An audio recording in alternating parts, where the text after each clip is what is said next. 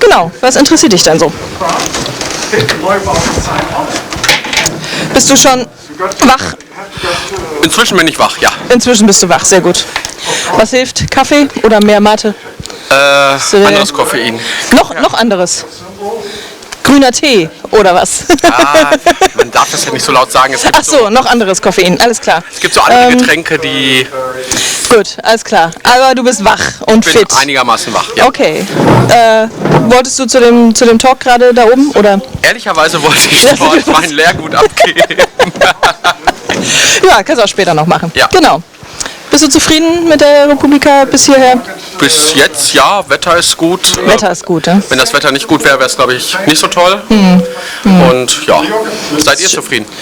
Absolut, aber wir haben auch kein Ziel. Von daher. Wenn die Leute mit uns reden, sind wir glücklich. Bist du zufrieden, Margot? Are you happy? Yeah, ich bin zufrieden. Content? I'm very content, yeah. And I agree, the weather is nice. Yeah. And that's what it's all about. That's how it starts, I think. Yeah. And then that helps us with our mood. That's what I feel. Ja. Ja, ich glaube, wenn es regnen würde, wäre es hier jetzt nicht so schön. Genau, es ist ja auch viel draußen, ne? Ja. Aber man würde vielleicht schneller ins Bad gehen, weil man eh schon nass ist. Can I have you? You carry on, I'm just doing technical stuff. Okay, I'm just carrying on. Genau, also wir sind eine Talkshow und normalerweise haben wir noch mehr Gäste. Hi, wollt ihr ein bisschen mitmachen bei uns? Wir reden gerade übers Wetter. Ja? Hi. Genau, wir machen mal eine kleine Namensrunde. Also, du bist... Margot. Jens. Jens, hi Jens. Simon. Hi Simon. Maiki rennt noch ein bisschen rum. Ich heiße Birte. Genau, was macht ihr gerade? Warst du oben bei dem Talk gerade? Ja, aber nur kurz. Nur weil schöne Luft und frische Luft da oben ist. Frische Luft, da sind wir wieder beim Wetter, ne? Wir hatten das gerade schon. Wenn es regnen würde, wäre es wahrscheinlich doof. Also, ist dir schon zu schlecht, oder? Ich war gerade auch lange in der Halle, da ist mir zu warm. Okay, ja, das verstehe ich, ja. Tja. Genau.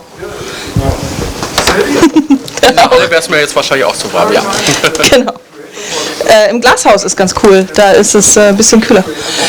Im Glashaus, da hätte ich jetzt gedacht, dass es wärmer. Ja, es heißt nur Glashaus, es ist ganz ein Backsteingebäude. Okay. Es ist alles dunkel und Wo ist das Glas? da. Da. Genau. Ja, also, da muss ich nachher hin zu einer Session. Okay, was? Möchtest du uns verraten? Ja, eigentlich ist es peinlich, aber nachdem es gestern bei Twitter einen leichten Shitstorm deswegen gab, ich will mir den einzigen CDUler angucken, der da ist. Es gab einen Shitstorm wegen einem CDUler. Hast du das mitbekommen? Nein. Es gab einen Shitstorm, weil angeblich keine von der CDU da sind. Und dann habe ich einfach nur ins Programm geguckt, einen gefunden. Da habe ich geguckt, ja, und da gehst du hin. Dann geht man dann mal zu diesem Bürgermeister hin, macht ein Foto, da ist einer von der CDU, das muss reichen. Okay. Hast du davon auch was Ich habe mitbekommen? nur irgendwo gelesen, dass Kai Wegner angeblich vorbeikommt. Das ist Das dann ist der CDUler wahrscheinlich, von dem wir hier reden. Ich habe noch nicht Wundervoller verstanden. neuer Bürgermeister. Okay. Du bist aus Berlin dann? Ja. Ja, okay. Hast du ihn gewählt? Oh, wow. I'm offended. Hätte ich auch nicht gedacht. Okay, aber warum kommt er dann her? Also, Wo der herkommt? nee, warum er dann herkommt? Weil er Bürgermeister von dieser Stadt irgendwie geworden ist. Vermute ich mal. Und dann muss man. Er will was zum Thema Smart City erzählen. Ob er davon Ahnung hat, man weiß es nicht. Are you fine? Oh, I'm okay. Ich weiß nicht, ob Kai Wegner was zum Thema Smart City sagen sollte. Auch allgemein, ob irgendein Berlinerin was zum Thema Smart City sagen sollte. Kannst du was dazu sagen? Nö, nicht so richtig. Also ich bin Informatiker, vielleicht ein ganz bisschen, aber Okay. eigentlich nur das, was alle Leute wissen wahrscheinlich. Könnt ihr mir das mal erklären, was das überhaupt heißt? Was Smart City heißt? Ja, sorry. Dass man mit irgendwelchen datengestützten Lösungen irgendwie das gesellschaftliche Leben besser gestaltet, weil man beispielsweise an irgendwelchen Pflanzen Regensensoren hat, dann weiß man, wenn die nicht genug Wasser bekommen. Ja, okay. Oder dass du in so Altglascontainer so Füllsensoren hast, dass dann die Container dann geleert werden, wenn sie voll sind und oh ja. jede Woche da irgendwie so ein dickes Auto hinfährt und feststellt, da ist gar nichts drin. Das ist smart. Oder genau andersrum. Ich komme jeden Tag an einem Altglascontainer vorbei, der immer überfüllt ist. Das wäre auch eine Variante. Also die Leute stellen alles rundherum, tolle Burgen aus Glas. Aber du kannst bei Smart City zum Beispiel auch wetterabhängig die Verkehrsregeln ändern. Das zum Beispiel gibt es in Hamburg auf einer bestimmten Strecke, haben die Fahrradfahrer Vorfahrt, wenn es regnet. Just plug it off. Ja. Bei uns auch. Das findest du gut? Wenn Fahrradfahrer eine Vorfahrt haben, wenn es regnet, oder sowas in die Richtung, wo ich gehört, ich finde es immer gut, wenn Fahrradfahrer eine Vorfahrt haben. Fände ich auch gut. Tendenziell gute Idee. Hallo, ich hole mal noch ein paar Leute. Hi, magst du dich gerade setzen? Kannst du auch gerne essen? Gleich? Gut. Super, wunderbar, dann bis gleich. Und ihr kommt auch beide mit, richtig? Gut. Wunderbar. Nein, überhaupt nicht, aber the more the merrier. Genau. Wo waren wir? Bei der Smart City. Richtig, ja, danke, ich habe es verstanden. Der Tenor war aber so ein bisschen, der Mensch, der da kommt, hat da nicht so Ahnung von, habe ich jetzt hier rausgehört. Du bist Berliner, du kennst Berlin besser aus. Also, okay. Aber also, der geht ja erst noch hin, ne? Also was genau, vielleicht ist er ja ganz super toll und begeistert uns alle. Die Hoffnung stirbt zuletzt. Margot? I only half understand your conversation, but I was talking to my Berliner friend last night, and I realized that you don't pronounce Berlin, you pronounce Berlin. Yeah. And I blame TikTok for it because, Instagram, because there are a lot of these, there's the one comedian that I followed, and she's like, just joking about people coming to Berlin and just transforming their life in the course of one day trip or something like this, and they say more Berlin than Berliners themselves. Okay, sagst du, ja? Should I continue in English or is it? Wir können auch auf Deutsch. I don't care. I think TikTok is full of weird Berlin memes or people that are clearly not from Berlin saying stuff about Berlin that is like either a tiny fraction of Berlin or just not true, or just not interesting, or like they promote a club and you think like either this club doesn't exist anymore or the worst club, like promoting the Matrix. Sorry, Matrix people, but who would do that? I don't know. I'm not from TikTok Berlin. does it. Okay. People on TikTok do it. So, but you, not you. I don't promote the Matrix on TikTok. I don't. Okay. No. Again, personally offended. Sorry, I have no idea what it is. No, about Matrix, I remember when I was just reading about Matrix and how the directors were like, yeah, this is so Baudrillard. This is like basically Baudrillard but in the form of a film. And then Baudrillard watched it and he said, that's not really. So he was like anti-promoting Matrix, which gave it a lot of promotion. Weirdly. But, yeah? No, okay. Hi. Hey. Wir machen mal eine. What we're talking about here? We're talking about everything and anything that's on our mind, and wir switchen auch immer mal zwischen Deutsch und Englisch, was euch komfortabler ist. Genau, wir machen vielleicht mal noch eine kleine Namensrunde, ne? Oder? Okay. Margot. Genau. Jens. Danke, Jens. Mike. Hi, Mike. Simon. Mikey. Mikey und Mike. Ich bin Birte Some interference. und mache immer Quatsch mit dem Mikrofon. Genau, ich habe gesagt, wir reden über alles und alles. Was interessiert dich? Hast du eine Idee? Ja. Gerade waren wir bei Matrix und ich glaube, Matrix, the movie, and Matrix, place to go, a club.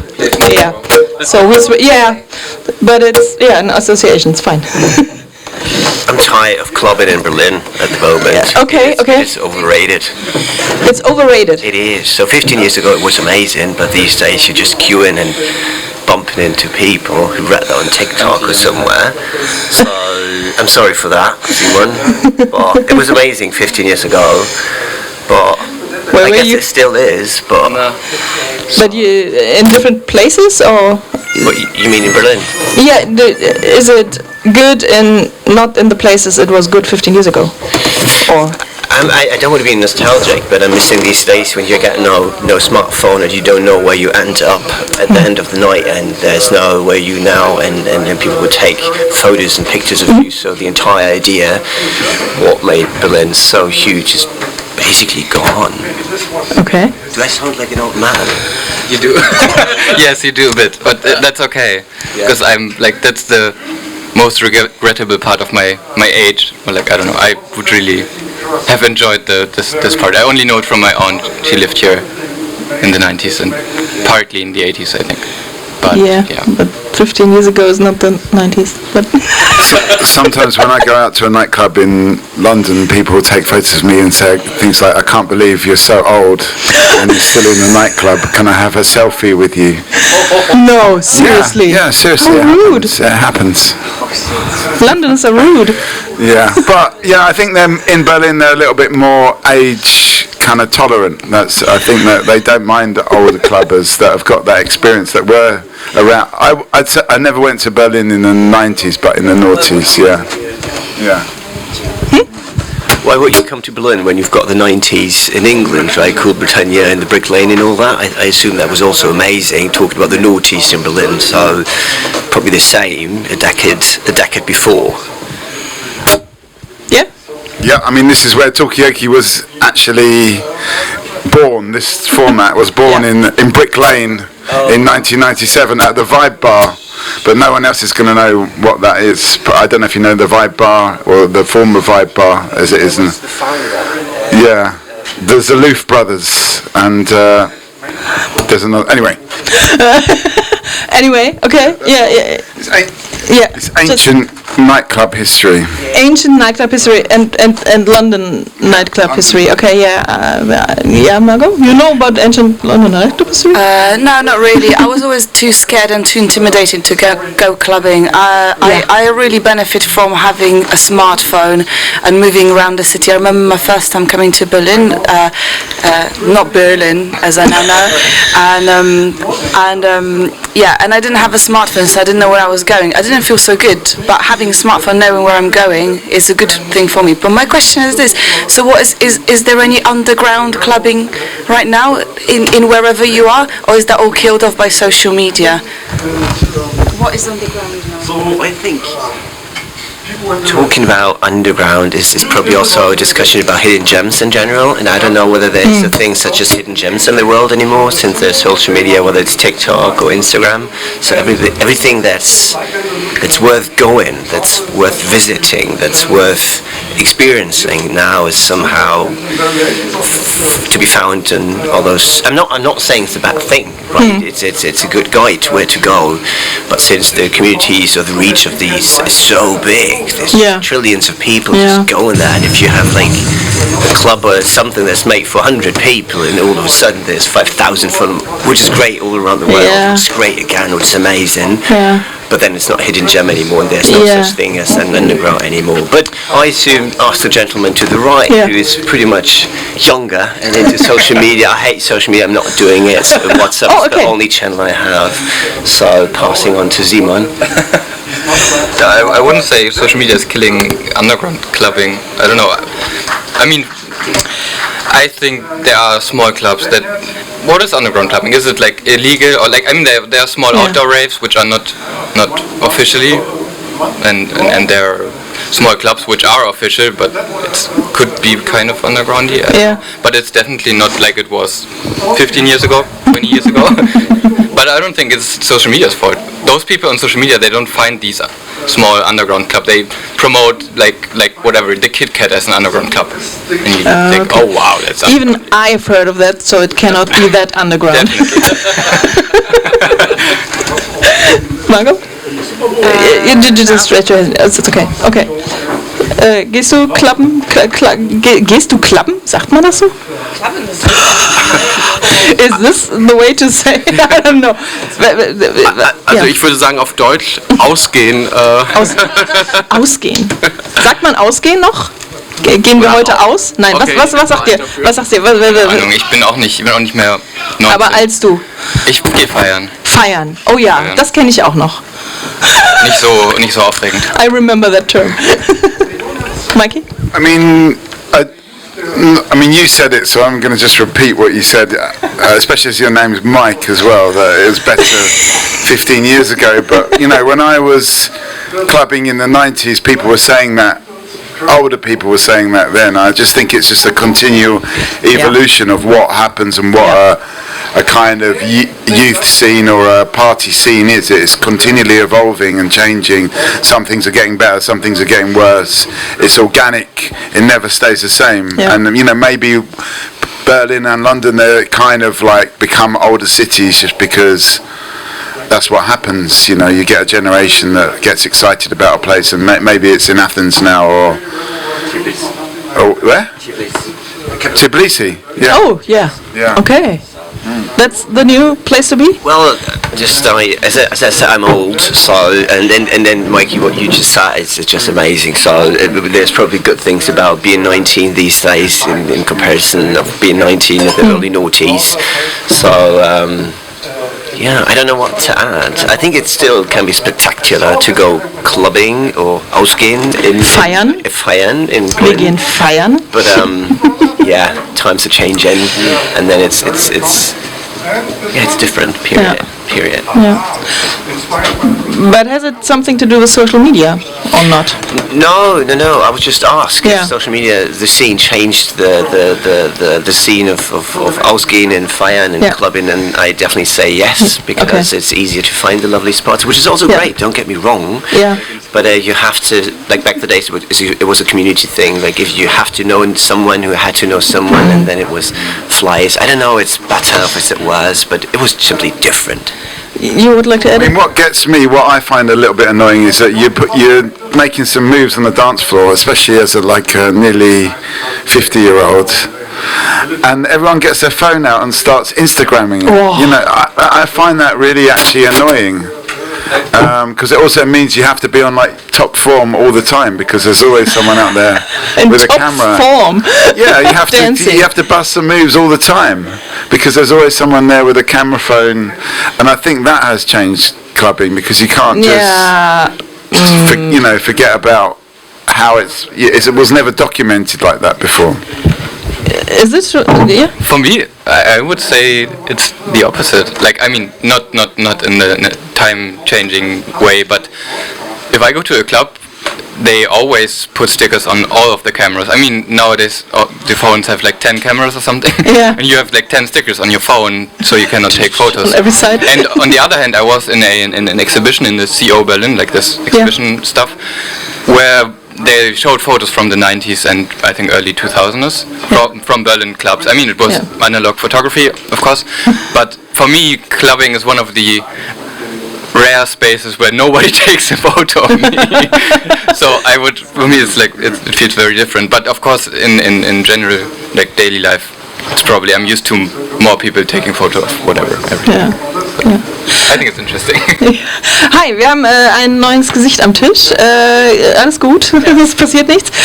Wir reden gerade über das Ausgehen, über das Feiern gehen und ob das irgendwie mit Social Media sich verändert hat. Die Leute machen Fotos.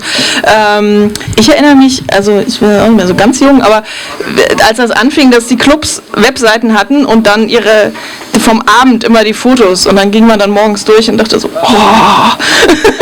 immer so mit Blitz voll rein in die besoffenen Gesichter.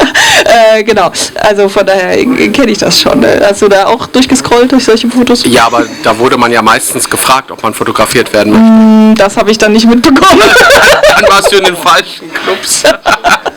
Oder in den richtigen. Oh, ja, keine Ahnung, weiß ich nicht. Aber also okay, hi and bye. Hi, möchtest du dich zusetzen vielleicht? Okay, genau. Okay, wir sind beim Feiern. Geht ihr heute noch feiern? Wart ihr gestern feiern? Ja, aber war langweilig. Okay. Ich sag lieber nicht wo. Okay. Even though I'm taking photos, and apologies if somebody minds that, but I do find it very. It's for social media. It's for social media. Yeah. No, but I think it's also for documentation, and I think that's very different. And I think documentation is different to filming somebody in a dance floor when they're dancing funny. Yeah. You know, and I really, really hate that, because people should be able to express themselves how they want it, and sometimes you don't know your moves. Like in life, you sometimes you improvise, you do something, you don't know how it's going to go, but now it just stays forever in this endless loop of social media. But I don't like people's attitude when they just kind of stand on the outside of your weirdness and they're like, in control. I hate that. What is that about? Is there some kind of power? I don't understand, but it's very infuriating for me. Okay, I get that. I feel emotions over there. I was on a party 2 days ago and I made some photos and I asked the persons on the photos if I could make them public, and they said yes, and the others who said no, then I deleted them. Yeah. But you cannot rely on that, people doing this. Yeah. Can I ask, the people whose photos you deleted, were you disappointed? Because they were good Mike, photos? wait a second. Yes, I was a little bit disappointed, but when I ask yes or no, I have to assume that the answer can be no. Ja, okay. Hi, ein letzter Gedanke. Ich habe gesehen, du möchtest gern I gehen. have to eat. I'm starving. Okay, you're starving, so that's your last thought for us. Yeah. Yeah, you can bring your food. It's you can wash it. Yeah. So what's the question? The question was if you want to leave us a thought, just a final thought. Oh, whether there's social media out there whatsoever, just enjoy it. I think it's still super nice here and amazing. So as long as you do not interfere people with where they dance or where they do other things in club and have a safer space, enjoy it and don't listen to old people. It was in the 90s in London or in the early noughties in Bologna. It's still fucking amazing. Enjoy it. Period. Pictures of random people. Yeah. Absolutely. Okay. Enjoy clubbing, enjoy social media, and don't take pictures of people. Hi, wir sind eine Talkshow. Wir reden gerade über das Feiern gehen. Warst du feiern gestern? No, I only speak English. Oh, you speak English? Yeah, Fine, we can sorry. do this in English. Yeah. We were talking about clubbing. All right, yeah. Were you clubbing yesterday evening? No, too tired. From Republica. Okay, genau, wir sind eine weird talkshow. We are talking about what's on our minds. It was clubbing lately, and we do a round of names, so we get to know each other a little All bit. right, so my name is Anya. Anya. I'm from Sri Lanka. I'm Thank you. actually a journalist from Sri Lanka. Oh, journalist from Sri Lanka. Yeah. Hi, Anya. Hello. You're I'm Margot, and I'm not a journalist. I'm from Poland via London. Okay, yeah, we're doing a round with names and countries, obviously. Hi, what's your name? I'm Chin. I'm Hi, a Chin. journalist from China. Welcome. I'm Jens and I'm from Bochum. Jens from Bochum and I'm Simon. Simon. I'm from Berlin. Simon from Berlin. Mikey. Mikey from London, from East London. Mikey from East London. Ost-London, genau. It's like. Ja, mein Name ist Birte. Ich bin aus Bielefeld. Kein Schwein. Bielefeld doesn't exist. Ah, endlich! Jetzt habe ich es endlich auf Video. Ja, ich habe drauf gewartet, wann es kommt. 3. Tag Republika und der Spruch kommt. Wunderbar. Sorry, just translated. There's a joke in Germany that Bielefeld doesn't exist. Bielefeld's my town where I just come from, and they just made the joke, and it's the first time I hear it Right. at Republika, and I'm surprised it's so late that I hear this joke. What? I think it's because you kept stum about being from Bielefeld Yes. until now. So that's why nobody said the joke. But as soon as you say Bielefeld, people say Bielefeld. I was wearing a shirt. That's what when Timna said we're going to Bielefeld, she said Bielefeld does not exist. Yeah. Everyone says it. Bielefeld does not exist. It's just the gag. Is there a place in Sri Lanka that doesn't exist, or people? Oh, it exists? It is there. Yeah, obviously not. Yeah, no Bielefeld in Sri Lanka. I've got a question Yeah. for Yeah. the representatives of Sri Lanka and China. We were talking about underground clubbing, starting with Berlin, Yeah. but then there was the question about, is there such thing as underground anymore with social media, with how countries are? Is there underground where you are, where people party or do stuff? I don't know. Is everything mainstream now? Basically, all the interesting things in China are underground. Yeah, okay. Okay. How's it in your country? Sri Lanka also. I think like most of their heavy metal stuff happens underground. Okay, so Yeah. heavy metal's underground. Yeah. I think it's Heavy metal fan. Well, I used to be, but yeah, not anymore. perfect. Yeah. In China, even the like techno club Yeah, is yeah. underground because Yeah. nothing is really allowed there. Yeah. Okay. You want to add to I that? was talking to a Chinese person that said, this is in a particular town that I'm not going to name, just in case there's people watching, but that their government, the children of the government officials were running the nightclubs in this particular town, and they were kind of allowed to do it even though it wasn't really supposed to happen. Okay. But it was quite a good scene anyway. Like which period of time in China? It was in the old time, last year. Yeah. I never heard of it. Yeah, it's underground. It's so underground. It's hidden. Okay. But what makes something underground? Just Yeah. that what makes something underground? It's a genuine question because is it by definition something that it's known to a small, tiny group of people, and then do you get into the underground, or do you have to be in the cool underground crowd? Is that causing further divisions? Like you're cool, you go to your underground thing. I'm not that cool. I don't. You know, how does it work? What makes it? I would say less than 5,000 views on social media. Less than 5,000 Yeah, views as soon on as it social gets media above is- 5,000, then it's no Then it's longer- mainstream? Yeah. Okay. So, Yeah. so by that definition, my band would be an underground band. I don't know if that's. I don't know if that's true. Thanks. I don't think I like that. So do you want to be mainstream? Yeah. Why? More views, more people, more money. money, Yeah. Okay. I was waiting for that. more people on the concert. I don't know. Yeah. Definitely. Would be good. Yeah. Yeah. In China, being underground is more of avoiding censorship. Yeah. So it has another perspective to it. Yeah. Yeah. And I think if you are on social media, then you aren't underground, then everyone can see it. I Okay. think underground clubbing is with mouth-to-mouth propaganda, and a person tells, hey, go there next Saturday at 1 a.m. and so on, and not 1 a.m. by Instagram. These hours, 1 a.m. Why? I just thought about like the most of underground raves or whatever I know in Berlin are organized in like chat groups on Signal or Telegram. So that's Wow. I think a pretty private and easy way to communicate like this, not mouth-to-mouth propaganda, but like It's, you have like 20 people or 100 people or 2,000 people in this group, Yeah. and then you say tomorrow night at this location. this place. Okay. So yeah, you need to know the The right last underground party I've heard of was inside of a bridge pillar, and Okay. you won't publish this on Instagram or something like Yeah. that. because it's crowded with 50 people. Perhaps later then there will be blue lights and Yeah. blue. Yes. Yeah, Th- like these this. don't- and these guests you don't want on a underground party. Why not? Maybe they're good dancers. I don't know. Yeah. Do you know the time when everyone was afraid of these Facebook raves, Facebook parties? Like 10 years ago or something? Yeah. There was this movie, Project X, and then everyone, all the parents, everyone was afraid, all the teachers, everyone was like, you're gonna do a party, but don't do a Facebook party, okay? Because 10,000 people will come and it's gonna be very bad.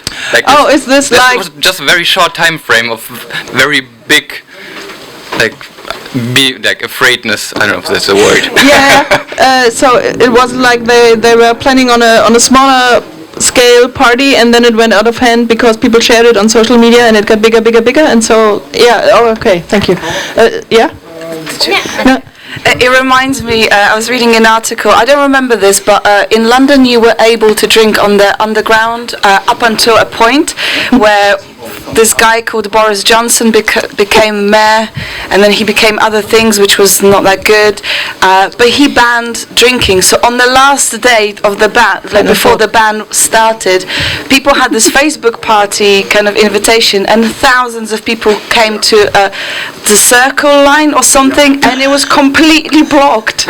But it was brilliant because people were celebrating, but it caused a major disruption. But I thought it was amazing. Okay, Underground Party. Ich glaube, Mikey? I was there. Oh yeah. But what happened is that the first train that everyone got on was crazy and people got arrested, but I didn't get onto that first train. But therefore we went all the way around. The Circle Line goes in the circle, went all the way around. Hence the name. But the people on the first train all got arrested and taken into a park and held in the park for many, many hours. That was a good party actually. So the second train was a party. Second train was fine, yeah. It wasn't as intense as the first train. So it was more underground.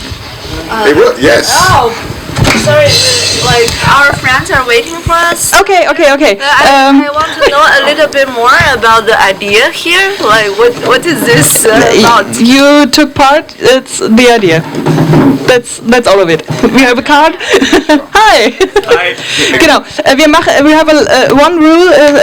Before you leave us. Thought. It's not a rule, really. It's not a rule. We just. And this is not a thought. It's just you were talking about parties and trains. In Berlin, there's this party format. I mean, if you say it like Ringbahn party, you have the Ringbahn, like the Circle Line, right? Yeah. It goes all around. Yeah. All day, every day, Yeah. and you can sit in it and you can drink in it or whatever. That's the Ringbahn party in Berlin. But I've actually never done it. I've actually never seen people doing it. So maybe it's just an urban myth. This underground. Okay. You should pick this place in there. Yeah. Just an idea. Want to leave an idea for us? No, we will come back. Or you can come back and then tell us more. Yeah. About Sri Lanka and China, Final thought. Berlin. Hi. Hi. Wir kennen uns schon. Du warst gestern schon da. Ja. Ich dachte, ich habe jetzt 20 Minuten und dann Du komme ich hast doch nochmal 20 vorbei. Minuten. Super, wunderbar. Genau. Wir haben Jens hier, richtig? Richtig. Jens aus Bochum. Richtig. Wunderbar. Sagst du deinen Namen nochmal? Pascal. Pascal. Mikey. Und? Margot, I want to ask this man, why Yeah. does he say fuck Marx on this? Is it Marx Brothers? What kind of Marx? It's Mars. Oh, Mars. The chocolate bar. The Chocolate Bar. Was hast du gegen Schokoriegel? Komm her, setz dich. I have nothing against Wir können auf Deutsch reden auch. Es ist alles gut. Ich habe was dagegen, dass Milliarden dafür investiert werden, zum Mars zu fliegen, anstatt es in vernünftige Projekte zu investieren. Okay, hi. Wie heißt du? Das ist Jens, Pascal und du bist? Thomas. Thomas, hi. Mikey, wir haben gerade eine Namensrunde gemacht, deswegen weiß ich sie noch. Margit, mein Name ist Birte und genau, wir sprechen gerade offensichtlich über den Mars. Also wir waren natürlich irritiert, weil man erstmal an den Schokoriegel denkt. Möchtest du zum Mars fliegen? Schöner wäre vielleicht, aber ich habe gar nicht so viel zum Mars zu sagen, aber ich fand dein Argument sehr eingängig. Wir haben noch Platz. Ja. Okay, also nein, mit anderen Worten. Ich fände es eine coole, Ja, komm her. ich fliege auch gerne und ich mache auch gerne lange Reisen und CO2 rauspusten macht sehr viel Spaß. Ich weiß aber auch, dass wir es nicht unbedingt tun sollten. Ich glaube, ich würde sehr gerne zum Mars fliegen, aber vielleicht muss man für mich keine Milliarden ausgeben. Okay, Jens? Also ich glaube, die CO2-Bilanz vom Marsflug ist jetzt, glaube ich, nicht das Hauptkriterium. Nein, natürlich nicht, aber Geld. Also nee, das ging um die Parallelität. Es gibt Sachen, die sehr schön sind oder mal lustig sind zu tun, aber ob sie sich lohnen, ist die Frage. Ja. I mean, I don't know. I wasn't sure if it's your fingers or your on the microphone because it's body temperature now. Anyway, I don't know what you were talking about exactly, but fuck Mars. I mean, is it? I never considered planets or objects in nature to be sexy or arousing, sexual kind of energy. Are you aroused by planets? I don't know. No, I like it to make a long story short, and this is a good possibility. It's from Austin, Texas, the South by Festival, and it's a long story short. That's it. Yeah. It's better really not to invest all the money in rockets and something like this, so billions of dollars, instead of some really projects that make sense at the end for our community and society. What projects could there be? Men are from Mars, women are from Venus. Oh. Thank you, Mikey. Let's not talk about this. Yes, I know. But I have a question. We can, if you want to talk. I don't know, like it's not a very prominent topic to say fuck Mars. It's something that I'm like, it makes sense what you're saying, like right, like I haven't heard the other opinions, but you made the conscious decision to wear it today. Yeah. How did you get there? That like, where are you coming from? That this is important for you, which is very like I can see how it is important, but I wonder where it comes from. Yeah. It's a very serious discussion here right now. The last 2 days, I wore a business outfit, sort of a business casual outfit, but I realized that it's important to make a statement somehow, even in these kind of surrounding like here. Yeah, and why not trans women are women? It's the only shirt with a political statement that I have, to be honest. Because normally I wear non-statement clothing, and it's I don't know if this is right. Today. Yeah, perhaps we should more often make statements. Yeah, thank you. And it worked. Can I just ask, wouldn't it be nice if Elon Musk and Jeff Bezos were on Mars? Wouldn't that be a nice thing? And stay there? Yeah? Worth it? Is it? Yeah, maybe. I mean, they could pay it themselves even. Yeah. They could pay it back. Yeah, why not? Ja, hi, wir sind eine Talkshow, wir haben ein neues Gesicht am Tisch. Hallo, wie heißt du? Hi, ich bin Patrick. Patrick, das ist Jens. Pascal, genau, das war jetzt, genau. Und du sagst mir nochmal? Thomas, ja. Genau. Mikey und Margot, die Namen weiß ich noch, und ich bin Birte. Genau, wir reden gerade darüber, ob wir vielleicht... Entschuldigung. Ob wir vielleicht Jeff Bezos und wer soll noch diese reichen Elon Musk, danke, schön, dass wenigstens Anna aufpasst, Elon Musk, ob wir die auf den Mars schicken sollen. Was hast du dazu? Ich glaube, die schicken sich selber auf den Mars in kürzerer Zeit, oder? Ja, du meinst, wir müssen nur warten und dann passiert es? Ob wir noch warten müssen, vielleicht sollten wir sie doch eher anheizen, das zu tun. Vielleicht löst sich das Problem von alleine. Genau, weil also Thomas hat gesagt hier, ne? Also fuck Mars. Wenn sie dann dort sind, ja, aber bis dahin, glaube ich, ist der Planet noch irgendwie relativ frei. Ja, okay. Ja, die haben jetzt auch genug Geld für den ganzen Planeten, insofern. Ja. Was kauft man sich auf dem Mars? Kann man sich da was kaufen? Oh. Das Geld ist halt weg, wir haben weniger Ungleichheit. Oh mein Gott, das Geld ist halt weg und wir haben weniger Ungleichheit. Okay, ja, hi. Ich möchte raus, ja, das kann ich verstehen. Ich möchte auch lieber raus. Mikey? I mean, yesterday we were talking about, or maybe it's the day before, about how very rich people accumulate wealth and then they don't actually spend it, so the money actually drops out of the economy. And it was all about if we had cheese as a currency, then the cheese would go bad, so you have to spend it fast. Yeah. But I mean, you know, in a way, sending all the super rich to Mars would kind of reset the economy, wouldn't it? It would actually mean that all of that money is gone and we just start again without all this hoarding of wealth. It's just 1%. It's just 1% that needs to be sent. And then, like, because 1% is having 46% of the world wealth. Yeah. Okay. But I think one good example is the ex-wife of Jeff Bezos, who inherited like a lot of money when they separated, and she's going to spend it for like she's going to donate it and stuff, and Okay. he's accumulating all the wealth and keep it Oh, I for didn't know himself, that. and that's basically like the real problem if you don't spend it and just hoard and hoard and hoard and hoard and hoard. Oh my But I think if we send them to send the rich people to Mars, that's going to be very expensive. So all the money will be spent on the making the travel arrangement and kind of the the accommodation for I don't know however long until the oxygen runs out or something. So we are effectively going to kill them. I wonder if somebody, I mean, if you had an opportunity to save the world by killing Jeff Bezos, would you do it? But I think the biggest problem about sending people to Mars is, as we are in Germany, how's the visa process going to be? That's just going to take out like a bazillion of years. The Bürgeramt of Mars is gonna let them rot forever. Bürgeramt auf Mars. Ja, hi, wir sind eine Talkshow, wir haben noch Platz. Wir reden gerade über das Bürgeramt auf dem Mars und dass es wahrscheinlich verhindern würde, dass wir jemals dort reinkommen oder auch nur jemand anders hinschicken können.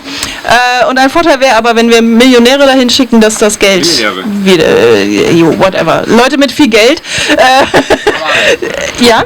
Thomas will die ja da nicht hinschicken, er will ja, dass das Geld vernünftiger eingesetzt wird. Aber das genau. nutzlose Geld muss man wegschicken. Das nutzlose Geld brauchen wir nicht mehr. Das Geld, was in Yachten fließt und einfach gehortet ist. Ja, aber Yachten baut ja auch jemand. What? Nein, baut niemand Yachten? So, ich kenne eine Architektin, die diese Yachten gestaltet und die lebt sehr gut davon. Achso, genau. Aber das ist trotzdem, das geht nicht in das geht ja wieder in ein Konto, was nicht genutzt wird, um Macht zu horden. Ja. Ja? Hi. Ja, ich bin neu dazugekommen. Ich muss mich erstmal informieren. Akklimatisieren, gerne. Wir machen. Okay, Thomas, eine Bitte, einen letzten Gedanken für uns. Womit machen wir weiter im Gespräch? Oder was beschäftigt dich? Es muss nicht um den Mars gehen. Ist fies, ne? Du kannst auch sagen. Okay, trägt man Sonnenbrillen in Innenräumen? Danke. Trägt man Sonnenbrillen in Innenräumen? Du offensichtlich. Ja. Ich frage mich nämlich die ganze Zeit, ob das sinnvoll ist oder ob ich lieber... Siehst du denn was? Dann ist es vielleicht nicht ganz so sinnvoll. Ja. Sonnenbrille and sunglasses at night. It's very I love that song. There's a reason. For me, it's one reason. These are optical glasses. Yeah, okay. So otherwise, Yeah, but I'm blind. So you're just setting a trend here. Pascal is I'm following trying you it along. out, but it's just, I wouldn't recognize you when I see you somewhere else again, I guess. It's interesting.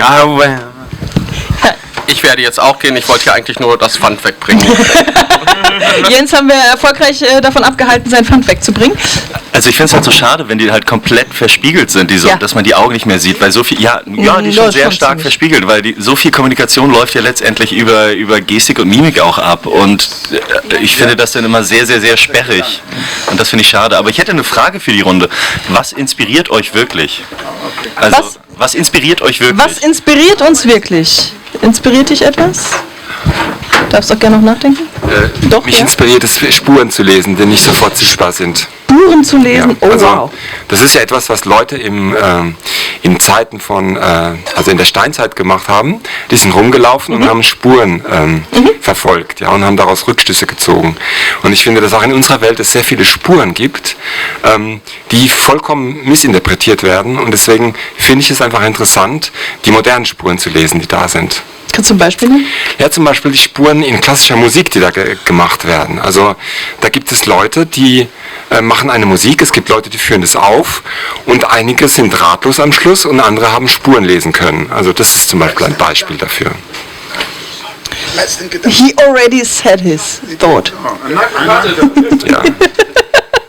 Ja, oder zum Beispiel lesen oder sich herausfinden, welche Spuren die Leute in ihren Gedanken verfolgen. Und da gibt es ja auch Muster, die man erkennen kann. Ja? Also insofern ist es quasi die Tätigkeit, die Leute ursprünglich halt in irgendwelchen Steppen genutzt haben, um ihre Nahrung zu finden, kann man diese Fähigkeit genauso benutzen, um heute auch irgendwie Sachen rauszufinden, die man nicht direkt vor den Augen sieht, sondern über die man nachdenken muss. Okay. War das jetzt zu kompliziert? Wir gucken mal. wir gucken mal. Es ist komplizierter als über Sonnenbrillen zu sprechen, glaube ich. Genau, also wir sind ja ich begrüße dich gleich. Sowas wie euer Projekt inspiriert auf jeden Fall. Ich wollte mich nur mal hinsetzen, um euch zu loben. Ich finde es voll geil. Ich laufe dauernd hier vorbei und das regt halt viel Austausch an, viele Ideen. Das ist, finde ich, ein Grundmittel unserer kommunikativen Gesellschaft und dafür ein großes Lob. Dankeschön. Schön, dass du hier sitzt. Aber du musst arbeiten. Okay, ja, okay. Ja. Okay. Oh, er hat sogar eine Bohrmaschine. Der muss wirklich an. Okay. Ja. Hallo. Jetzt müssen wir jetzt schon darüber sprechen. Neues Gesicht am Tisch, du bist? Ja, ich bin Bella. Ich dachte, ich erhöhe mal die Quote an Frauen Gerne. vielleicht. Über Inspirierung sprechen und alles. Ich bin noch beim ersten Kaffee. Das ist mir noch ein bisschen zu früh. Aber ich habe gerade Pascal wieder getroffen und Pascal und ich haben gestern Abend beim Prompt Battle teilgenommen. Da mussten 8 Leute gegeneinander antreten und mussten Textprompts schreiben, um Bilder zu generieren. Ja, für so eine AI. Also die dann... Genau. Und das war ziemlich aufregend und ich habe auch ganz spontan mitgemacht. Ich habe das einfach gewonnen. Deswegen trage ich heute ganz stolz meinen Schal. Okay, du hast gewonnen. Prompt Battle Winner. Ja, cool. Du hast auch was gewonnen. Ist heute der Tag der Gewinne. Ich habe ein T-Shirt gewonnen, weil da irgendwelche Zettel ausgeteilt wurden. Es hat aber ein Weilchen gebraucht, bis ich das gecheckt hatte. Aber bis du verstanden hast, dass du was gewonnen hast? Oder, das war da oben, wurden also Zettel ausgeteilt. Okay. Ein Zettel war eben dann ein Los. Und wenn man den richtigen Zettel zufälligerweise hatte, woran ich gar nicht geglaubt habe am Anfang, ja. Aber dann habe ich ein T-Shirt bekommen, ja. Ich habe 2 T-Shirts an. Sehr gut. Hast du auch schon mal was gewonnen? Oh, das ist sehr lange her. Also bei so einem Rubbellos zuletzt, glaube ich, 1 Euro. Aber das war jetzt auch nicht so spektakulär wie das T-Shirt von dem Musiker, den ich nicht kenne. Aber es ist ein schönes Logo. Ja. Also das war das Thema der Veranstaltung eben. Es ging um Logos und jetzt habe ich hier so ein schönes Logo-T-Shirt bekommen. Ja, wunderbar. Und du weißt aber nicht, wofür es steht. Müsste ich mir nochmal genauer anschauen. Okay. Genau. Wir haben über Inspiration gesprochen. Wir haben das Thema angeschnitten. Wir haben über Spuren lesen. Margot? Good question. What's the difference between inspiration and motivation? Ja? Inspiration, Motivation? Isn't the inspiration the thing that motivates you even more? So it would be a driver? So, it has to come on top or No, but if I'm motivated to do something and then I see you doing something differently or like something that I didn't think of, you inspire me to be even more motivated to do something else with it. Right, like it's an external force in a way. Can you be passively inspired, or is it inspired? Unconsciously. Unconsciously inspired? Yeah, maybe. I mean, everything. So when I create a brand now, everything that I've seen in my life is somehow inspiring me. Right? So it's not only it translates not only in motivation, it also translates into creativity, into building things. That's why I also found the question so hard, because I was thinking, what does really inspire me? It depends on what, right? So does it inspire me on what level? Is it something for work? Is it something for purpose? Is it something to how to go with my friends? And then it's different things all the time. So I wouldn't be like, oh, that's the thing that inspires me. It's more like, what sort of things inspire me maybe? And it's shiny and blinky most of the time. Shiny things? Okay. It must be surprising if it inspires you. It must be surprising, something new. Yeah. Something that you have not seen any time before. Okay. It's like a baby. When a baby is young, it's very inspired because everything it sees is new for it. Inspiring is a little bit like being a baby. So a baby is inspired all the time. That's why it cries so much. Yeah. They cry a lot, yeah. I think inspiration is like always the start for being motivated. And I was thinking about this passive inspiration, like passive smoking. It depends on if you're sitting in a room with smart, inspiring people, then you're like easily inspired. Or depending on the stuff you watch online, you're easily inspired even without like starting the process on your own. Okay. Pascal? I will be back, but now I'm leaving, and I'm still inspired by you, like by this whole setup. Also by you, but the setup. Thank you. Okay. Also wenn we're talking about inspiration and babies, maybe we need to be more like babies to be inspired. I don't want to be like a baby. Why not? I don't like babies very much, but I'm interested. You don't like babies? No. Do you like babies? Well, everybody was a baby. It's like you don't like yourself and you're past. I'm not a baby anymore. Well, you're not a baby anymore. That's obvious. Maybe it's like this general curiosity that babies have to discover the world, and we have so many biases in us, and due to the experience we have made, and babies don't have them, so they're like, okay, what's that? And I'm gonna stick it into my mouth or whatever, or just grab it and like see what happens. And I think in that sense, babies can be inspiring as well, to be like curious every day. Putting stuff in your mouth. Yeah, putting stuff in your mouth. Yeah, why not? Why not? And try a different sense. It's just trying out a different sense for things. Yeah, maybe you should be around babies more. Sorry. But I was just wondering, because inspiration, motivation, no problem. But I think the moment you're motivated, then you enter into this like competitive. There's like suddenly there's an aim, and that's why I like the idea of a passive inspiration, like a passive smoking, where you absorb it, but you don't necessarily you enjoy the moment of inspiration without feeling like, shit, I have to do this now, this person's doing it, I must do something, like can you be passively just content and inspired and not be an entrepreneur of some sort? Because can you do what, Mikey? When I was at art school, they used to say that making art was 1% perspiration and 99% administration. And no inspiration. There's no inspiration there. I don't know. I think, but good art should inspire, really. Good art should inspire. Yeah. Okay. Has someone of you seen good art recently? Got inspired by art? Is there art on Republica? I mean, for me, the idea of the creativity itself inspires me. That making new things. Making new things. I think I'm coming to a long way round to that point. Yeah. So, is art only good when it inspires you, like the perception of art? Could in you that sense? Leave the chairs? Sorry. Sit down. Now you have to participate. Yeah. I'm sorry, I have to go because I have to help the other stage. So you need this. Yes. Yeah. Absolutely. No problem. He's a volunteer. I really love that people are just coming by and you invite them to join. It's like very fun. That's what we do. Concept. But clearly we need the chairs for that. Yeah, we need the chairs. Otherwise, it doesn't work. Okay. Sorry, this put me a little bit off. No, but it's true. I mean, does art, always has to be inspiring? Is art for something? I mean, this is like a massive question. Are we making, like, what is art for? Is it to communicate an idea, and maybe it's complicated, maybe it's not very clear, or is it like, this is great? Is art just basically, is inspiring art just basically a well-designed graphic marketing or something like that?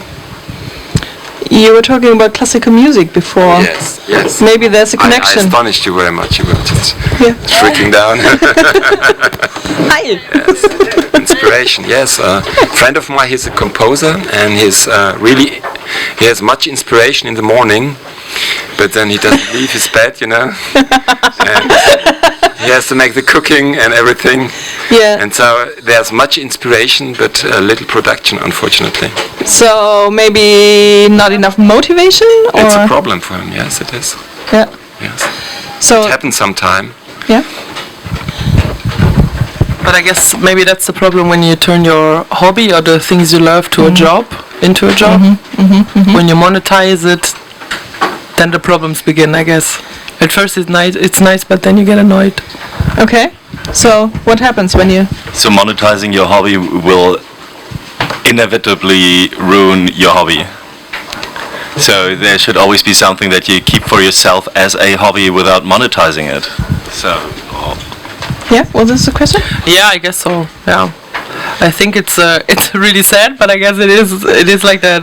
The more you put like effort in it, that's not only for your prestige or for your pleasure. Then it's like it gets worse maybe. Okay, so when you start living off something you like to do, I think it happens for some people. Like, I've got a friend who's a very successful artist, and but I feel like there's one side of it is that a lot of my artist friends that are successful love complaining about what a shit life they've got, going to this gallery internationally, going to this expensive dinner, and having to talk bullshit all the time. But there is a certain level where you can definitely say that she's got a little bit jaded from making art, which used to be just a fun thing. However, I think for me, I can speak personally, I'm doing this Talkaoke every day, and every day is different, and every day is enjoyable. Talkaoke, that's what you're on now. Yeah.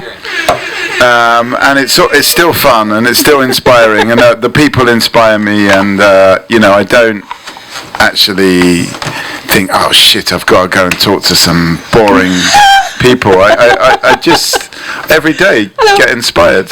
So it can happen. Come and sit down. Yeah. Right. Do you like talking to boring people? Do you want to convert? I just wonder. Because we all meet boring people, but is it a challenge, or is it like just want to leave now? Are there actually boring people? Hi, ein neues Gesicht am Tisch. Redest du mit langweiligen Leuten? Are you talking to boring people? Hello, my name is Dhruv. Hi. And oftentimes, yes, quite often, because I personally think you generally meet boring people quite often, but to me, I think boring people you actually can bring out from a boring person. Most often when you meet someone who is, let's say, quite boring, you actually need to ask him the right questions, because I think every person is quite interesting, but you definitely need to ask them right questions to bring out the interesting content from them. Okay, so they're not generally boring people, you're just maybe not talking about the right things with them. Okay? Maggie? I don't think there are boring people. Yeah, I think if they're boring to you, then you are asking the wrong questions. Yeah, that's basically that's what you said, I know, but I'm agreeing with you. Yeah, okay. So yeah, you're boring if you find people boring, I think. I'm not bored, you're bored. Let's then get done. Yeah, hi, okay. I need to leave. Have a great rest of the day. Maybe Thank see you you. later. See you later. I wouldn't accept that as a final you wouldn't thought. accept that? No, it's not. There's not really a thought. It's just it's not a thought. It's a boring thought. It's a boring but I'm not thought. saying that person's boring, No. but I'm saying they have something more interesting to say, possibly. It's too late now. Yeah. But for next time, don't know. I'm also accept the learning boring this, so final that was thought, kind of a lecture for me. I think that most people that are boring, they feel it that they're boring, and they are suffering very much upon it. From being boring? Yes. Boring, yeah. Boring. Boring, thank you. Or maybe it's just that they are different from rather extrovert people who are like all over the place, and they're rather introvert, and it's not that easy to get to them or like figure out what they're really interested in. And as you were saying, so there are no boring people, then you're asking the wrong questions. But how can I approach a person that maybe appears as boring to me in the first sense, or at first glance, but how can I, what questions do I have to ask myself in order to bring out their strength, their interest, and because if you find that sweet spot in a person, like what they not boring people out of boring people, that's a challenge. But do you feel like you need to save people from being boring? Like, do you feel like this kind of, I can see they're struggling, they're like suffering inside. Do you feel like on the mission to make it happen? It doesn't work. It doesn't work. Or it's too much trouble. You can't change people just by talking to them. You can't? No. No. No, it's not so fast. people are like they are, you know. For example, we had a dinner yesterday with some colleagues and friends, and there was one person that was rather introverted, and who probably spoke, I don't know, like 5 words when we had dinner. And I was asking when I got home, like, okay, how could I brought him more into the group and make him let him participate? On the other hand, that was my perspective. I don't know if he actually enjoyed just be like, okay, great, fuck it, I don't need to talk here. So, like, yeah, it's an interesting question about the boringness of or boredom of people. Does boringness have to do something with to be anxious very much? That they're anxious and they don't dare to do this or that, or you talk mean with somebody? Because people are introverts, they are not anxious. And yeah, come on, we're talking about being boring. Are you boring? This is a boring conversation. Oh, don't be boring. Show us. Don't go away. We can make you listen. Yeah. I mean, she was probably anxious to join, afraid to join, and thus she's like, as you said, jokingly said, but hey, you're boring. Yeah, but I think we all agree that's not how it is. Yeah.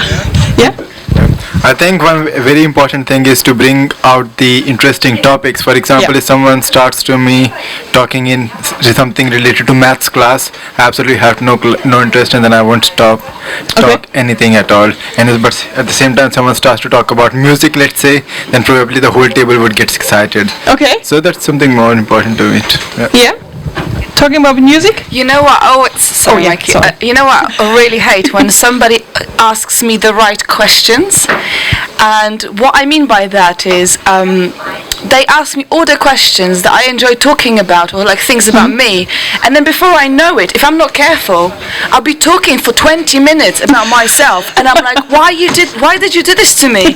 Where was because sometimes you just want to answer the question, and the opportunity to ask a question back goes. And then I end up being a narcissist talking about myself. I hate that. It's like a trick. Yeah, but you're interesting. No, just leave us a final thought before you leave. It's nice.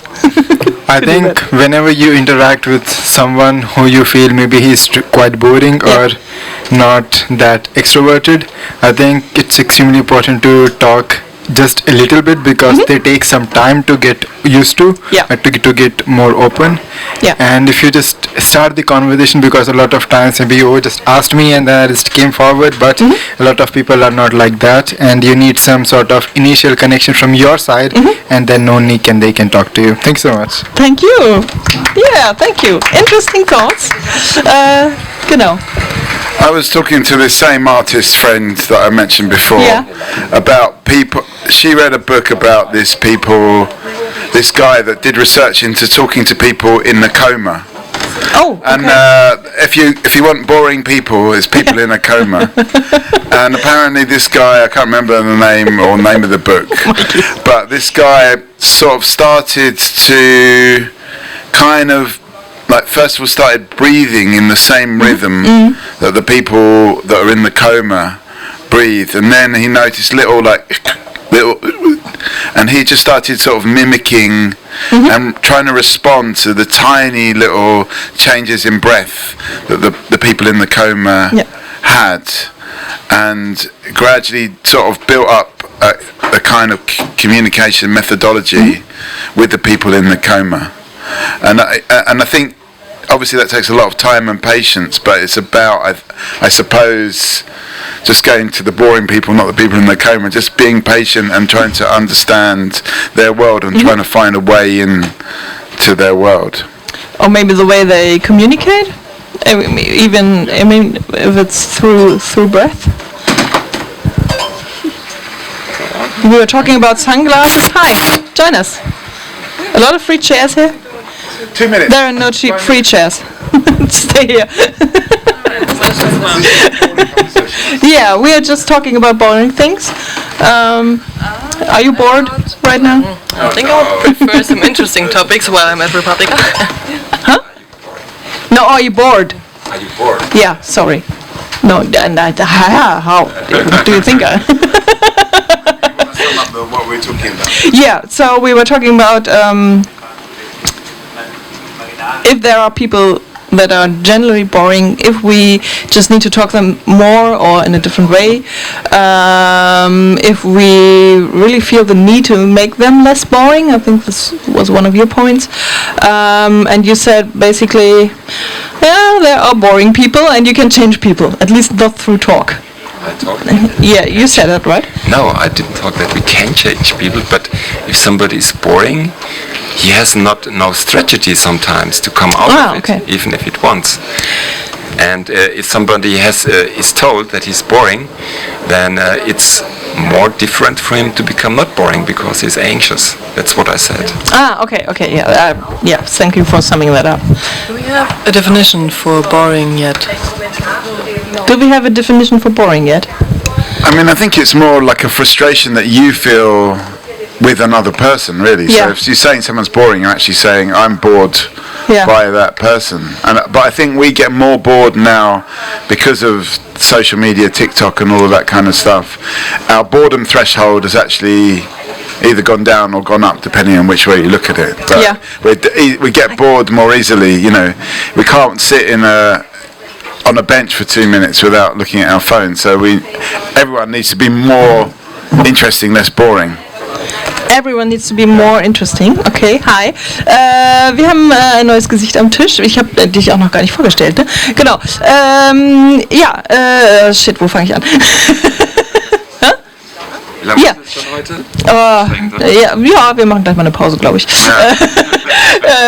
Achso, wir können natürlich auf Deutsch reden, ist auch überhaupt kein Problem. Vielleicht machen wir erstmal noch mal eine Namensrunde, dann werden wir noch mal warm. Also ich bin Birte. Peter. Morgan. Patrick, richtig. Leonie, hi. Robert. Hallo Robert. Und du bist? Mikey, wunderbar. Sorry, das bumped in your face. Genau, und wir haben gerade darüber gesprochen, langweilige Menschen. Du hast zu Recht gesagt, gibt es überhaupt schon eine Definition von langweilig? Was finden wir langweilig? Sind die Leute vielleicht nur verschlossen? Oder leiden sie darunter, dass sie vielleicht sich selber als langweilig empfinden? Oder liegt es an uns, an unserer Einstellung, dass wir sagen, okay, ja, komm, gib mir mehr, sei spannend. Genau, habt ihr da eine Idee zu? Ich glaube, ich würde überhaupt nicht über eine andere Person sagen, du bist langweilig. Das Einzige, was ich sagen kann, ist, ich langweile mich gerade. Okay. Und das hat was mit mir zu tun, nicht mit einer anderen Person. Okay, ja. Ja, ich glaube, das ist auch so ein bisschen was du ja auch gerade gesagt hast, Maiki, ne? Also, oder die Fragen, die wir der Person stellen. Wo ist unsere Toleranz für unsere eigene Langeweile, was wir aushalten können und welche Bedürfnisse haben wir gerade, die eventuell gar nicht befriedigt werden. So, ey, kletter mit mir auf den Baum. Nein, also ich will auf den Baum klettern.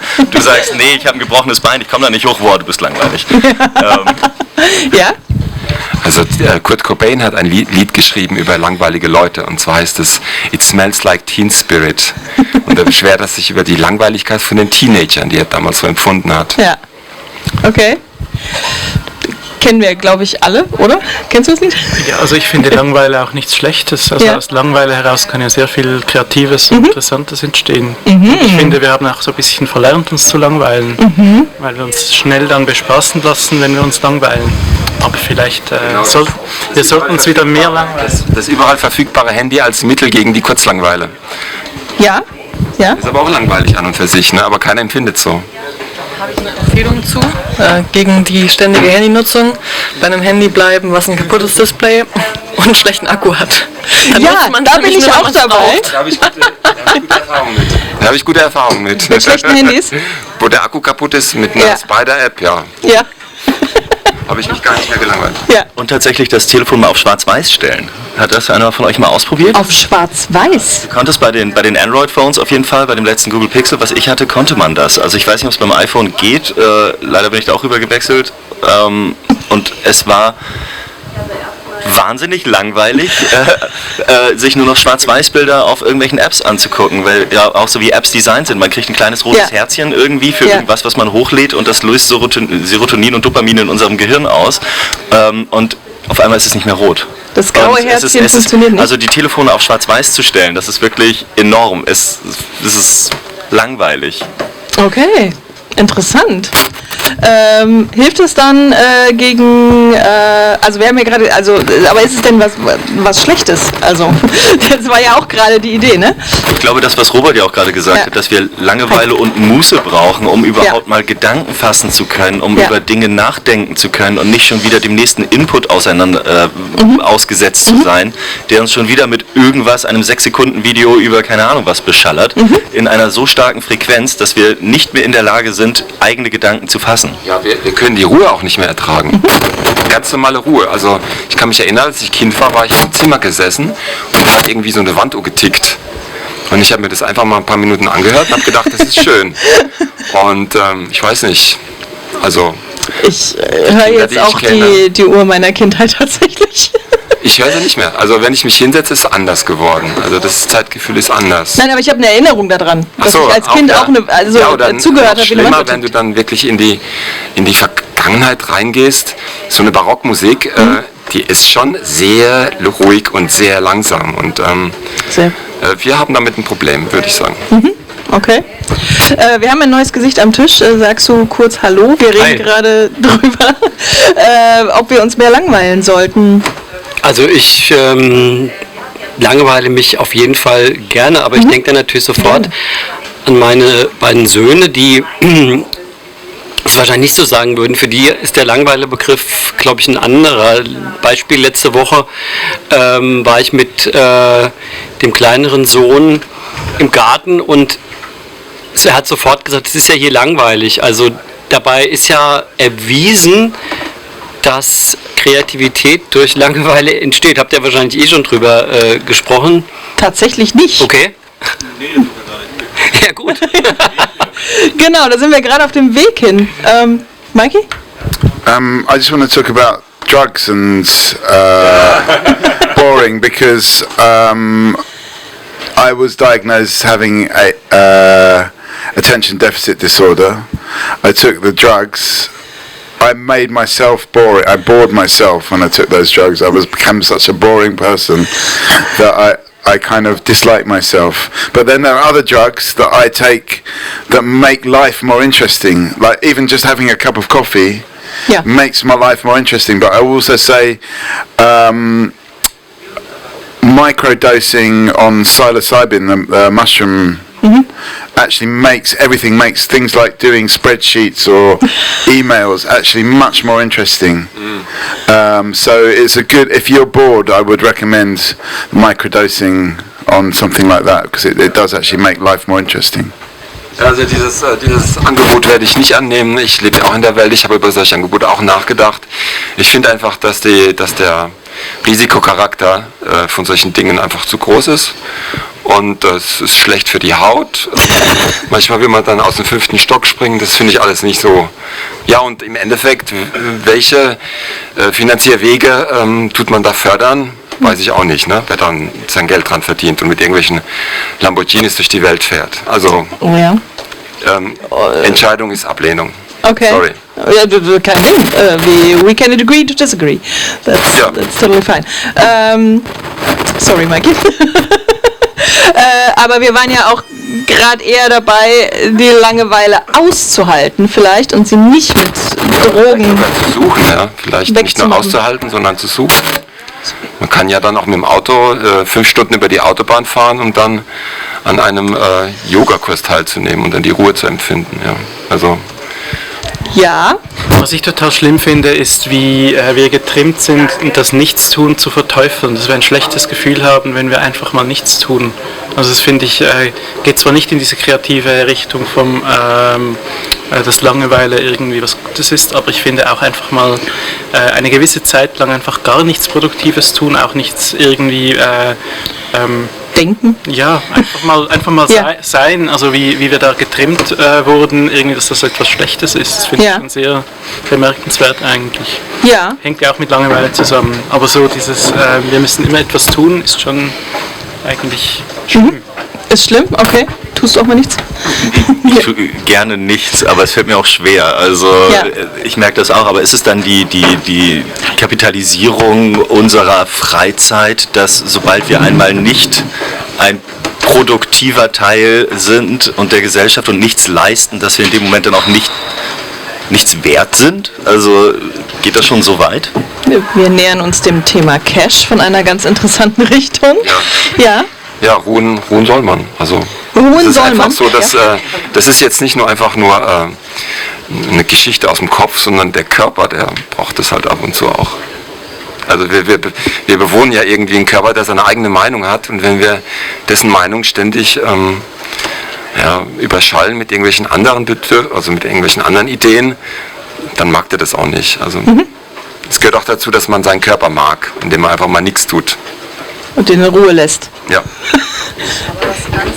Das Ganze dann auch mitbekommen, finde ich schön. Und da ärgere ich mich manchmal, dass wenn ich mich zum Beispiel hinlege und langweilen will, schlafe ich halt ein. Und dann hat man irgendwie nichts mehr davon, von dem Ganzen. Aber deswegen geht das nicht im Liegen, das Langweilen für mich. Okay. Was ist denn eine langweilige Beschäftigung dann? Also außer Liegen? Also, da muss ich jetzt leider nochmal auf Drogen zurückgehen, aber Rauchen. Gerade so als kleine Pausen, wo man nichts macht, was inputmäßig für den Kopf ist, genieße ich Raucherpausen sehr, weil man hat eine Legitimation, um sich irgendwo alleine hinzustellen und in die Gegend zu gucken. Das machen Leute nicht, ohne zu rauchen. Ja. Also genau, auch mal vom Arbeitsplatz aufstehen zum Beispiel ist ja eigentlich ganz gesund. Aber das ist ja schon wieder, dass man eine Legitimierung dafür braucht, nicht produktiv zu sein und es als Pause, also Pause als Inbegriff von Nichtarbeit, um wieder dann danach produktiv zu sein oder aktiv zu sein. Also wir sind so durchkapitalisiert, habe ich das Gefühl. Also ich glaube, dass andere auch diese Pause machen, wo sie nicht arbeiten, aber die gucken halt aufs Handy dann.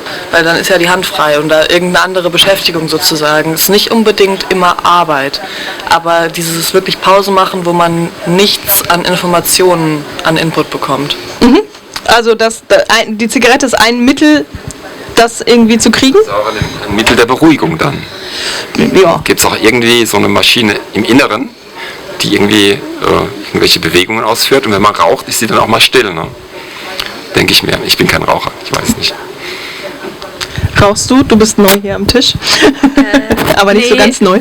Also ich rauche nicht mehr. Ich habe früher auch geraucht und ich habe immer geraucht, wenn ich in der Gastronomie gearbeitet habe, weil ich eben auch diese Legitimation brauchte, mal eine Pause zu machen. Ja.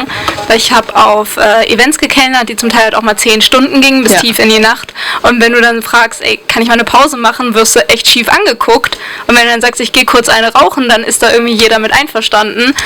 Und das hat mich dann sehr dazu animiert zu rauchen damals. Und das finde ich rückblickend überhaupt nicht okay, weil ich hätte mich eben auch gerne einfach mal 5 Minuten irgendwie in die Gegend gestellt, und ich habe zu dem Zeitpunkt auch noch selber gedreht und ganz absichtlich selber gedreht, einfach weil es länger gedauert hat, und meine Vorgesetzten haben in der Regel in der Gastronomie halt auch geraucht, und wenn du dich dann parallel mit denen auch unterhalten hast, dann hast du für eine Zigarette halt auch mal 15 Minuten gebraucht, und das ist dann schon wieder eine wirklich tolle Legitimation gewesen, sich einfach mal auszuruhen, und das hatte gar nichts mit Faulheit zu tun, weil jeder, der schon mal gekellnert hat, wird mich verstehen, das ist ein echt anstrengender Job, gerade wenn es voll ist, und dann brauchst du einfach auch mal deine paar Minuten Ruhe, und ich finde es auch überhaupt nicht okay, dass das in der Gastronomie so überhaupt nicht angesehen ist, dass du sagst, nö, ich rauche nicht, aber ich stelle mich jetzt trotzdem 10 Minuten nach draußen und atme immer durch, da würde dich dein Chef glatt feuern, also das geht gar nicht. Okay. Habt ihr die Erfahrung auch gemacht? Kaugummipausen. Kaugummipause, ja genau, Nikotinkaugummi dann auch. Egal.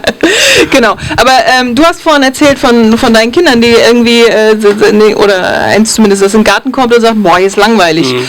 Und offensichtlich brauchen die dann keine Pause gerade, oder also hat das was mit, ist man dann nicht angestrengt genug, wenn man sagt, hier ist langweilig, weil man sich ansonsten ja irgendwie freut, oder? Es ist ja irgendwie grundsätzlich so ein Kindernarrativ zu sagen, es ist langweilig. Das kennen ja wahrscheinlich alle Eltern, aber seit wenn die das Alter erreichen, wo sie dann Smartphones im Anschlag haben, bekommt es nochmal eine andere Bedeutung. Ja. Mir ist aber auch nochmal der Begriff oder die Geschichte eingefallen, die Kultur des Flanierens, also so der Flaneur, den gab es ja in der Literaturgeschichte schon ganz lange, und da kann man jetzt natürlich sagen, ist Flanieren in der Stadt, ist es sozusagen, ist es Müßiggängertum, hat es was mit Langeweile zu tun, bekommt es nochmal eine andere Bedeutung, wenn wir uns jetzt vergegenwärtigen, dass wir dann in 2 Jahren wahrscheinlich mit dieser gestern vorgestellten Skibrille von Apple dann laufen und sozusagen flanieren und trotzdem aber noch 1000 andere Sachen im Bildschirm sehen. Das ist Das Gegenteil. Also du läufst eine ruhige Straße entlang oder guckst dir irgendwie aus der Ferne was an und dann kommt dann plötzlich so ein Gerät und macht dann was. Das ist eine VR-Brille, ne? Für alle, die es gestern nicht mitgekriegt haben. Die hat aber, glaube ich, Kameras, ne? Oder? Augmented, also sozusagen Mixed-Media-Brille. Also das ist ja genau der Witz, dass du halt mit dieser Brille nicht nur irgendwie Spiele spielst, sondern du läufst wirklich draußen rum und kannst dir dann klar zusätzliche Sachen anzeigen lassen. Das ist ja eigentlich vielleicht ganz schön, wenn du in einer fremden Stadt bist.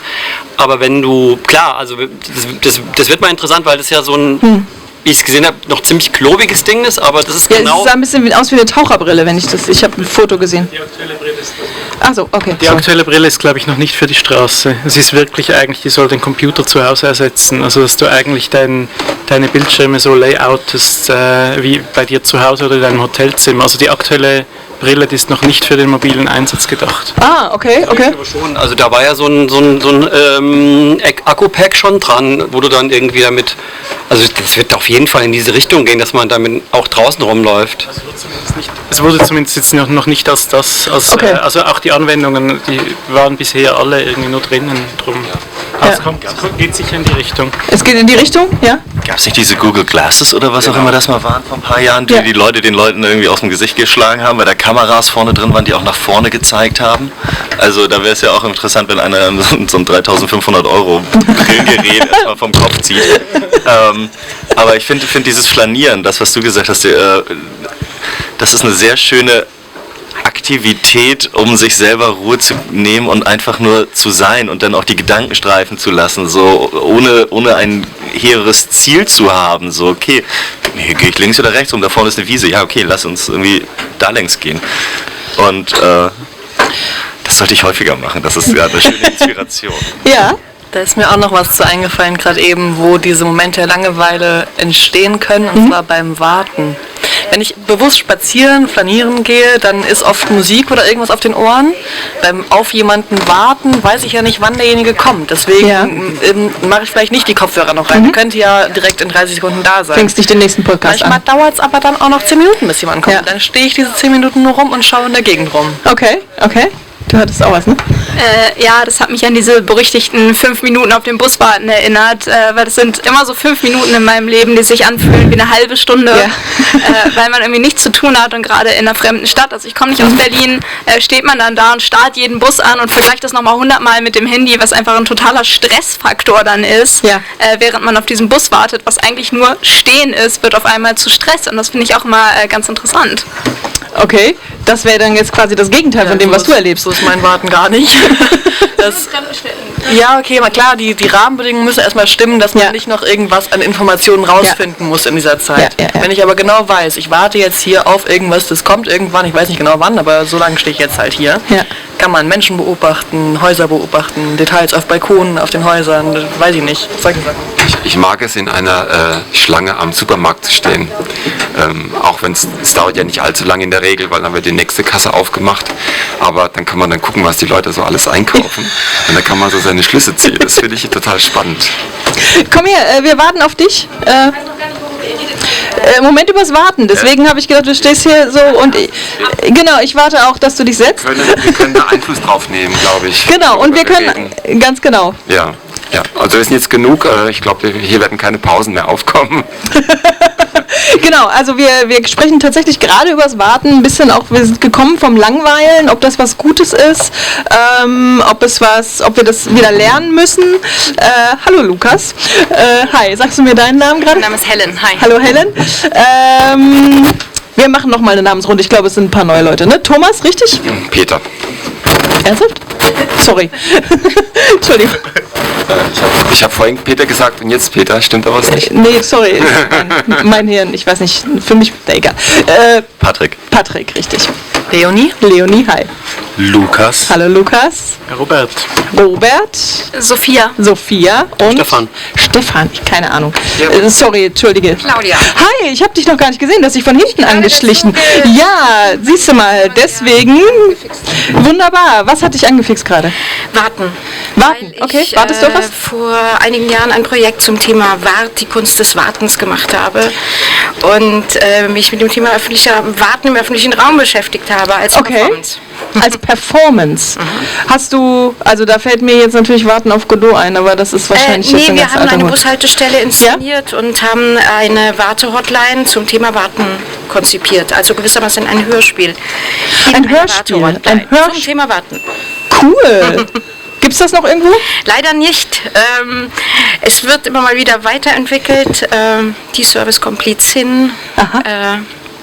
Es liegt derzeit in der Schublade. Wir haben ein Warte-Quiz gemacht. Wir haben uns beschäftigt mit den verschiedenen Aspekten des Wartens. Es gibt ja positives Warten. Es gibt Warten, wenn es irgendwie kritisch ist. Was weiß ich warte auf eine Spenderniere oder sowas.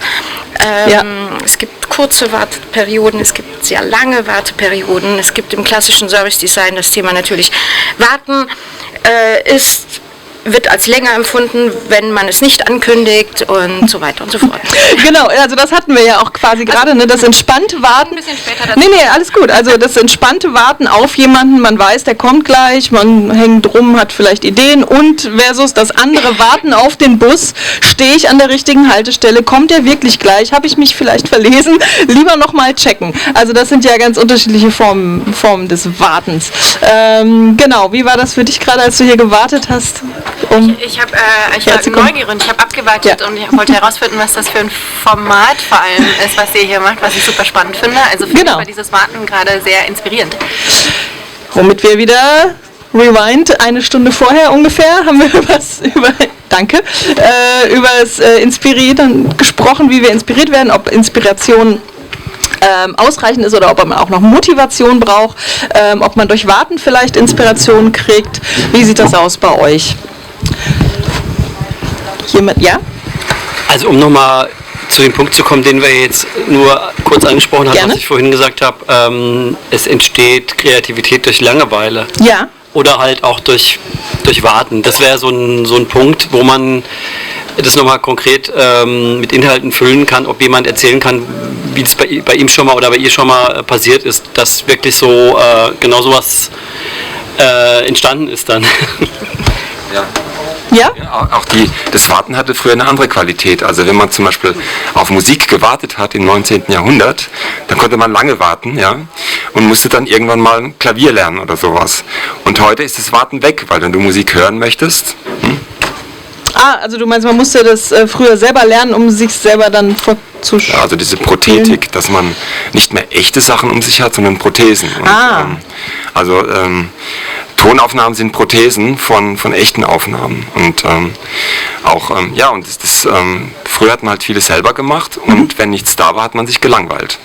Okay. Also für mich ist Warten ja auch damit verknüpft im Hinblick auf Inspiration, dass es so eine Phase ist, in der der wahnsinnige Input, der auf einen einstürmt, auch sich mal neu zusammensetzen kann. Wenn man wartet, hat man ja in der Regel keinen Input oder wenig Input und ist sich dessen auch bewusst. So, jetzt muss ich leider warten, außer man nimmt jetzt sein Handy und gibt sich selber noch mal mehr Input, aber man hat dann so eine Phase, wo nichts ist. Und dieses Nichts ist ja etwas, wo man heutzutage kaum noch dran gewöhnt ist. Ja. Oder die Gedanken haben die Gelegenheit, sich mal zu sortieren und neu zu vernetzen und deswegen kann das super inspirierend sein. Okay. Hat das wenn man wartet an der Bushaltestelle, dann hat man nichts zu tun und dann steht man wie so ein Turm im Raum und hat irgendwie Angst umzukippen.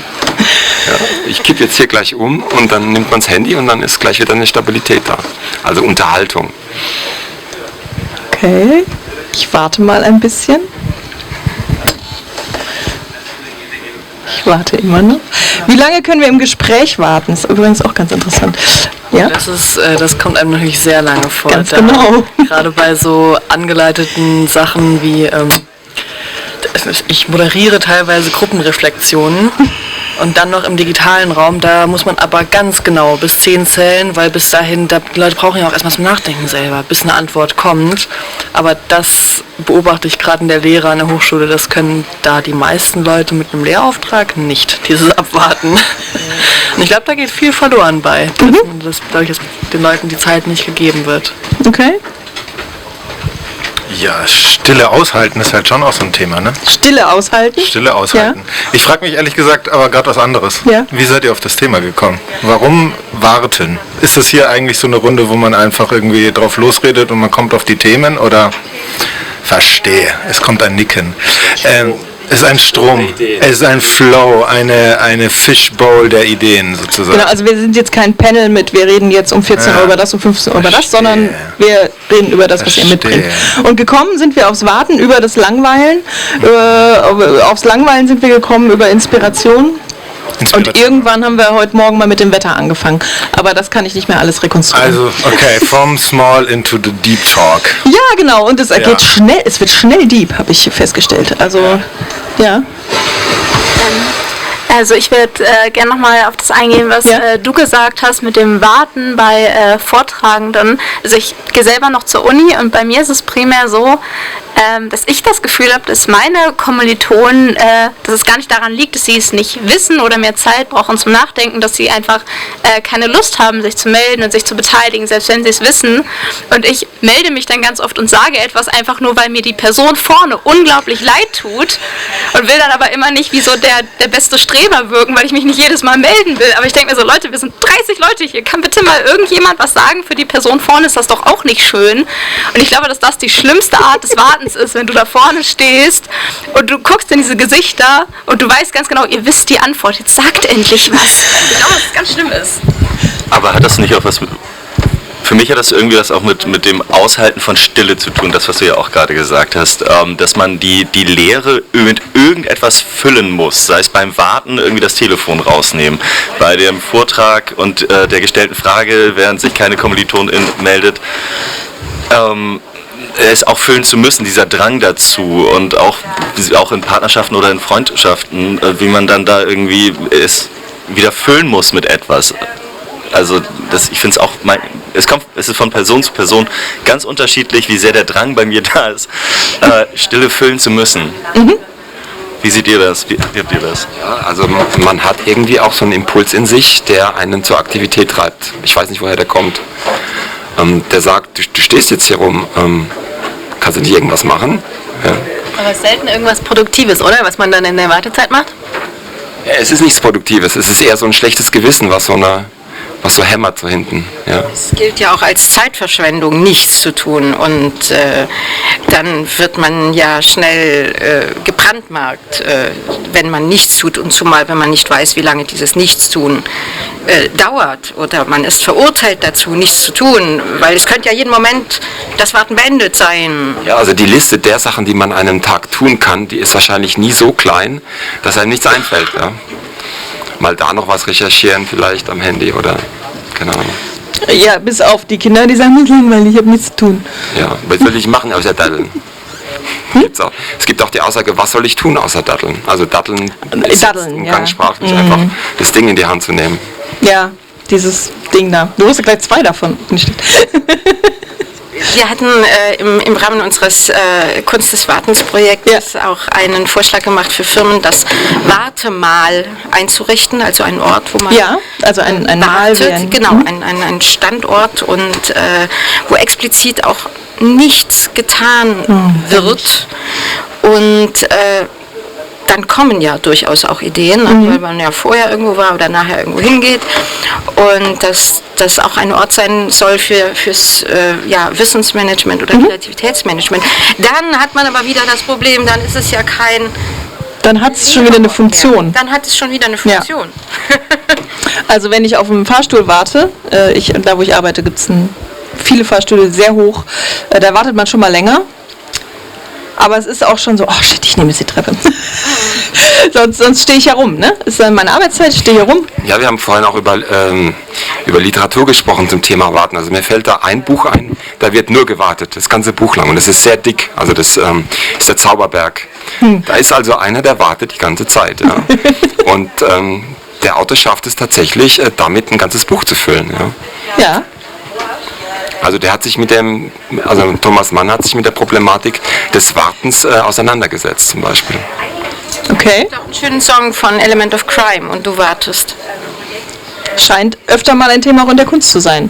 Also falls ihr nicht wisst, worum es im Zauberberg geht, da ist also jemand, der besucht seinen, ich glaube Cousin oder sowas, in einem Hotel, das ein Sanatorium ist.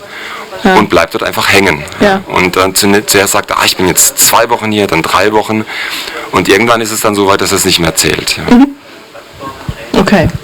Fällt noch eine Differenzierung ein, wo ich jetzt sagen würde, das Warten an so einem Wartemal wäre, glaube ich, nichts für mich, weil ich gehe mal warten. Ich finde noch wichtig, um das Warten genießen zu können, dass ich mich in einer Beobachterposition fühle und nicht in einer Beobachteten. Okay. Also ist das quasi, weil es am Arbeitsplatz wäre dann, oder? Wenn ich jetzt weiß, da in der Mitte vom Büro am besten noch oder so ist ein Wartemal, dann steht da auf einmal jemand, guck mal nochmal, Otto, wer steht denn da gerade so? Denn da ist so, ich will ja nicht angeguckt werden beim Warten. Ich will andere nicht angeguckt werden beim Warten. Okay, ja. Ja, das ist ja so ein bisschen das, was Peter vorhin beschrieben hat. Man steht an der Bushaltestelle, kommt sich blöd vor und schaut auf sein Handy, weil man dann beschäftigt tut. Ich habe das auch mal irgendwie so als Meme oder sowas gesehen, wo alle Leute auf dem Bahnsteig in ihr Handy gucken und einer guckt geradeaus und drunter steht irgendwie, was ist falsch mit diesem Menschen? Was ist los mit dem? Warum guckt er nicht in sein Handy? Genau. Man hat hier 20 Minuten gesetzt. Was hat man beobachtet? Whatever it is. What have you noticed in the last 20 minutes? Well, people sitting around. Yeah. Everyone, yeah. Have you noticed anything? Sitting calmly, talking? That's just my question. Ja, dann machst du ja dann mal wieder eine Aufgabe draus. Ja, du stehst da und machst dir eine Aufgabe, jetzt muss ich mir mal alles merken, was ich sehe. Das ist ja nicht warten. Ja. Waiting to be, also warten dran zu sein. Wartet ihr darauf, dass ich euch das Mikro reiche? Nein. Ich möchte nicht auf das eingehen mit den 20 Minuten, aber generell auf dieses die Welt beobachten. Ich weiß nicht, wie es euch geht, aber es gibt Momente, und ich kann gar nicht sagen, wann die sind, aber es gibt so Momente, da gucke ich irgendwie eine Straße runter oder ich gucke zu einem Fluss und es sieht unglaublich schön aus, und das sind so Momente, wo ich mir dann immer so bewusst werde, wie schön die Welt ist, und dann frage ich mich immer, könntest du dir dessen nicht auch öfter bewusst werden, wenn du eben diese 5 Minuten des Wartens mal nutzen würdest, um dir diese Schönheit anzugucken und eben nicht gerade auf Instagram, keine Ahnung, was anguckst. Ein Bild von der schönen Straße. Genau. Schreck, da komme ich jetzt auf den Begriff Achtsamkeit, wenn du sowas erzählst, weil irgendwie und ich weiß nicht, ob das es gab mal eine Zeit, da war das MBSR, Mindfulness Stress Reduction, nach John Kabat-Zinn, wurde dann auf der Konferenz, auf dieser Kapitalistenkonferenz immer im Januar in der Schweiz, wie heißt der Ort? In Davos wurde dann sozusagen, das ist noch gar nicht so lange her, wurde das dann sozusagen so, wir müssen jetzt alle mal achtsamer sein, aber im Sinne von, damit wir wieder mehr arbeiten können. Genau, also das fällt mir so dabei ein, wobei ich in letzter Zeit trotz allem mich durchaus mit dem Thema beschäftigt habe, weil das hängt ja auch irgendwie zusammen, finde ich jetzt so Achtsamkeit und vielleicht Langeweile, Kreativität und das, was du gerade gesagt hast, auf Dinge achten, die man so eher zufällig wahrnimmt. Ein Tipp zu, wie das vielleicht gelingen kann, mehr auf sowas zu achten. Grob, also als Idee erstmal mit aufschreiben, aber es reicht auch, das gedanklich zu machen, finde ich, am Ende des Tages. Einfach eine Situation sich raussuchen wollen, was war heute schön, und wenn man sich das vornimmt für das Ende von jedem Tag, achtet man nämlich den ganzen Tag über mehr darauf, was könnte diese Situation sein. Und merkt sich dann nicht nur die eine, die man vielleicht dann tatsächlich aufschreibt, sondern achtet den ganzen Tag über schon drauf. Raffiniert. Macht ihr so? Ja, und wir haben ja vorhin von dem Flanieren gesprochen und dass man da auch die Schönheit der Welt erkennen kann. Ja. Und ich muss definitiv sagen, dass mir das Flanieren besser gefällt, in Umgebungen, die schön sind. Ich kann nicht flanieren, wenn ich in Ludwigshafen bin, unter diesen hochgebauten Straßen und so. Ich versuch's, ja, also wenn ich dort bin, aber es fällt mir nicht leicht. Okay. Flanieren eher in schöner Umgebung, die auch... Ja, es ist ja eine ganze Kultur, die darauf aufbaut, dass Leute gerne durch schöne Straßen flanieren. Ja. Tourismus, oder? Was macht denn eine Straße schön? Das kann man so nicht sagen. Das kann man nicht sagen. Vor allen Dingen kann man es auch nicht mathematisch sagen, irgendwie als Axiom, von dem man dann alles ableitet. Ja. Aber ich denke, jeder weiß es ungefähr. Also zum Beispiel, ich bin aus Köln und da wird ja oft gesagt, das ist jetzt eher nicht so schön, architektonisch vielleicht auch und ist auch eher, als jetzt, wenn man es hier vergleicht, schon eng und ein bisschen bunt gemischt und dann ist da mal ein schönes Haus und daneben dann 3 hässliche. Aber ich freue mich dadurch, glaube ich, zum Beispiel öfter, ein schönes Haus zu entdecken, weil das nicht untergeht in vielen schönen Häusern. Ja. Du kannst ja dann diese Gartenbrille aufsetzen und dann auf den Knopf drücken und dann verändert sich alles. Genau, die Taucherbrille. Warten wir nochmal 10 Jahre. Ja. Es ist ja auch total eine Sache des eigenen Framings, also wie man das bewertet. Also zuerst die Wahrnehmung und dann sagen, sowohl was Unorte anbelangt, als auch was Warten anbelangt. Und manchmal hilft einem das alleine schon, sich das bewusst zu machen. Also ich würde jetzt zum Beispiel sagen, es gibt keine hässlichen Städte. Ja. Hässliche Plätze gibt es nicht? Nein. Hässlichen Städte hat sie Es ist eine Frage dessen, wie man das wahrnimmt und wie man das eben im Kopf interpretiert oder welche Frage man sich an diese hässlichen Orte stellt und vielleicht dann auch wiederum auf positive Vibes kommt. Es ist völlig okay, du möchtest jetzt gehen, muss ich warten. aber muss ich warten. Ich darf nicht gehen. Genau, aber nein, einfach nur deshalb, weil wir dich gern bitten möchten, uns noch einen letzten Gedanken dazulassen. Und dann darfst du gehen. Schöne Runde, geiles Format. Ich finde es vor allem cool, deine Rolle, deine Mitte rumzudrehen. Das finde ich sehr gut. Das ist jetzt kein Gedanke, sind eher Beobachtungen, aber finde ich cool. Wenn du noch ein bisschen Zeit hast, wir sind noch ein bisschen da, kannst du es gerne selber ausprobieren. Machen wir später vielleicht. Ja, gut. Aber ich muss jetzt weg. Okay. Tschüss. Tschüss. Tschüss. Wir hoffen, du gehst an einen schönen Ort. Für dich schön. Genau. Das war die Karte. Ich weiß nicht, ob ihr das Thema Wartezimmer schon hattet vorher. Wartezimmer? Ja, also Arzt oder Krankenhaus. Ja. Also, nein, hatten wir nicht. Also, mir fällt spontan das Wazi-Fubo-Hashtag auf Twitter ein. Okay, ich bin alt. Wo Leute halt einfach den Wartezimmer-Fußboden fotografieren. Ach nein. Ja. Ach, das habe ich noch nicht gesehen. Ja. Was ja bei Wartezimmern halt oft auch so ist, dann fragt man sich manchmal, ja, wahrscheinlich gibt es solche und solche. Wollen die Leute jetzt irgendwie dieses Warten für sich gestalten und vielleicht sich mit schlimmen Gedanken oder auch positiven Gedanken tragen? Ja. Oder wollen die sind ja unfreiwillig vereinzelt meistens in einem Raum. Ja. Und das ist so eine merkwürdige Situation, wo man sich fragt, oder ich mich auch als Service-Designerin und Kreative frage, wollen die Menschen miteinander sprechen oder nicht? Also wahrscheinlich gibt es solche und solche. Keine Ahnung. Nein? Also ich muss ganz klar sagen, ich bin eine Person, gerade in solchen Wartezimmersituationen, ich bin unglaublich froh, wenn man mich in Ruhe lässt.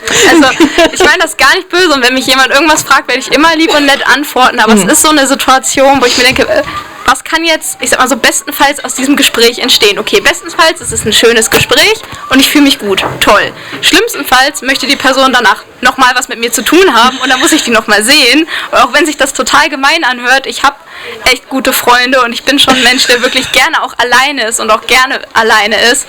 Und dann nutze ich diese Zeit, gerade so im Wartezimmer, total gerne, um ein Buch weiterzulesen, die Zeit, die ich sonst nicht habe zum Beispiel, weil das einfach ein Ort ist, der von unglaublicher Ruhe und Zeit geprägt ist, was für mich immer so eine Bubble ist, richtig, in die ich mich reinsetzen kann und weiß, okay, ich lese jetzt mal ein schönes Buch, ich habe jetzt Zeit für mich und das ist ein total schönes Gefühl auch, das würde ich gar nicht eintauschen wollen. Also pro Nur Uhr. wenn die Krankheit, wegen der du zum Arzt gehst, nicht allzu schlimm ist. Ja. Vielleicht, aber auf der anderen Seite, ich meine, es ist ja so, es ist ja ein halb öffentlicher Raum, man sitzt ja da mit 3, 4, 5, womöglich 10 Menschen und will man selbst wenn man ein schönes Gespräch führt mit seinem Nachbarn, dann hören ja zwangsläufig alle anderen zu. Das ist natürlich auch nicht so sehr angenehm und natürlich will nicht jeder bespaßt werden. Also ich stelle mir jetzt auch nicht unbedingt eine Animateurin im Wartezimmer vor. Man ist auch in einer gewissen Konkurrenzsituation mit den anderen, weil die kommen ja vor einem dran und wenn der sich jetzt hier nicht spurt, dann bleibst du noch länger da sitzen. Ist auch ein bisschen unangenehm, glaube ich. Aber ich finde es wahnsinnig witzig, wenn so eine Birte vor uns sitzen würde in einem Wartezimmer und wir alle wären so, okay, irgendwie gleich... Warum bist du denn heute bei hier? unserem Hausarzt, nee, das ist das Thema, was dann ausgespart wird. Ja. Aber auf einmal wäre so, ich weiß jetzt nicht, wie lange ich hier sitze. Ich wollte eigentlich 5 Minuten vorbeischauen. Aber du hast gerade gesagt, wenn ich das einmal weiterleiten darf, du magst Wartezimmer so gerne. Ja, genau aus dem gleichen Grund, wie du es gerade auch beschrieben hast. Das ist wieder so eine zeitenthobene ein Ort, wo man einfach mal dazu kommt, Sachen zu machen, wo man sonst vielleicht nicht zu kommt, weil man immer anderes zu tun hat. Du hast wirklich nichts zu tun im Wartezimmer. Überhaupt nichts. Ja, und ob es dann ist, ich habe ein Buch dabei oder ich sitze rum und denke. Ich finde auch störend, wenn Leute sich unterhalten im Wartezimmer. Also kriegen die dann Blicke von dir? Nein, das irgendwie auch nicht, ne? Ja? Also zum Thema störend, ich finde, ein ganz tolles Beispiel dafür ist auch die U-Bahn, weil das ist ja auch ein öffentlicher Raum, wo sich aber auch nicht so viel unterhalten wird. Du hast aber trotzdem immer mal Freundesgruppen. Jetzt kommen wir zu meiner, telefonierende Menschen. Meist verhassteste Art von Mensch in meinem Leben sind Menschen, die in der Bahn telefonieren.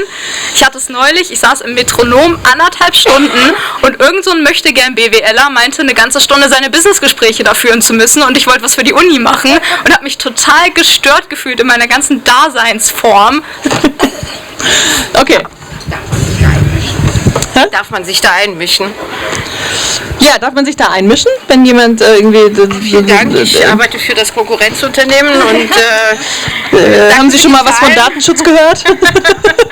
Ja, das finde ich krass, was man manchmal so an Daten mithört auf solchen Talks. Ja, aber es kommt darauf an, in welchem Bereich man auch sitzt. Wenn es ein Ruhebereich ist und jemand holt irgendwie das Telefon im Ruhebereich raus, Metronom ist da, weiß nicht, ob sie... Ich bin das ewig lange nicht mehr nach Bremen und so gefahren, deswegen... weiß ich nicht mehr. Aber wenn man gerade in so einem Arbeitsbereich sitzt, ich arbeite unheimlich gerne in der Bahn. Also Noise Cancelling Kopfhörer rein und dann aber auch keine Calls oder also nicht telefonieren, ne? Das nicht. Aber ob da jetzt mit jemand telefoniert und irgendwie über irgendwelche, wo noch irgendwelche KPIs interpoliert werden müssen oder sonst was schnackt, oder es ist dann doch der besoffene JGA nebenan. Also es ist so die Einnehmung eines öffentlichen Raumes und die Besetzung des öffentlichen Raumes und die Rücksichtnahme, die damit ja einhergeht. So die Frage, auf welchem Lautstärke-Level unterhalte ich mich. Ja? Genau, das ist der Punkt. Also ich reiße auch niemanden den Kopf ab, der mal kurz 5 oder 10 Minuten mit irgendjemandem telefoniert in einer adäquaten Lautstärke. Das ist alles okay. Aber wir alle kennen diese Person, die meint, durchs Telefon schreien zu müssen. Und ich hatte halt wirklich so einen Möchtegern-Justus, der da saß. Schönen guten Tag, Herr Müller. Ja, ich bin von der Firma so und so. Und du sitzt da am Ende vom Abteil und denkst dir, Junge, halt die Fresse. Wirklich. Und es ging ja eine Stunde so. Das waren keine 5 oder 10 Minuten. Es war nicht ein Call. Immer wenn der aufgelegt hat und du dachtest, es ist vorbei, kam das nächste Telefonat. Der merkt es in dem Moment nicht. Nee. Und meistens der hat einen total produktiven Tag wahrscheinlich. Meistens hilft auch ein freundlicher Hinweis. Also. Ja. Okay. Das ist auch so, also die Einnahme des öffentlichen Raums mit privaten Gedöns irgendwie so dieses. Ich frage mich immer, was Menschen denken, wenn sie gerade irgendwie facetimenderweise durch die Bahn laufen und es auf Lautsprecher haben. Das ist so ein Phänomen für mich. Also das hat man, ich komme aus Hamburg, das hat man in Hamburg genauso wie in Berlin, wie in jeder anderen Stadt oder an der Nord- und Ostsee oder an irgendeinem See. Da auch noch, ich finde es einfach wahnsinnig ätzend, wenn Leute eine fette Boombox am See haben. Ich würde auch gerne mal Vögel hören und dann hört man irgendwie einfach nur Techno-Geballer irgendwie in Kaulsdorf am See und denkt sich so, was ist los bei euch? Aber dieses wirklich FaceTimen und am besten sitzt man noch so, dass man die ganze Zeit irgendwie mit im Bild ist. Und man kriegt dieses Gespräch komplett mit und eigentlich möchte man manchmal habe ich das Bedürfnis, mit den Leuten dann mitzureden und es geht nicht. Ich sehe das ganz anders. Also, aber das ist ein Phänomen, was anscheinend neu, also relativ neu ist. Mir ist das gestern passiert, dass jemand also auf Lautsprecher in der Kabine neben mir auf Toilette hier auf der Republika telefoniert hat. Also ernsthaft mit Lautsprecher und ich komme aus der Kabine raus und sehe, die steht da und das ist auch noch FaceTime. Doch. Da war ich so perplex in dem Moment, dass ich einfach rausgegangen bin und nichts gemacht habe, aber absurd. Ja. Ich würde mich verabschieden mit einem Impuls, nochmal das aufzugreifen mit dieser ominösen Brille und uns die Frage stellen, ob wir hier nächstes Jahr oder übernächstes Jahr auf der Republika mit so Brillen sitzen oder wie viele dann und wie wir dann darüber diskutieren. Das finde ich eine super spannende Idee. Vielen Dank. Danke, dass du da warst. Ja, also du hast gleich was dazu. Ich habe jetzt ein paar Vorträge gehört. Ja. Das wird nie passieren. Haben Sie uns gestern gesagt? Haben Sie uns gesagt? Ja, zu einigen Sachen, die werden nie passieren. Dieses nie passieren hat man in der Vergangenheit oft gehört. Ja. Und man weiß nicht, ob es wirklich nie passieren wird. Meinst du VR, oder? Was meinst du? Ja, genau. Augmented Reality. Es waren VR-Brillen. Es war das Thema, ob Autos wirklich mal automatisch fahren können. Oh ja. Es war die Frage, ob die künstliche Intelligenz nicht wirklich irgendwann mal so eigene Gedankengriffe fassen kann und so. Oder dass wir gesagt bekommen, wir müssen das irgendwie integrieren, wir müssen das irgendwie regulieren und dann wird sich das schon in die richtige Richtung entfalten. Und die Brille wurde doch jetzt schon so am Anfang gehypt. Es gab ja im Prinzip nur Lobhudeleien darüber gestern in dem, was ich so gelesen habe. Aber das ist doch immer so, oder? Ja, das ist immer so. Also insofern, gerade auf einer Digitalkonferenz werden doch garantiert Leute dann damit auftauchen. Entschuldigung, das ist falsch rübergekommen. Ich habe das ironisch gemeint. Natürlich wird das passieren. Oh, echt? Aber was wir gestern gehört haben, wurde das also unter einigen Leuten schon, vielleicht nicht bei uns, aber bei irgendwelchen Kids oder so, oder Nerds. Und einige Leute haben gestern gesagt, dass gewisse Entwicklungen nicht weitergehen werden. Und darauf habe ich Bezug genommen. Okay, ja, danke. Ja, ich frage mich so bei $3.500 oder Euro, ne? Wie viele können wir da irgendwie anschaffen? Wie wird sich der Preis dann fürs Ticket hier entwickeln? Aber es ist immer so, Apple furzt und alle sind so, es ist so Rosen. Und das finde ich irgendwie gerade, was bei Apple irgendwie so der Fall ist.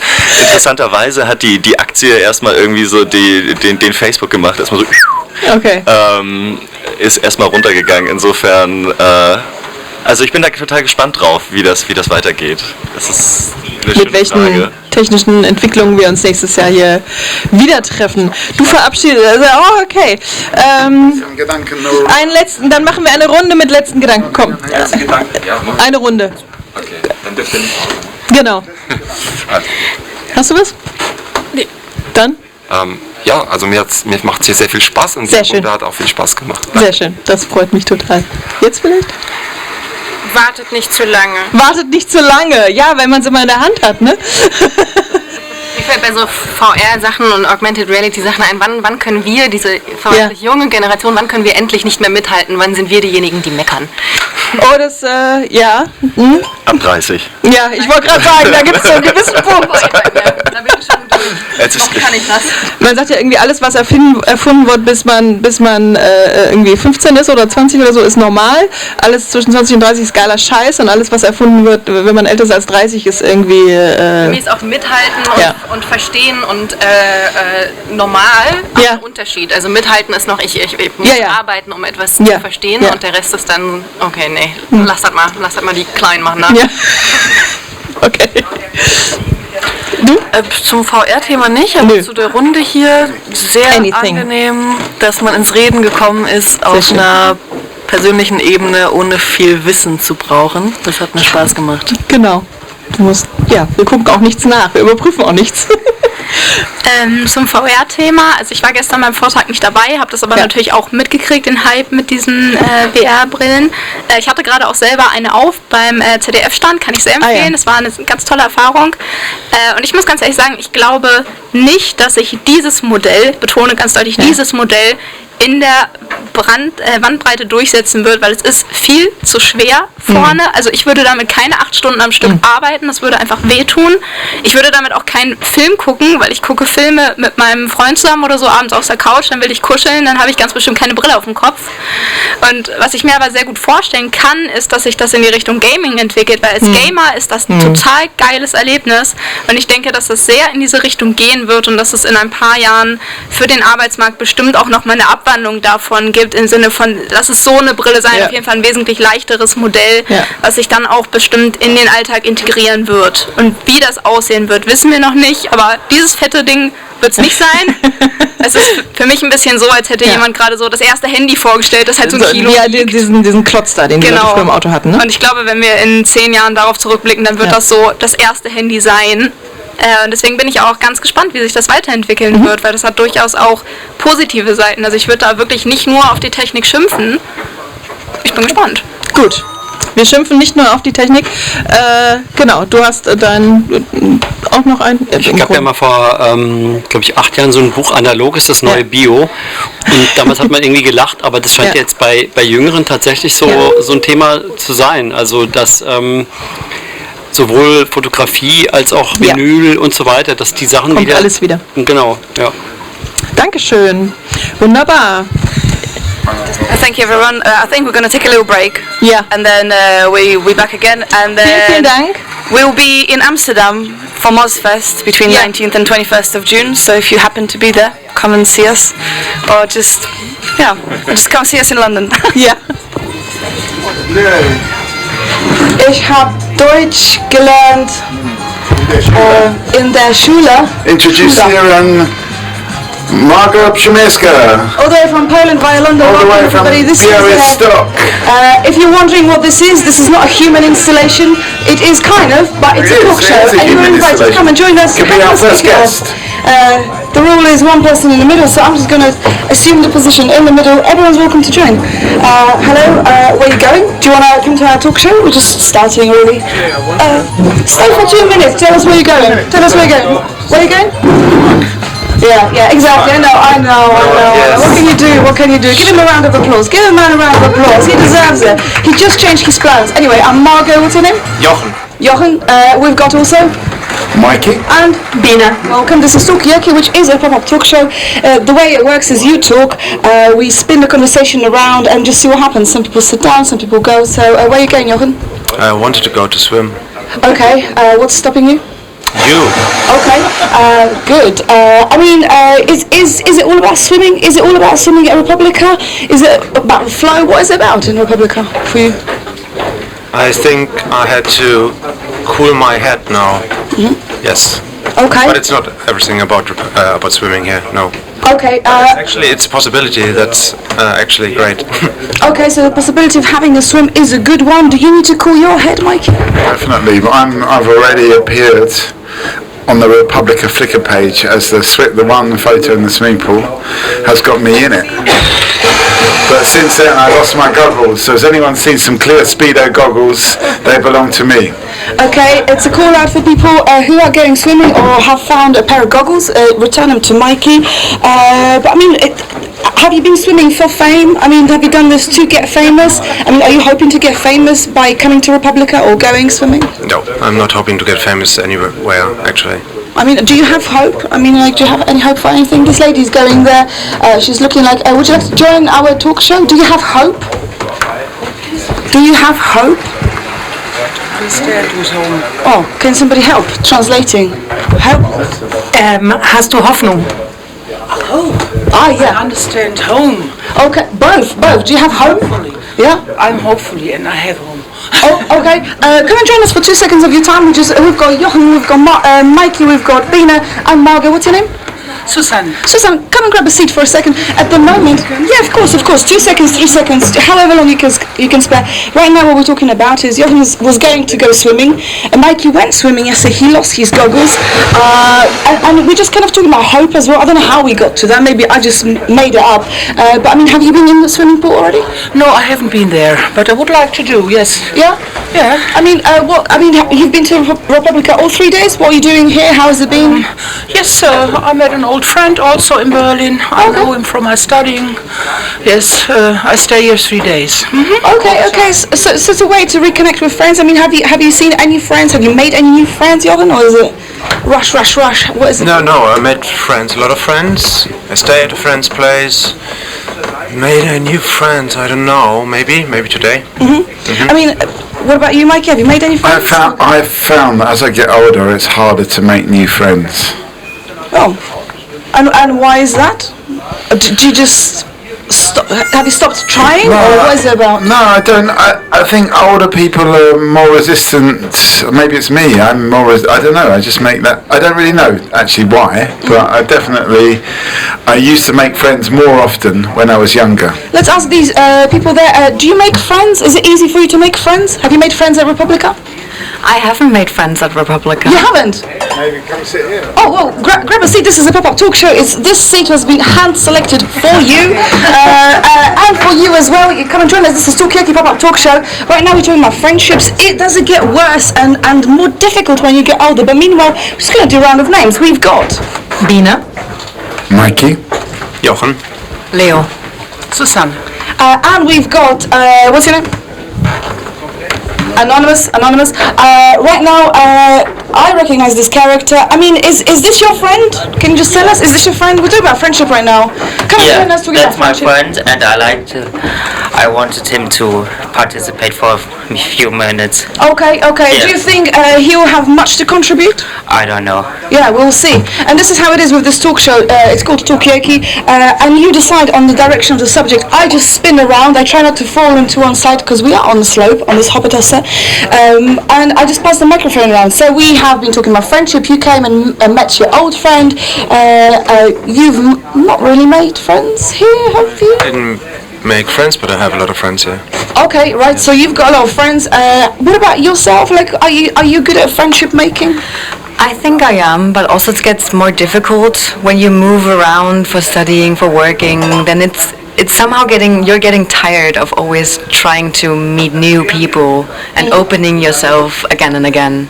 Okay, so it's about opening yourself again and again. I mean, do you find that with friendships it requires you to keep on, do you make many new friends now, or are you, Yes, I like it. Just I came from eating in the cafeteria, and I get to know a new lady, and she leads a company for games, digital games. It was very interesting. So, yes, I hope we stay in contact. I need it. I see that networking here also. Okay, I mean, is there much difference? I mean, does it really matter? What's the difference between friendship, making friends, and networking? The same thing? I was just wondering. Yeah? It's a huge difference. In what way? Because with friends you talk about intimate stuff, and with people you network with you don't necessarily talk about intimate stuff, I would say. Okay. Stay long enough in the evening so networking gets into intimate things. Okay, I'm going to ask these people, are you into intimate networking? Apparently Johannes says that after a certain hour, networking gets a little bit, intimate. Are you into that? No, okay, that's fair enough. Okay, well, give us a final thought. Letzte Gedanken. Gedanken. I wish you a very happy and nice day. Okay, well, thank you for stopping by, and I hope you go and get some swimming. Okay, so, what do you think about this? So after a certain hour, what is the kind of magic hour when networking turns into close friendship? 8:30 to 9:30, and then going to a bar. Okay. I mean, are there particular bars? I'm not asking for me. I'm asking on your behalf actually, because you said you've not really made many friends. So so which are the particular bars? Is it around Republica? The next bar is always. I think the best bar is the next bar with good people in it. So just take the best people with you, and take any bar. Okay, so any bar, it's not about the venue, it is actually about the people. I mean, what do you think about this networking friendship happening after 8:30? Will you be here at 8:30 doing intimate networking, which is what we're talking about right now? I mean, you gonna stay? I mean, I know a lot of people. I don't need to, I don't have a hard time meeting new people, but making friends, I think friendship starts after, I feel a few years of knowing each other. Okay, so friendship starts after 2 days, many years of knowing each other. Are you guys friends? Are you friends? No, enemies? Are you enemies? Right now we're talking about friendship. Do you have any friends? A man over there? Do you have any friends? I certainly hope so.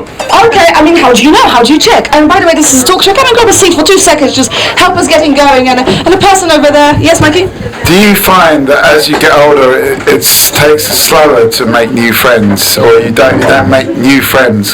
That's what I find age 49. Okay, said really slowly and with emphasis. Are you about to go? Okay, give us 1 second. I'll just introduce this man. What's your name? Daniel. Daniel, do you find it harder to make friends the older you get? Obviously, you're not old, so you know. Well, as a almost 49-year-old, I totally agree with the gentleman on the other side. Yes, okay. It gets harder. Okay, it gets harder. I mean, you made a suggestion. The friendship is actually about opening up all the time. So if you open up all the time to new people, make new friends, it gets a bit tiring. Do you find that, Daniel? I think it's mostly difficult to meet new people because you're not in the study environment anymore where you by default meet new people all the time. You're stuck in your work environment and you have to go out in the world and you're not partying every weekend anymore and get wasted and, you know, all these things that make it easier don't happen anymore. So it's easy to make friends when you're studying. Come and join us as well because she's going. So do you want to give us your final thought? It could be about anything. It could be a new subject, old subject, some... No, I love meeting new people and I love traveling around and being mobile also while studying, but also this is the hard thing, so you always have to compromise. I feel like at least one thing of the balance of it all. Okay, so traveling around, but it's a bit of a compromise because maybe your connections with people suffer a little bit, but thank you so much for sticking around. Give a round of applause, wonderful. So right now, if you're just onlooking, come and join us. You can put your drink here, it's not a problem. It's okay. Are you a friendly person? Or are you a bit like hating people? Super friendly person. How do you know? I knew about 10 years. Okay. So come and join us. It's okay. You can speak with your mouth closed or open, full or empty, whatever. But right now, yeah. Just 10 minutes. Okay. Well, sit down. You know, standing up is not very good for digestion. So what's your name? I'm Dave. Hi. What? Dave. Dave. Okay. So we've got Dave. We've got Jochen. Jochen, we've got Mikey, we've got Bina, we've got Daniel, and we've got the anonymous creature over there. Hello. Okay, he says hello. You come and join us. Are you on this? What's your name? Henning. Henning, come and join us. Right now we're talking about friendship and making connections. Yeah, you can bring other people. It's no problem for us. Yes, Mikey? I think Daniel, you made a very good point about when you're in a workplace and you've got the same colleagues, sure your colleagues can be friends, but also if you find your colleagues a little bit kind of square or a little bit boring, then it is really you're kind of stuck with them and I've got no other option but just to socialise with them and the old friends that you know from school or whatever. And it is a bit sad. Okay, come and join us. I mean, are your work colleagues boring? No, that's okay. No? Are they fun? Yeah, so cool. I have the coolest work colleagues. Okay, I mean, what's the difference between networking and making friends, though? This is kind of what we've been talking about. I mean, is there a difference? Networking. I think I'm happiest networking with friends. Okay, so networking with friends is that's a cheating response. Come and join us for a second. I mean, are you guys friends? Do you know each other? Yes. How did you meet? Did you meet here? How did you meet? On the party. Oh, come close. Actually, we have been talking about parties. This is a pop-up talk show and you are on it. So give us 2 seconds of your time. We've got Daniel, we've got Jochen, we've got Mikey, we've got Bina and Margot. And we've got, what's your name? Sarah and? Henning. Of course, Henning. You had a twin just there on the steps and now there you are. Okay, so right now we're talking about networking and swimming. We've been talking about swimming. We've been talking about fame. We've been talking about getting older means that you make less friends. Oh, alles gut? Okay. I mean, safety we can talk about as well, and walking. Is it actually that easy as it looks? Come and join us, talk to us on Talkaoke. This is Pop-Up Talk Show. But the way this works, and I should really tell you about this, it's up to you, entirely up to you to decide on the conversation subject and direction. You can join us as well. Daniel, any views, any thoughts? Henning, Jochen, Bina? How do you feel about making friends with your work colleagues? Because I always feel like I don't want to get too close to them because, you know, something might happen at work and then I just don't want to get involved too much with them. I like to be friends with my friends and not friends with my colleagues. And they might be really cool, but still I prefer not to. What do you think? Okay, making friends with work colleagues? Yeah, I can say that. So generally I am friends with several of my colleagues. Like ever since I moved to Berlin just not too long before the pandemic hit. So I actually found myself being a little bit lonely in Berlin. So for a while I was happy that I at least had the daily contact with some work colleagues, and some of them are my friends now. Okay. But I get the general idea. Yeah.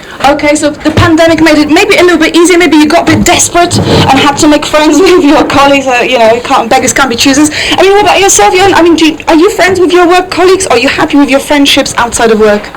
No, they intertwine a lot, and I think it's a good thing because you know each other, intimate, so you can see if someone is not well, and then you maybe act a little bit different. So yeah, I think it's a good thing to really know the persons you work with. It's also maybe a sign that you're at the right place. Okay, so maybe if you're friends with your colleagues at work, that means you are in the right place. People over there, are you friends with people that you work with, or is it separate to your friendship groups? Do you like people that you work with? Do you like work? What about you, Daniel? What do you think? I mean, are you intimately familiar with your work colleagues, or this is separate to your intimate life and friendships? I'd say pretty intimate. One of them happened to end up to be my girlfriend, so yes. Well, congratulations. But I guess it very much depends on your workplace. Because I work at a university, so by default there are a lot of variety of people. But I guess if I had an office job where I only meet the same three people every day, all week round, that might be more boring. Okay, I mean right now, so we're talking about universities, brilliant places to meet your life partners.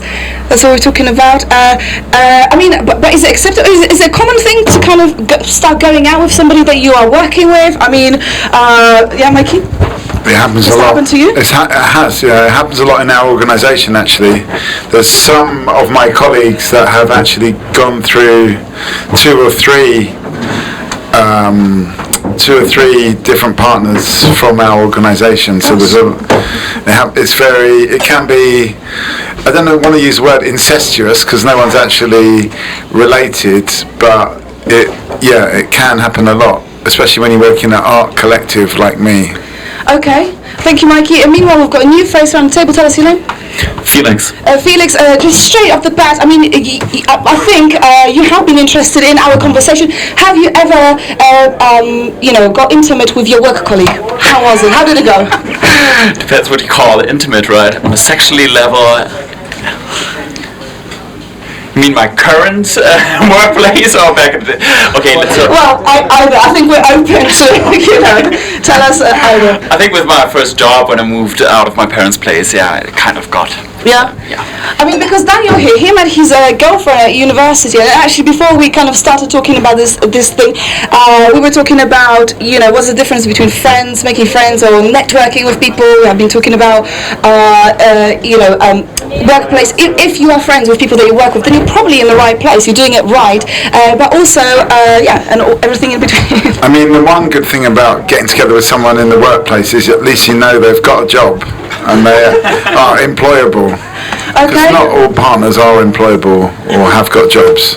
Okay, I mean, what do you think about this? Henning, Sarah? Yeah, Sarah, I mean, what do you think about this? Have you ever gone out with somebody who's completely unemployable?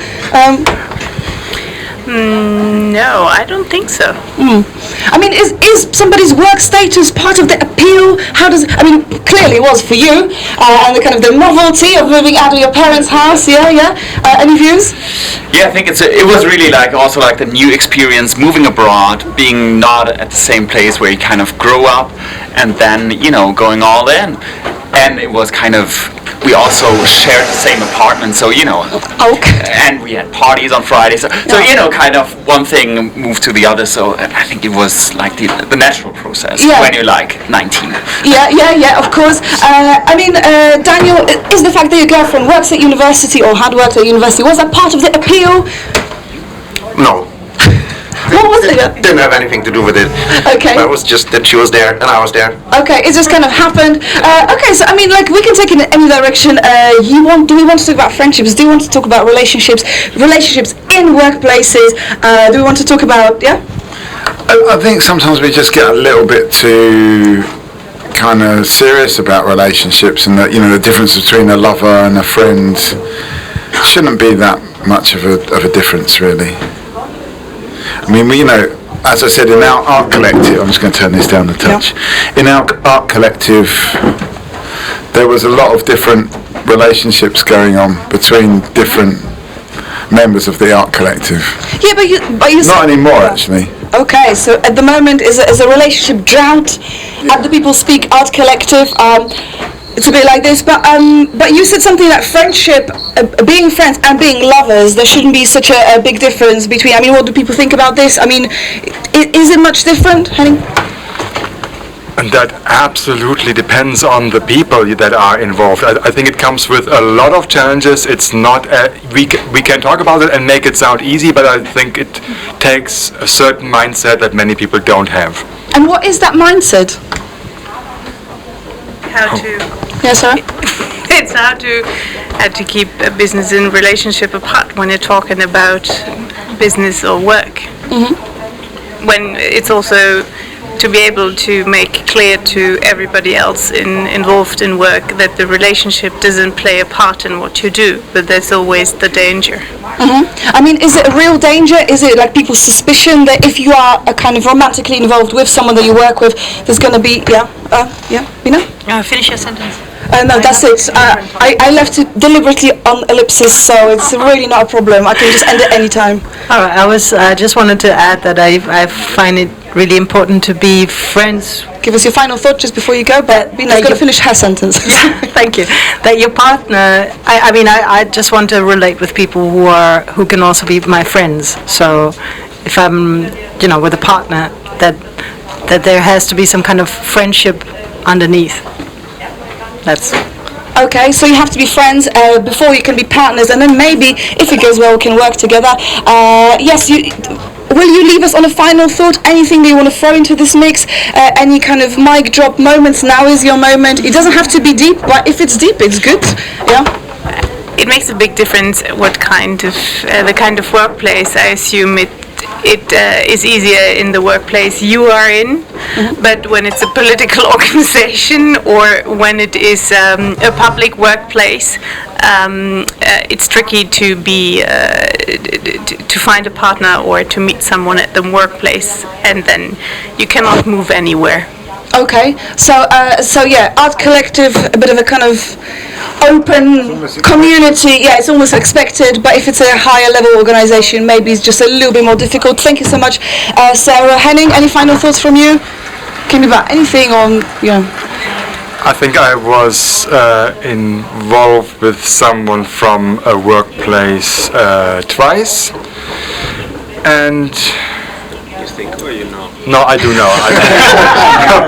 This is a difficult thing not to know about. While it didn't last in either case, it was still a positive experience. So I think it can, and I think it can work. Okay, so you recommend? Not universally. Okay. But it depends on the job and depends on the people. Yeah. Okay. Well, thank you so much. Thank you for sticking around. Right now, for people passing by, we talk about relationships at work. Have you ever gone out with someone you are working with? No. Why? Why? Why not? What's the problem? You've got similar values and you do the same thing, probably. No? What's your name? Give us your name. This is a talk show, by the way. In a monogamous relationship since before I started. Well, tell us about it, because we are talking about big relationships and art collectives. Yeah, maybe, I don't know, maybe you can be monogamous. Yes. I just have like a thought, because she was just talking about like different perception of work. For example, you working in an art collective. I work for the Federal Ministry for Labor and Social Affairs. So a really conservative work environment, work surrounding, where you have a really clear separation between privacy, or like your private life, and your job. And if you compare that workplace to the workplace I was just talking before, when I was 19, where we lived together, where we were partying together, and then, we started working at 9:30 in the morning, and then we kind of, started getting things going on. And it was also more like focusing on the collective itself. And therefore we didn't have like that clear separation between job and your life. So it was more like a work-life integration.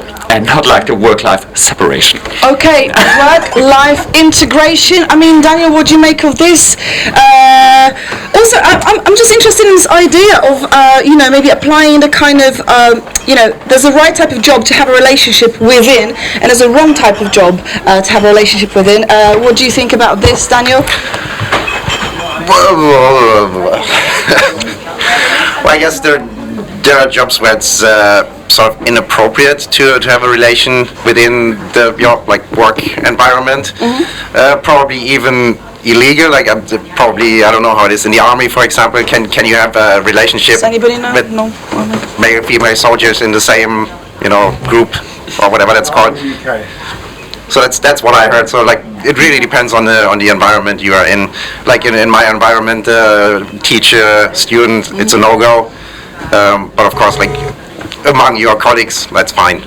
Okay, yeah. We live in a world which is making love illegal because of work. Say that again. We're making the world. No, we're making love illegal because of work. That's our world. Oh, I see. Okay. Because love shouldn't be illegal anywhere, right? So even if she's younger or him or whatever, or hierarchies. Well, that's a problem, right? So I'm a journalist working for a broadcast station. Do I maybe like the reports of that girl more than of that man I don't have anything with? Do I buy more reports from her because I like her? So that's a problem. But love is not a problem, right? So, okay, love is not a problem. And are we applying too much of a kind of militant, hierarchical approach to relationships? Are we limiting love? Does the work you do limit your love? No, it doesn't. Oh, well, fantastic. Okay, Mikey. I mean, what about the question of power? Because quite often, it's like, is the power attractive? To look at someone like Boris Johnson. Who's that? Boris Johnson, the former UK Prime Minister.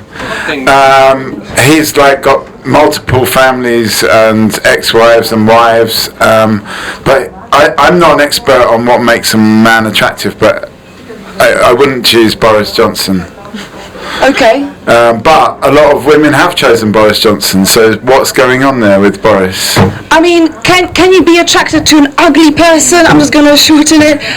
If they are powerful, but also what about this kind of, if you get good vibes with the people that you work with, I mean, what does that say about your professionalism, I would say? Are you favouring people that you fancy in your workplace? Maybe that's why the relationships don't work within your workplace. I mean, Felix, what do you think about this? I mean, have you ever been attracted because of power?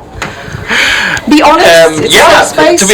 To be honest, yeah. Why not? I think if you look at the hierarchy, if you have somebody who stepping up, who's really good in presenting themselves, representing also an organization, a big organization, I think it's attractive, definitely. And then also at certain workplace you have certain work uniforms in terms of styles, and therefore I think you spend most of your time of your life, at work. So therefore it's an environment that you kind of are attracted to, and therefore I think also the people you're working with, or maybe you kind of look upon to, are attractive for you. Yeah. Uniforms.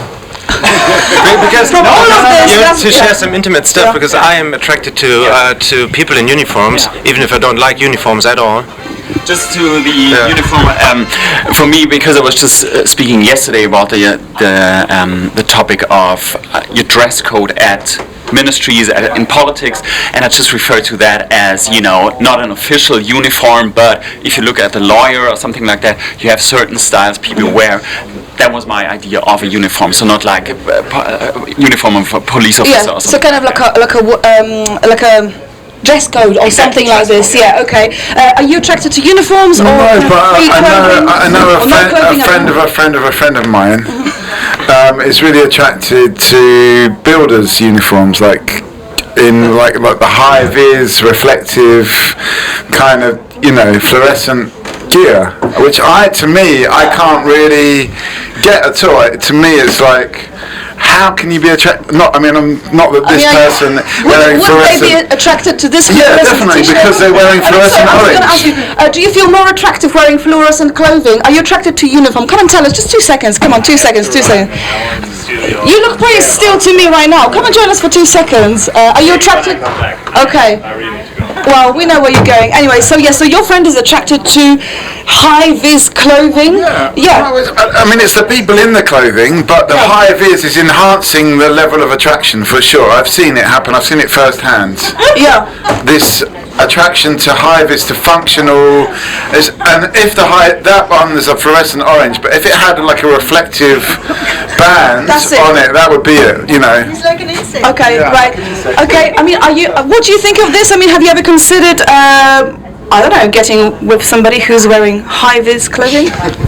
I mean, why not? But not because of his clothes, though. Okay, what is it about for you? Is it about the work? I mean, we've been talking about, the work you do and how you present yourself at work. Maybe part of the appeal. Maybe it's just precisely the clothing. The hierarchy. It's definitely, for me, it's definitely not power or hierarchy. I think I'm attracted to idealist people. So ethics and ideals is what kind of gets me. Okay, I'm going to hit these people with a question there. Are you attracted to people in high-vis clothing? Are you attracted to people in clothes? In what's high-vis clothing? Yeah, well, just like kind of Mikey, what's in high-vis clothing? Like a worker's clothing, like a fluorescent yellow jacket with a reflective silver band. No. Oh, grab a seat, by the way. Grab a seat, by the way. We've got Felix, we've got Daniel, we've got, what's your name? Jens. Jens. Jochen. Mikey, Bina, and I'm Margot. Yes, Mikey. It's not you, Jens, I have to say, but I'm attracted to certain people if they wear like a football kit, definitely. Okay. A football kit. Especially if it's my own football kit as well, which is West Ham United. Okay, for example, Katy Perry, the singer, wore the West Ham United. I thought it was very attractive. Okay, so it's not based on anything else, it's just your sheer clothing. I mean, right now we're talking about attraction in the workplace. I mean, some relationships are not safe for workplace because actually they can distort how you operate.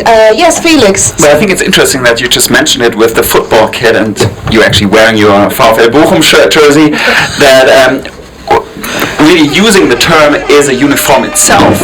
You said it's a sports uniform, so actually there you can also see, okay, am I attracted to the clothes people are wearing or like the image people are representing? Because nowadays, or like a couple of years ago, there was like a huge trend in like sportswear that came from a queer culture, but then also from a POC culture. So therefore it was like a huge debate about like, is high fashion allowed to appropriate, just drop that name, to drop that term, to appropriate styles and clothing that is actually linked to minority groups. And I was just to mention because it really kind of made sense to me, like using the term of uniform, like they're like thousands of people like standing in a stands in the stadium wearing the same thing. So are you attracted by the individual or like by the collective itself? So that was just like a thought. Okay, so there's like hundreds of thoughts here. Meanwhile, we do have the guy who is just standing there and he's a new person. And just give us your name quickly. Dimitri. Dimitri, this is everyone else. Just quickly, I mean, do you feel more attractive wearing this Republica official uniform gear? No. No, do you? Okay, so people are not hitting on you more because you're wearing it. No, they only ask where the restroom is. Can this be attracted? Can giving out information be attractive? We're going to ask an expert here. You're attracted to uniforms. What about the instruction? Are you attracted to clear instruction? Maybe. Okay. Yeah, something to think about. Yeah, Dimitri. You're German. You like instructions. Okay. It is. I need a certain amount of instructions. Yeah. I like to listen, definitely. So yeah, but I won't do anything. Okay. Yeah. So you can. Okay. So good list. Good. Yeah. And depends on the question and the situation. Maybe I do more than I wanted to. Yeah. Okay. So it's like maybe it's just a form in which you're conveying orders. I don't know, instructions. Bina, you had something to say. Is it is it linking to any of this or completely different? It's about uniforms again. Yeah, please. I mean, this is safe space for it. No, I think it's interesting because when everybody wears the same stuff, kind of the individualism of the person comes out more sometimes, right? Because I don't know, their body shape and their face stand out more when they're all looking like the clothes are the same. Okay, so uniforms actually enhance people's individuality, but also you threw in this thing of appropriating fashion and maybe taking fashion statements like, do you feel like you're appropriating anything by wearing this sports clothing right now? I'm just wearing it today because it's a hot day. Okay. I'm cycling by bike and I think it's better than a normal shirt. Okay, I mean, is cycling attractive to the person over there? Is a cyclist attractive to you? Yeah, why not? Yeah, are you attracted to uniforms? Actually, come and join us. This is a pop-up talk show. You are welcome. This is your seat. It's been pre-booked for you. That's okay. You can go and just stay here for a second. Just to answer the question about cultural appropriation, for me, I think it's fine. Fashion is always appropriating stuff. I think it's fine. I don't really think that ideas belong to certain people. So, people get really upset about this appropriation, but I think it's okay to appropriate different styles, different cultures. Isn't that creating new culture? Isn't that what culture is all about, appropriation? Okay, so culture is about appropriation. This is what we're talking about right now. And we've got Bina, we've got Dimitri, we've got Felix, Daniel, Jens, we've got you, Janine, and we've got Jochen, and I'm Margaret, and this is Talkaoke. This is a pop-up talk show, and right now we are talking, just because people decided to, talking about things that attract us, and people started off by talking about attraction in the workplace. Is it okay? Is it not okay? Then we talked about attraction to uniforms, and then Bina kind of threw in this new thing. People's individuality comes out more when everybody's wearing the same. You mentioned about appropriating fashion, but actually maybe that's fine. You're wearing for very practical reasons. You're wearing a sports shirt because you're cycling, and you said you're attracted to cyclists as well. So we're talking about attraction of clothing and people. I mean, are you appropriating any fashion right now? And have you ever had a relationship with somebody that you worked with? Or anything. It's too many questions. Yeah, I had a relationship with someone working, but in journalism it's not a good idea. In journalism? No, it's not a good idea. Why is it not okay? It's okay at universities. There's too much concurrence. No, that's not a good idea. Okay, so you get competitive with each other, yes, Michael? So they're going to blog about it later on as well. They're going to write some feature article about, why it's not a good idea to get together with another journalist. I mean, have you? Yeah. No, I've never written an article, so but I've read articles about why it's not good to get together with another journalist. Okay. Never. Okay. Never, I mean, anybody's been in a relationship with a journalist? I mean, do you recommend? Yeah. Okay, blogger. Okay, we'll take that. Blogger, but he didn't blog about us, so okay. I was happy. I mean, this is the thing. I mean, do you have to have some clear rules in your relationship, like kind of professional rules? Do you have to kind of create, some kind of, I don't know, rules within the relationship? Are you emulating work in your relationship? For example, it was a really big problem. We were just talking about politics, just about work, and we never talked about something else. Okay. What is there else to talk about? Somebody was missing sometimes, You're just in your bubble and you stay in your bubble. Okay. All the time, and that's why I would prefer the next one to be not a journalist. Okay. So if you're a journalist, please leave now. No, I'm joking. No. You're welcome to stay. But the point about it is that you say you were in a bubble.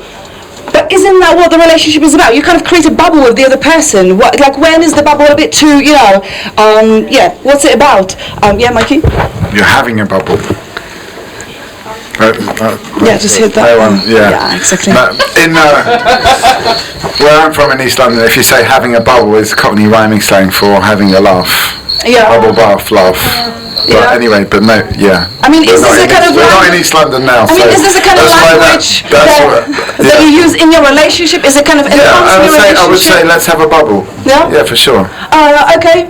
I mean, we've got a person filming over there. I mean, have you ever been in a relationship with a journalist? Sorry. Have you ever dated a journalist? Should I ask me for the photo? I'm sorry. Oh yeah, no, send us a photo. Other people speak on everything. So, oh, Dimitri, give us a final thought. Yes. The journalist. Yeah. No, my cousin, he's a writer, and he was writing a book about the family, and that was very embarrassing. So I don't get into a relationship with journalists because they're looking for the story, and I'm not. Okay. Looking for the story. Just a statement. Okay. So what do you look for in a relationship? By the way, come and join us very quickly, just for a few seconds, and then you can go upstairs. Yeah, exactly. One in, one out. Meanwhile, we've got a final thought from Dimitri.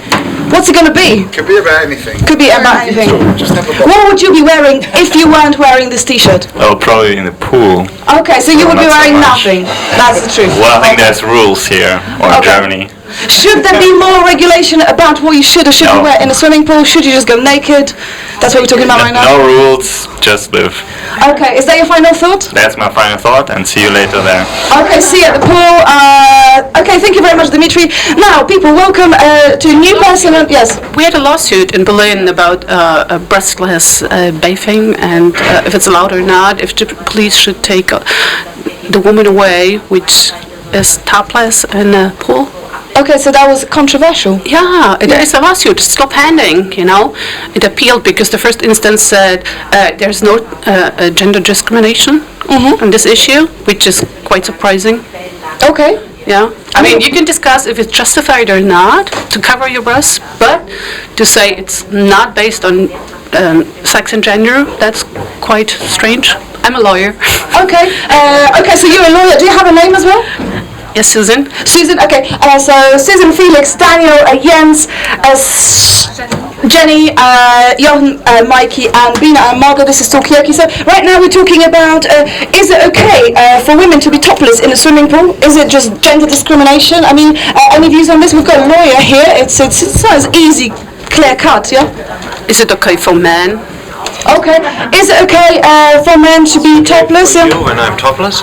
I mean, I never asked. Right, I just do it. So. I would say okay. Yes. Some men are on the edge. Yeah, he's a journalist. So I don't know if that changes things. But this is a really good point. Rules should be for everybody the same. Okay, Daniel. Rules should be the same for people, regardless of gender. Yes. What were you gonna say? It should be like totally naked. Should be fine as well. Okay, totally Should naked. be up to you to decide. Yeah, I mean, would you? No, I mean, well, yeah. We were at the pool right now, and not the office. So we are talking about pools. I mean, is it okay to be naked in the office? That's another thing we're talking about. Yeah, Mikey? If you work in the art collective, yeah. But I think there's a difference between what is legal and what is considerate as well, you know. I mean, you can't put a law on everything, on all human behaviour. Some of it just has to be being polite, being considerate, being sensitive to what other people are. And you can't just legislate everything because, as the lawyer knows, law is a blunt instrument. Okay, is law a blunt instrument? Can you legislate everything? Yeah, we're doing this. We regulate everything, and the law comes from somewhere, from history. It's always been there, so it's always changing, and it's the question if it's a situation to change it or not. Okay, I mean, we were talking about rules for a relationship before. I mean, are there any laws in place? I mean, should we be regulating relationships more? Should we be regulating the kind of equality of gender? Should we be regulating, the clothes and everything? Yeah. Are you okay? So Felix is going. So I will prioritize him to give our final thought, and you can throw in anything. Just anything could be old, new. Yeah, I just had that thought what Jenny mentioned with love and work, and like the whole discussion I just joined with have you ever dated someone from work? And I think there is like a really good connection between these terms, because somehow love also means work, but work can also mean love. That's my final thought. Okay, so love means work and work means love. Thank you very much, Felix. We other people speak. This is Talkaoke. So work is love? Or love is work? Love is definitely work. The other way around, I'm not so sure. Okay, but why? Why what? Why love is work? Yeah. Because you have to put a lot of work in it to last. Yeah? What kind of work? What kind of work? Commitment, I suppose. Yeah. So commitment is work. Jenny, you're not to convince. Is commitment work? Is it? Thank you very much, Daniel. Yeah. Anything else? I'm off to the pool, and I won't be naked. Okay. Well, it doesn't bother us. We're not collective. As Mikey said, it's okay to be naked in our presence. It's all right. Okay. So enjoy your swim. But like, is commitment hard work? Like, was it? Is commitment hard work? Perhaps. Yeah. I'm going to ask these people. Is commitment hard work? Is it hard to be committed to someone? No. No? Tell us about it. Are you committed to anything or anyone, an idea, a person right now? Yes. Yeah. So Ideas, values, persons. Yeah. Grab a seat, by the way. This is a Talkaoke. You can both join, actually. She cannot understand. Okay. We can go auf Deutsch. Übersetzen. Robina können nicht. Anyone else? Okay. Well, fine. Well, thank you. Thank you so much for stopping by. Okay. You said perhaps commitment is hard work. Perhaps. ... It depends on what you are committed to. I don't think I cannot explain it good in English. Okay, right now we're talking about commitment. Are you committed to going upstairs, or do you want to stay here? No, she's very committed. You kind of had some kind of like thoughts running through your face earlier when we talked about commitment. Is there any particular type of commitment that you mean that makes you kind of, No. Is it relationship specific, or she mentioned about values and things like that? Yeah, well, I think commitment is a good thing in this capitalism world, because you're throwing away things. Maybe you should work on things. So, for me, commitment is something very special and something I should follow. So, and for me, it's not. I'm living in Berlin. Here, commitment is not very common. Okay. So, yeah, it's not easy to find, but when you find it, it's not hard work. Okay. So commitment is easy, except in Berlin, it's a little bit harder here. I was just the point about being committed to values. I've been a vegetarian since 1989. Sometimes it has taken commitment, because I used to like the taste of meat. And recently, I've not gone off the taste, but the texture, that kind of, Yeah, I understand. kind of this sort of thing. When you're eating meat, I just can't do it anymore. But for a long time, it did require commitment to be a vegetarian. Okay, so right now we're talking about commitment to eating meat or to not eating meat. We're talking about commitment in relationships. Apparently, it's quite hard to be committed in Berlin. Is that your experience? Absolutely. Oh, great. Well, tell us about it. Right now we've got Jens, we've got Jenny, we've got Jochen, we've got Mikey, Bina and Margot. This is a pop-up talk show, Talkaoke. So, tell us about your commitment in Berlin. Why is it hard? I moved out of Berlin because there was so few commitments here. So I said, okay, nobody wants to stick to an appointment or something. Maybe there is something better happening tomorrow. There is a better party in the next hour. So I moved out home again to Cologne. We are actually a nice city in Cologne. There is commitment in Cologne. You are happily invited to come over. We love people. Okay. Yeah. All right. So this is like a new thing. So in Berlin, people don't stick to the plans, and there's always this kind of thing. There's something better and bigger happening. There's maybe a better relationship or better party to go to. Thank you, and big up Cologne or Köln, as I believe it's. Yeah. So, all right. FOMO. What's There's that? a lot of FOMO in Berlin. Fear of missing out. Okay. FOMO. I don't want these women to get FOMO. Are you on the way somewhere? Are you commitment phobic? Is that why you're walking? Come and join us talking about commitment, talking about FOMO. Do you have FOMO? Are your friends having FOMO because you're here and they're not? No, but I have to go to the toilet. Okay, well, you should do that. Yes, Bina. I have to say I really love the FOMO mode. Sometimes I put myself, I switch the FOMO mode on, and then I jump from one thing to from one event to the next, and I like to go to concert, and then I meet a friend, we have dinner, then we go for a concert, then we go to another concert, and then we go to a party. I really like that sometimes, but then I am committed to that particular friend. And I'm committed to the idea that, okay, tonight we're going to do this, and we take all of it, all at once. Okay, so actually it's okay to be committed to one person, but then just kind of like skip and jump to different things. I mean, is it easier to have friends in Köln? Are people like just better at friendships? This is actually how we started this conversation. We're talking about friendships. What's the difference between friendships and networking? Yeah, tell us about Köln. Has anybody been to Köln? You have been to Köln? Yeah, Cologne? Yeah, tell us. Yeah, to Carnival, I guess. Yeah, we are better at friendships in Köln, I guess. We just hug strangers, and I had this. Okay. Here in Berlin, I had this nice experience when I went to the bakery in the morning, and I moved newly to Berlin, and I asked her for 2 Brötchen, and she looked at me like I was insulting her, and said nothing, just nothing. I said, 2 Brötchen bitte. And she was like, it's Schrippen in Berlin. And I was like, okay, yeah, sorry. And she was really, really hard with me. And I don't get it. I mean, why not giving a smile or something like we do in Cologne? Okay. Okay, I mean, so, yeah. You say, I want 2 Schrippen in Cologne. Yeah. Would you get punched? No, I wouldn't get punched. They would understand. They would just give you Schrippen. Maybe they would make a joke like, you're not from here, right? Are you new in Cologne? Welcome home. This is your new city now. Yeah. Okay, so people are much more welcoming. In Berlin, there's just a lot going on. People are just, I don't know. Is it fair to expect politeness? About Cologne, I don't know if it's nice actually, but someone said it to me once, and he said, I don't know. Are the people in Cologne more beautiful, or is the city just more ugly? Okay. Any views on this? Yeah, the city is ugly. I have to give you this. The city is ugly, and the thing that we do to compensate is to be nice to people, and that's it. Okay. So is Berlin so beautiful that it doesn't need to compensate to anyone? I mean, have you ever expected a smile with your Brötchen? Yeah, the people are beautiful in Cologne. Yeah. And in Berlin. Okay.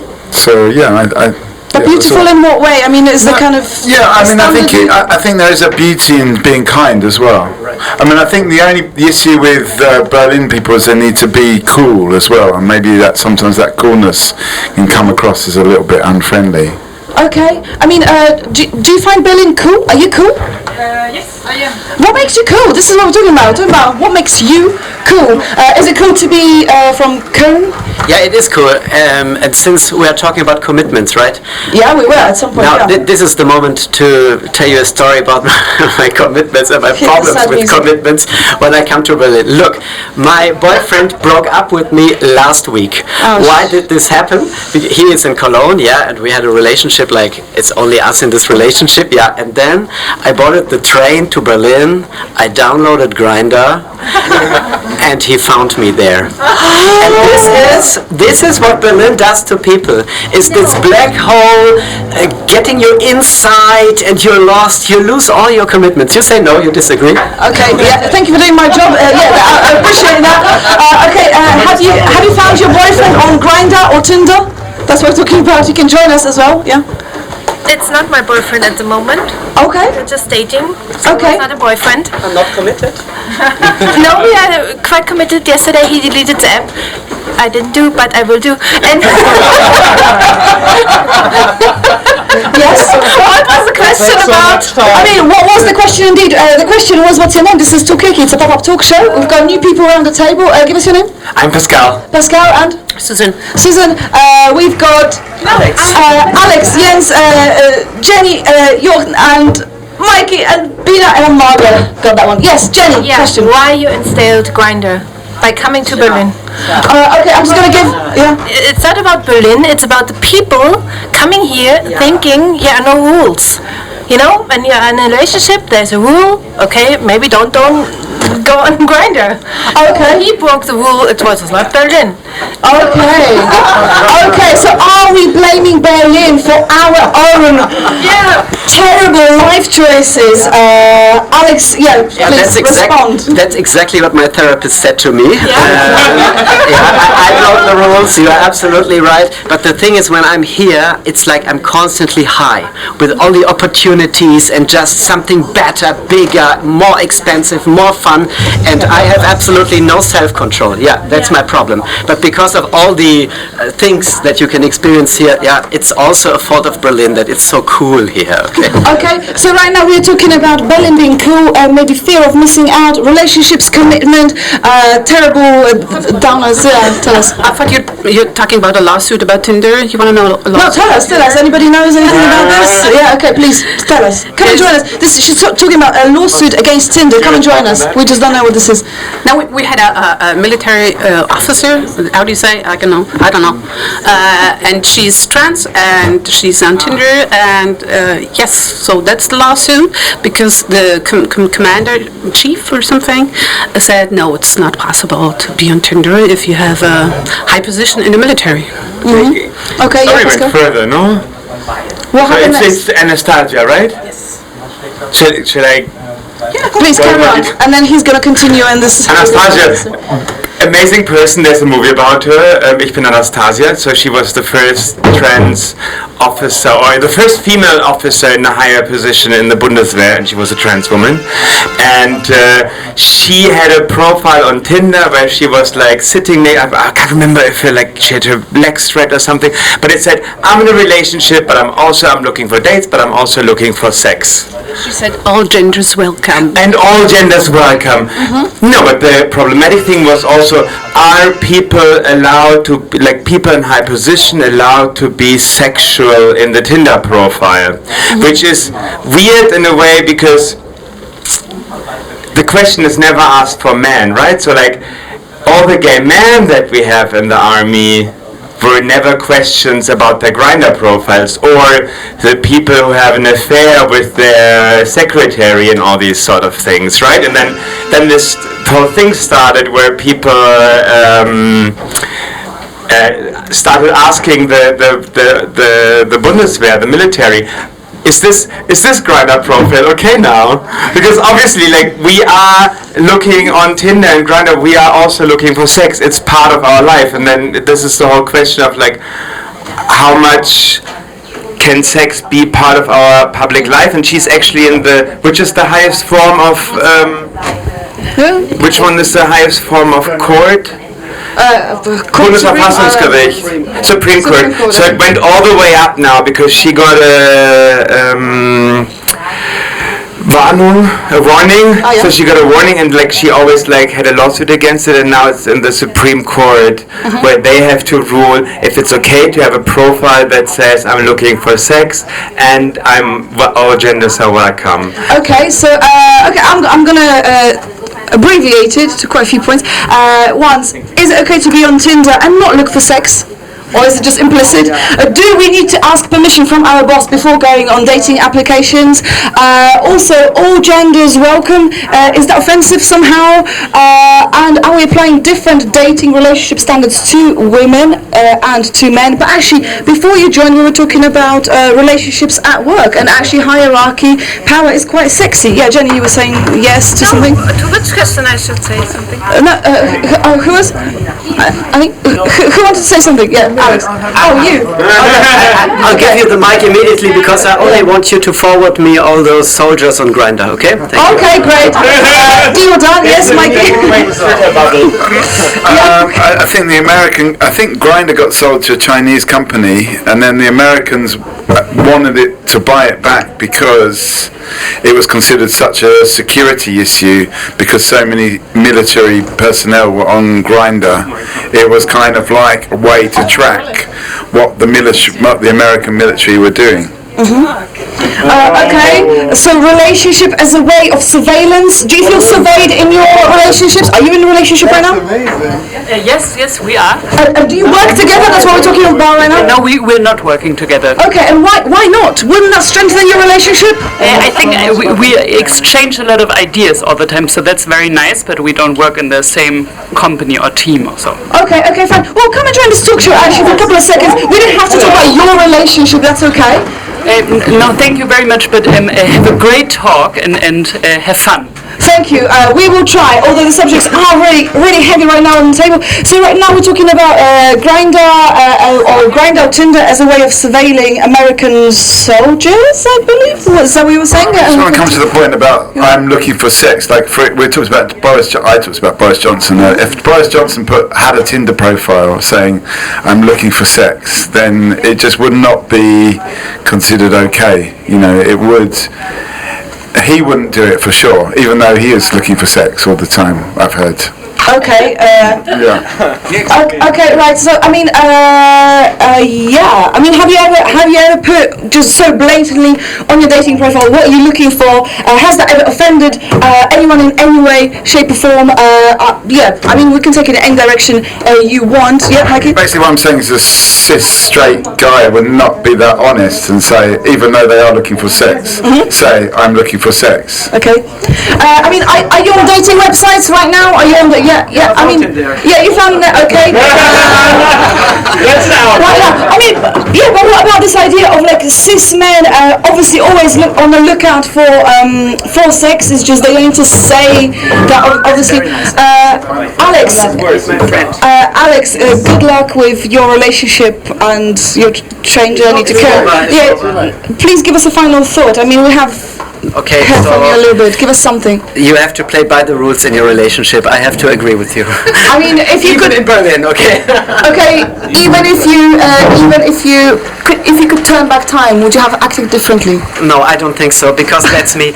I would just told him or break up with him before. Okay. Alex is available for offers and dating. Yes, we've got some people here with the map. I mean, like, what's the chat here? What's going on? That's what we want to know right now. Yeah, Pascal, do you want to have a little swooparoo? Shall we? Yeah? We can try. Okay, well, people keep the table warm. Always, when we do a festival on the last day, we like to try out some new people. Because people by now, yeah, you're our wild card, Pascal. And by now, people know what Talkaoke is. So, but remember, in the middle, you have no opinion. You have no thoughts, no facts. Yeah, but that might be easy for you. It's about how to move the conversation. Exactly. You're just some ADHD person just trying to keep the conversation going. That is me. Exactly. So you should do okay. I feel like the monkey in my brain now. Over to you. Maybe just ground yourself to begin with, but ask everybody's name. And we could go also auf Deutsch if you want, because I believe most people around here are Deutsch. Okay. Sprecheness, yeah.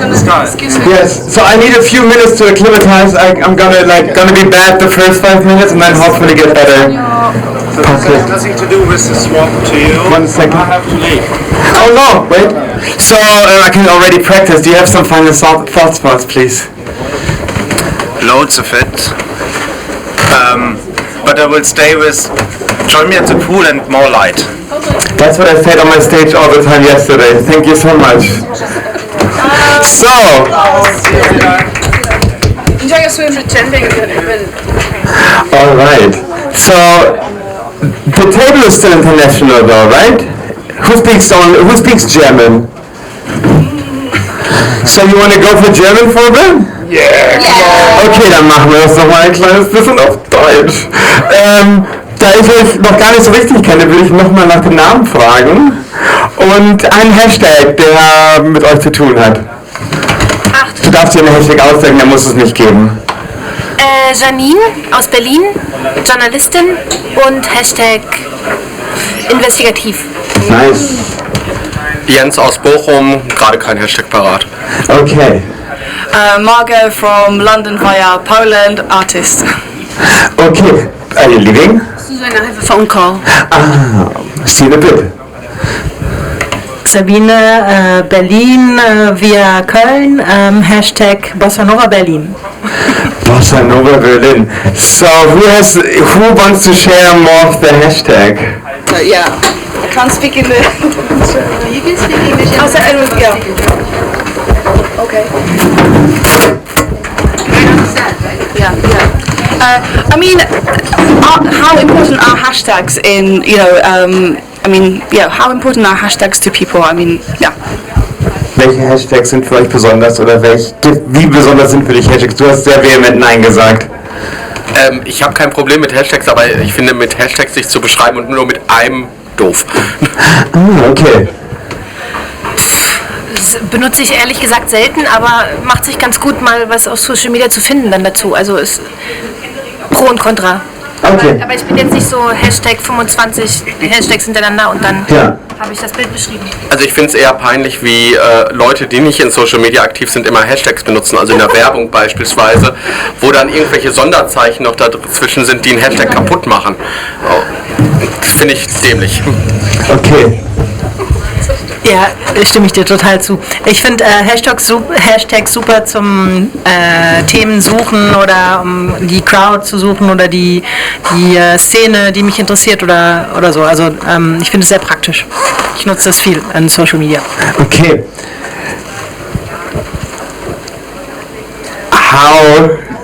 Entschuldigung. Hashtags are over. That's my hashtag. Hashtags are over. Wie komme ich jetzt hier wieder raus? Hashtag Man in the Middle. Aber ich habe, also die Frage kam an euch, weil ich war Lehrer und da die Schüler wollen nicht so viel sagen, da war das am einfachsten für die eben zu sagen, okay, ich nutze einen Hashtag. Also dann irgendwann nicht mehr, aber am Anfang, ja. Aber wie... Oh! Wie... Du bist ja Moderator auf einer Stage gewesen, ich habe dich mehrfach gesehen. Dankeschön. Ja, konnte ich nicht vermeiden. Welchen Gast fandest du am besten und welchen am schlechtesten auf deiner Stage? Jetzt mache ich ja genau das, was ein Moderator nicht tun sollte, über mich reden. Aber ich habe... ich habe die gar nicht gesehen, weil ich immer mit den Leuten, die als nächstes dran waren, um das kurz abzuschließen. Deswegen kann ich das nicht sagen. Okay, welche Leute, die als nächstes dran waren, waren Backstage am besten? Ich hatte am meisten Spaß mit Volker Wissing. Was ich nicht so gut. Aber Claudia Roth war auch toll. Dann würde ich mal... Kannst du gerade an einer anderen Stelle. Wir gehen zum nächsten Thema, aber ich bin so ein bisschen verloren, weil das Thema nicht so richtig rockt, was ich mir gedacht habe. Die Frage, die gerade an dich gestellt wurde, kannst du einfach... Welches war... Dankeschön. Welches Thema war denn für euch am spannendsten? Oder welche Person, machen wir mal so, welche Person war am spannendsten und war das auch der spannendste Talk? Ich habe leider keinen einzigen Talk gesehen, deshalb kann ich das nicht beantworten, aber die anderen bestimmt. Wir kommen gleich noch dazu, warum du keinen gesehen hast, was du stattdessen gemacht hast. Aber jetzt würde ich gerne von euch die Frage beantwortet haben. Jetzt muss ich gucken, wie der Typ heißt. Worum ging's denn? Yeah, it was about war of disinformation. And this guy. Yeah, it was about disinformation in social media and how they have a lot of trolls armies trying to influence you and how much money they get for just one click or for one like or sharing something, and that was really interesting. And I'm so sorry that I forgot the name. I have him on Instagram. I forgot the name of this guy, and it was really interesting. Yeah. Nice. I'm trying in English. The funniest thing is this here. I came some hours ago. I just wanted to get my deposit for the empty bottle, and then I was snatched here, and I liked it. I'm back. Ach so, bist du in einer Stunde hier? Nein. Not an hour, but I was 2 hours ago. I was here, and I found it very funny, and therefore I'm back again. That's how I landed here. So, I think I have similar approaches here, but I want to hear yours. So how do you approach Republican? Why do you not join talks? Ich bin erst heute hier angekommen, weil ich bin so associated of this group und deshalb bin ich jetzt heute erst gekommen. Ich war die letzten Tage mit anderen Sachen beschäftigt, leider. Okay, dann... Ich bin jetzt hier auch kleben geblieben, ne? Eigentlich wollte ich mir die Talks anhören, aber jetzt sitze ich hier wieder. Also so. Das ist schön, ich finde vor allem, man lernt hier super viel. Hallo! Schön euch zu sehen, wollt ihr... Schade. Einen wunderschönen guten Tag an alle Menschen, die da runterkommen. Wie geht es euch? Was habt ihr euch gerade angeguckt? Es ging um News-Avoidance. Willst du näher kommen? Das ist leider... Ach, schade. Schade, schade. Aber ihr seht so aus, als würdet ihr noch joinen wollen. Das Boot, was hast du gesehen? Genau da. Komm her. Ich habe genau das gesehen, diesen Tisch, den finde ich sehr cool. Ich habe oben das Deck mal gesehen, weil ich noch auf keiner Session da oben war. Und jetzt suche ich mir, glaube ich, was zu essen. Warst du schon mal vorher hier auf dem Boot? Also warst du mal auf einer Party hier? Nee. Ah. Ich komme nicht aus Berlin, vielleicht liegt es daran. Okay. Du, ja? Ah, yes. Ja. Wie heißt du? Nils. Nils, was bringt dich hierher? Ich bin tatsächlich wegen der TinCon hier. Okay. Also ich arbeite für die Achim-Herz-Stiftung und die ist ja auch Förderer und dann ist es natürlich super cool mal zu sehen, wie das wirklich in real aussieht. Und das ist da sehr spannend alles mitzubekommen. Also TinCon, wenn ihr noch nicht da wart, schaut auf jeden Fall mal rüber. Da sind sehr coole Sessions dabei und vielleicht noch etwas anderes Publikum. Aber man darf dann nur hin mit unter 25, oder? Bis dahin ist es kostenlos, ja. Aber tatsächlich, das Publikum ist jetzt auch gerade relativ durchmischt. Ah, okay. I just want to ask, why so many of us are wearing blue? Is this some kind of, what does that say about us? It just really struck me that everybody's wearing blue here, apart from Mikey. I saw that yesterday too. Warum tragt ihr heute blau? I think it's just a mood. Sometimes there's a general mood, like a zeitgeist, I suppose, on a daily basis. And today's obviously a blue day, isn't it? So today's a blue day. It's a blue Wednesday. Ja, ich habe im Wetterbericht gesehen, dass es richtig heiß wird und dann ist so ein hellblau irgendwie kühlend. Fühlt sich zumindest so an. Da ich heute ein Trikot trage, was blau-weiß ist, habe ich mir gedacht, trage ich jetzt nicht eine andere Farbe drüber, das wäre ein bisschen dämlich. Ich kann das vollkommen unterstützen, das ist das Dünnste, was ich eingepackt habe. Und in dem Sinne ist es sehr warm, dachte ich mir, ziehe ich das an. Auf jeden Fall nichts Dunkles, dann wird es noch wärmer. Sind blau die neuen Sommerfarben? Oh, you've got your own microphone. Oh. I'm learning. Bevor du gehst, ja. Möchtest du uns noch ein paar letzte Worte sagen? Viel Spaß noch. Vielen Dank. Sehr schöne Runde. Sind blau die neuen Sommerfarben? Ist es ein unterschwelliger... Ich sehe deine Hand immer. Willst du mir da was sagen oder mach ich das falsch? Achso, nein, du machst das immer nur so. Vielleicht. Hello. Ihr wollt nach oben oder ihr wollt noch kurz zu uns kommen? Wir wollen gucken. Dann sehen wir euch gleich, wenn ihr runterkommt. Hi, Keine Frage. 2 Minuten ist dann unsere neue Talkshow-host. Yeah, give him a break. Give this man a break, please. We need some people to help him out. What are we talking about? Blue is the new black or something like that. Sum it up like that, you know. It's like, yeah. Oh, that's what you're saying. Yeah. Thank you. I'm confused. Just pass the microphone around. We'll help you out. Thank you. Yeah. Hello. I don't know. I don't really wear blue that often. So yeah, I've got nothing to say. Sorry. No, but I was just wondering, how do people present themselves in a professional environment? How do we present ourselves? I mean, there's a lot of people wearing black. Actually, on this table, we're talking. Why are you wearing black? Why are you wearing black today? I like black. Oh, what? Come and join us, because we just noticed there's hundreds of us wearing blue today. But yeah, why are you wearing black? I like this nut color, black. Okay. Yes. Can we stop again?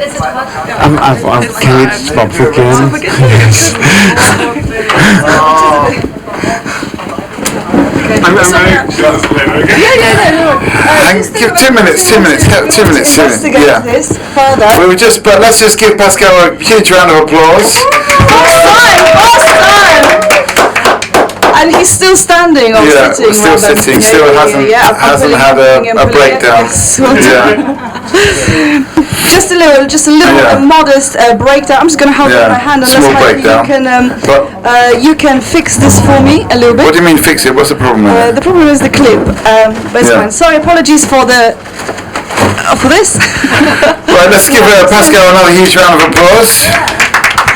Alright, so right now what we've got going here, I'm just going to use loads of energy because this is a new session, and so far we're just going to get some names. We've got Pascal. We've got Julia. We've got Jens. Janine. Mikey. And I'm Margot, and this is Talkaoke. And this person over there, why are you wearing purple? Biene. Huh? Okay. That's okay. I'm just gonna untangle this another trick of the trade, and I'm gonna go straight to you, Bina. Yes. No, I just wanted to say my name. Okay, Bina. You forgot me, Bina. Oh, Bina, you are not forgotten, lest we forget. So, okay, so black is a non-color. What does it mean? It's from the art, and I'm a photographer, and I know in the color circle of Goethe, I think, I don't know. Yeah. No, yeah, okay. Black is no color. Okay. So I mean, if you mix all colors together, then you got black. Okay. So, or some similar. Okay, so black is a no color, but actually you're wearing white. What does that say about you? Why did you choose white today? Because it's hot. It's hot, yeah. Come and join us for 2 seconds. It's a pop-up talk show. Yeah, okay. That's okay. Godspeed, später. Also, okay. I mean, is there a uniform for photographers? I mean, is black? I mean, like, are you black? Yeah.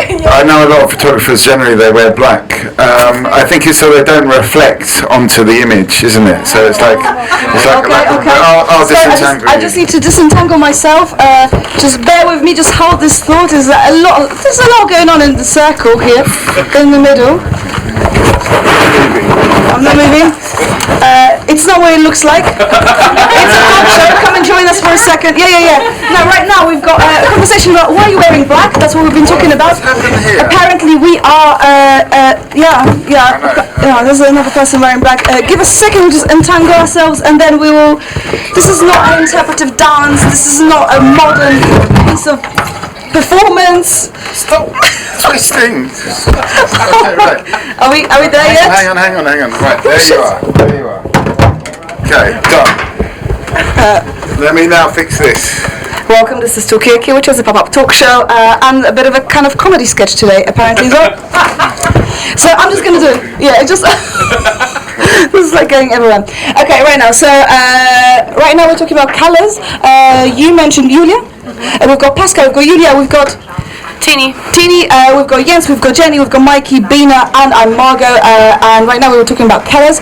And also, why do you choose the colours that you wear? This person over there is wearing. I mean, what colour are you wearing? I can't actually decipher. Apricot. Apricot. Yeah. Okay. Apricot. Why are you wearing this? Are you? Do you want to be like the fruit? Like, why are you wearing this colour today? I don't know. Okay. Linen. Okay. So it's not about the colour, it's actually about the fabric. I mean, can I join us for 2 seconds of your time? It's a pop-up talk show.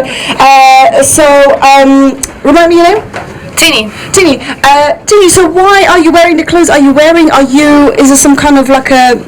Yeah, why are you wearing what you're wearing? I just needed to change. Yesterday I wore red, day before yellow, so yeah, I like to change colors, and this one is comfortable too, so comfort is a thing. Okay, so comfort is one thing. You're wearing a football shirt. Is it because of comfort, or is it because of Because I'm cycling with the bike and I don't want to wear normal shirts then. Okay. What's a normal shirt? This is a question as well, Mikey. Are you wearing a normal shirt right now? I guess so. I mean, this is actually the very bottom of my... Because as I was leaving from London, I realised I hadn't washed any clothes, so I just had to... This isn't even my T-shirt, it's a friend's T-shirt. Okay. So this is the last one. Tomorrow I'm going to have to borrow a T-shirt. Okay. Because I just ran out of clothes as I was leaving.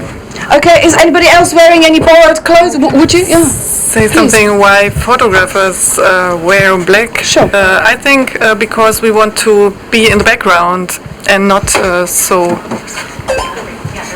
in German. Ich möchte mich nicht so in den Vordergrund, ich will im Hintergrund bleiben, will nicht so auffallen und will lieber die Szene beobachten und fotografieren, festhalten. Maybe Okay. it's Okay. why wearing black. Okay. Are you wearing black so you blend in with the background? That's what we're talking about, right? Why are you wearing black? Just because. Okay, just because. Okay. So maybe it's so. Are the clothes we are wearing or the colors almost reflecting where we see ourselves? Yeah, Jenny. Yeah, I think so. I cannot wear black because I feel depressed of it. Okay. Really, it is like draining my energy out of myself. That's why I don't have any black clothes. Just one black trouser maybe for the winter. But no, I'm not wearing it. I don't know why. I mean, yeah, it's so different how people. Is there a particular color? And I'll come to you, Bina. Is there a particular color that you get a boost of energy from? If the black is draining energy. Yeah, everything of mint green, turquoise, something like this. Anything? This color. Okay. Everything shining makes me feel more shiny. Okay, so shiny clothes. I'm gonna come to you, Jens, and I'm gonna come to you, Bina. I agree with her because I think black reminds me of funerals. I have only one black suit, Anzug, and I only wear it at a funeral, and I don't like funerals. Okay. Does anybody here like funerals, Bina? I want to do my final thought because I'm taking off. I'm coming back, but just for now. yeah. So some years ago, I decided that I don't want to buy any black clothes anymore, and just to make myself think more and think more about what I wear, because black is kind of easy. You can combine it with anything. Okay. And yeah, I just that's my final thought. Try to think out of the box, out of the black box. Okay. And you're going as well. Since you're wearing black, do you find that your mind is available to think about other things instead? Wearing other colors? Yeah. Yeah, I'm fine with other colors also. Yeah. I mean, and how do you feel about funerals? Do you like funerals? No, I don't. No. No. Okay. But I have to photograph on funerals sometimes. But yeah. But it's okay. It's the people want to keep the memory, and Okay. Yeah. Thank you so much for stopping by. And right now we're talking about funerals and wearing black. And this man is wearing white. Does it mean you're going to a wedding? Have you ever been to a wedding? No one else. Yeah. Oh, who knows? Yes. Tell us. Wear white is not allowed on a wedding. Okay. In Germany, Why? it's then because the bride is in white. Yeah, I was in the funeral and the wedding this year, so there are a lot of color structures, things you have to join. Okay. Have you ever been to a wedding? Yes, and I hated it so much. Why? Was it because you were wearing black and so was the bride? White and so was the bride? Come on, I'm not that person. I have to go. I'm not into marrying. Okay, well, tell us about it. This is a pop-up talk show. We've got Jenny, we've got Jens, we've got what's your name? I'm Isabel. We've got Tini, we've got Pascal, we've got Mikey, and I'm Margot. And this is a pop-up talk show. You can join as well. So you are not into marriages. Apparently, we are learning that wearing white to a wedding is a no-no in German. But actually, who cares about weddings anyway? We have been talking about relationships before, and are you on Tinder? That's also what we've been talking about. And right now, Mikey? I have to agree, I don't really enjoy weddings. I prefer funerals, actually. Because a funeral, it's not a nice thing for someone to die, but I think it's a good celebration of someone's life. And whenever normally when I go to a funeral, actually, it's some artist and they say, don't wear black, wear something cheerful and bright. These days it's quite common, I think. Okay. So I think it's good to go to funerals. My dad never goes to funerals, but I like to go to funerals. Okay, so right now I'm just going to welcome the new person to the table. We've got Mikey, we've got Alisa. And we've got Jenny, Jens, Tini, Isabel, and Pascal, and I'm Margot, and this is Talkaoke. You can join as well. Yes, that's you. Have you ever been to a funeral? And was it good? That's what we're talking about. Mikey really likes funerals, but doesn't like weddings. Isabel is maybe the opposite. What were you going to say? No, I think you're totally right. Go to funerals and don't go to weddings, because in a wedding it's just like giving over the ownership of a woman to another person, and it's always that. It's the same thing in same-sex marriages. It's always about ownership. So don't go to weddings, go to funerals, because they are like the ultimate liberation. and you're out of it. And the wedding is quite the opposite. Sometimes it's just for tax. Sometimes it's just for tax reasons. Yeah, awesome. Welcome to Germany. Yes. But this is so wrong. Yeah, go on. Resident permits. Yeah, okay, that's a point. Okay. But that makes sense. That makes sense. If you do it for residents, okay. Because then it's for love. But a marriage usually isn't for love. It's for the parents, it's for other people, it's for tax.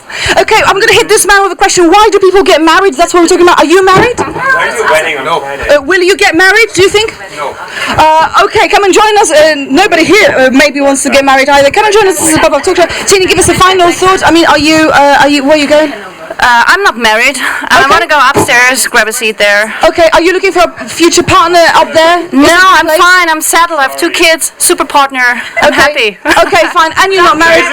Fantastic. Okay, so my boyfriend, who I'm never going to marry, just ran off, and I have to follow him. Oh, that was Thank you. Are you owned by your boyfriend? Sorry, what? Are you owned by your boyfriend? No, why wouldn't I be? We've been together for 8 years, and we just like being together. And every day is like that. So even when we don't like being together, there's still nothing that binds us. So we could always walk away. So we don't do it, and we work on it. Okay. So don't marry, just work on it. Okay. It's actually easier. Okay, so we're talking about marriage is over. Is anybody here married? Are you married? Okay, is it good? Have you? Anyway, I was going to say something about funerals, but I'm not going to but we have been talking about funerals. Don't get married. Tell us why? Why not married? I mean, why? Why not? It's really expensive to get a divorce. Yeah, but you can get a citizenship, and it's better for tax reasons in Germany. Yeah. It's really expensive to get a divorce. Okay, Well, are you divorced? Yeah, no, but a friend of mine paid 3,000 euros just for paper, just to sign a paper of divorce in Germany. 3,000 euros. So I'm just going to hit this person with a question. Are you married? Are you divorced? No, neither. I mean, do you prefer weddings or funerals? This is what we're talking about right now. Oh, and obviously, yeah. Come and join us for 2 seconds, literally 2 seconds. Give us some of your thoughts. We've got Alisa. Alisa, we've got Jenny, we've got Jens, we've got Chris and Stephanie, and we've got Pascal and Margot, and this is Talkaoke right now. We're talking about funerals, we're talking about weddings. Mikey just said he loves funerals, but hates weddings. Anymore? No, he just missed me out, that's all. But, sorry, did I not say your name? No. Anyway, is it part of the background? I'm a background person, yeah. Yeah. No, I mean, I've got nothing to add to that. I mean, I sort of agree with the whole wedding. My dad's been married 5 times, and that put me off getting married. Yeah, he lost a lot of money that way, but then again, he's not that into money anyway, so... Okay. Yeah. Okay, and what about you guys? I mean, are you? What do you think about marriages and also people there? Are you married? Are you divorced? Not married. Why not? Why not? Because my partner doesn't want to. Do you want to? Yes. Okay, great. Come and join us. Here we've got mixed reviews. Yeah. We have a speech now. Okay, are you speaking? No, listening. Okay. Cool. Here you can come and speak. But Stephanie, so it's a bit different. What about yourselves? Come and join us as well. Just don't be. Okay, that's fine. And what he's going to say. Okay, what are your views on weddings? I mean, somebody said it's good for tax reasons, but don't do it. I think you should be married when you have kids. Why? Because of the taxes. Okay, so it is practical and stuff, right? Like otherwise the other person doesn't get the kid if you die. Or is it only for gays? No, it's also for straight people. Okay. I mean, what do children have to do with it? I mean, with straight people, you all like if you're the biological dad, it will all be fine, right? But with lesbians or gays, you have to marry because otherwise you don't get anything. Okay. Any biological dads around this table? Biological dads? Yeah, are you a dad? What is it? I'm a dad. Yeah. I don't know if it's biological. Yeah, it's right. Yeah. Oh! Okay. Can anybody help us out here? I mean, Chris, how do you know? And how is being a dad going? Is it going okay? Yeah, great. Yeah? Do you think that your children are going to kind of get married when they get older? I don't know. Maybe. Yeah. What do you want them to do then? I want them to be happy. Yeah, I mean, how we achieve happiness, is it through the colours that we were previously talking about colours, we've been talking about relationships at work. I'm just going to do a quick summary so you know where we're at. So the funeral and wedding conversation is just a little stop on the big journey that is this Talkaoke. What else have we been talking about? Yeah? So it's a little bit about uniforms and people finding uniforms attractive or not attractive. Yeah.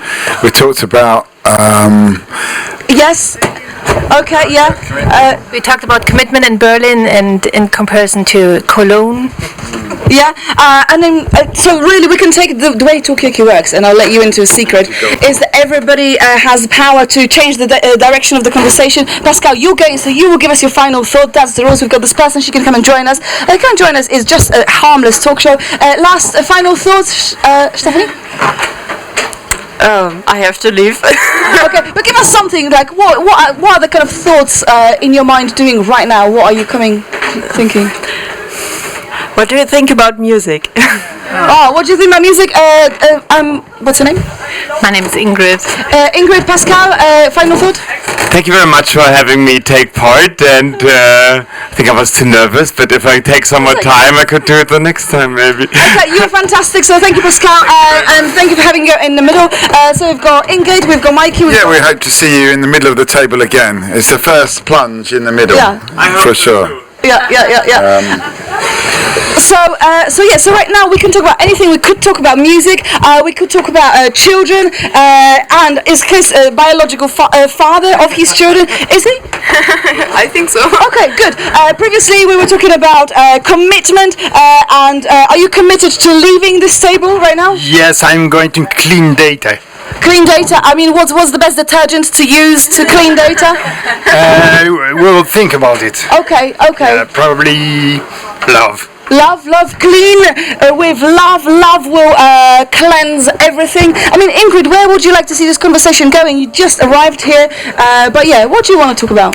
I want to talk about overwhelm of conferences.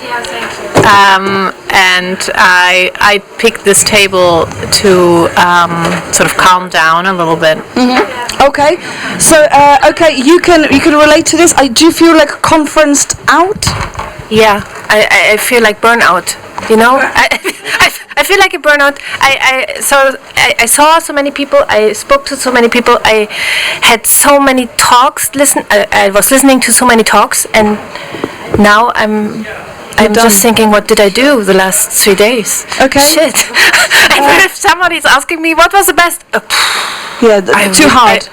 Too hard. Yeah. So probably now I need conversation to about study colours. at home. Yeah. What I did the last 3 days, you know, because I forgot everything. Overload. Okay. I mean, so we've got a new person around the table as well. I mean, are you feeling? What's your name, by the way? My name is Beate. Beate, we've got Ingrid, we've got Jens, we've got Jenny, we've got Mikey, and I'm Margaret. And right now we are just kind of like calming down because Ingrid here, she's like conferenced out, and so is Jenny. It's a lot of hard work. Do you feel a burnout from going to too many conferences? Do you go to any? Not from too many conferences, but just from this one. And I think it's one of the most intense conferences I've been, because the other ones were like, okay, I'm giving my talk and then just zone out and have coffee with my colleagues, and here more things were interesting. Okay, so maybe is the problem too many interesting things? Also, I believe it's a festival, but is it the same as conference, actually? Is there a difference? No? Impossibly. I mean, I think... Thank you, Mikey. In a way, the whole point, you know, we had COVID and everyone suddenly started doing everything online, and we realised actually people could just record a talk in their bedroom. So why are we actually coming to a conference? And the reason is not to listen to people talk about their ideas, but actually to have a chat afterwards. So I personally think that the conference should just be empty space. Everyone's watched the videos, or probably not watched the videos of people talking on YouTube, and then it should just be having a chat afterwards, after they've watched the videos on the way to the conference. Okay, so is it another conference that could have been a video? I had a moment today where I really thought, because I had that same idea, because on the first day it was really hard for me to focus at all, because it was like, okay, who's here? Hi, who's here? Where am I? Where is Oberkantine? And all that. So on the first day I was very defocused, and then I also thought that, wouldn't it be so much easier to just click through the videos? But today I had a moment at the talk of Marcel Fratscher, and it was like people applauding at certain moments in the lecture, and once I also started the applause, and just to feel like, okay, we have an agreement here, and to feel that resonance, I think that's worthwhile coming. Okay, so maybe there's not enough moments of this kind of agreement and focus on experiencing something together. Yeah, Beata? Yeah, but I was thinking about I was at an online conference during COVID, and the idea was to watch. Everybody recorded their talks before, and then you were supposed to have watched the talk. We only did the discussion online. We did not. The talks were asynchronous. You could then watch before or after, or maybe in between if you didn't want to listen to the discussion. And then the thing that was online and synchronous, and where you had to be really aufmerksam, present, thank you, that was a shorter time span. So I felt this was, it was online, so it was more demanding anyway, but so I thought maybe we could do this in presence too. So come to my talk. I just give you a 5-10 minutes recap of what I was talking about, so we don't mix each other up, and then we go straight to discussion, and not like 20 minutes, 25 minutes. What can you say? What can you really say in 25 minutes?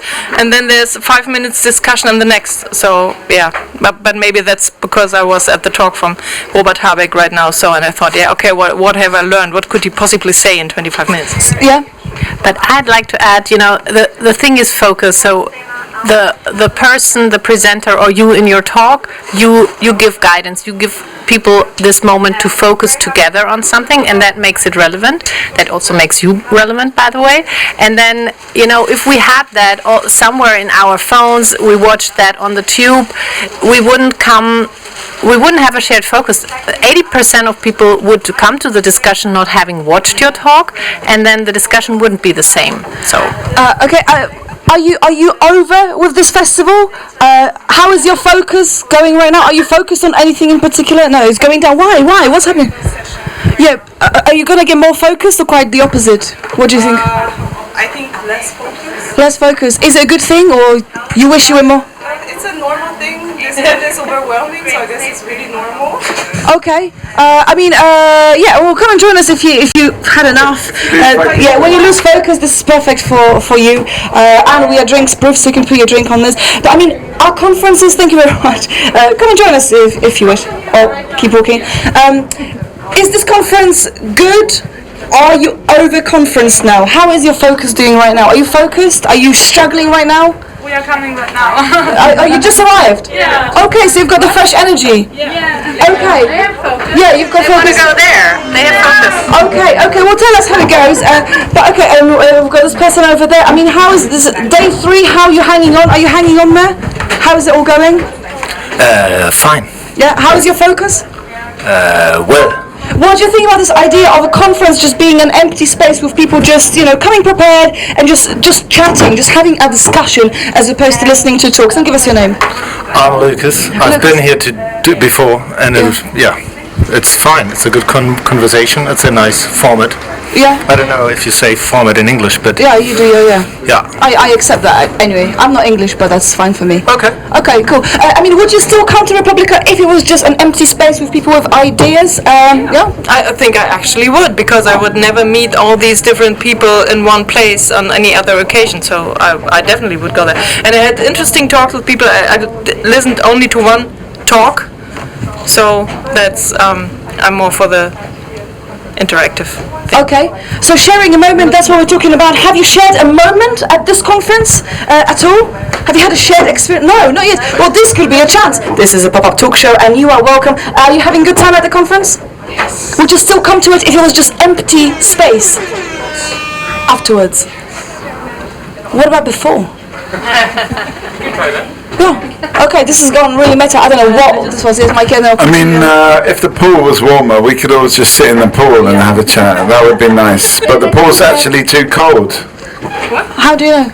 I've been in there quite a few times, and I've lost my goggles there as well. So if you see some clear goggles, Yeah. the Speedos, they belong to me. Okay. Yeah.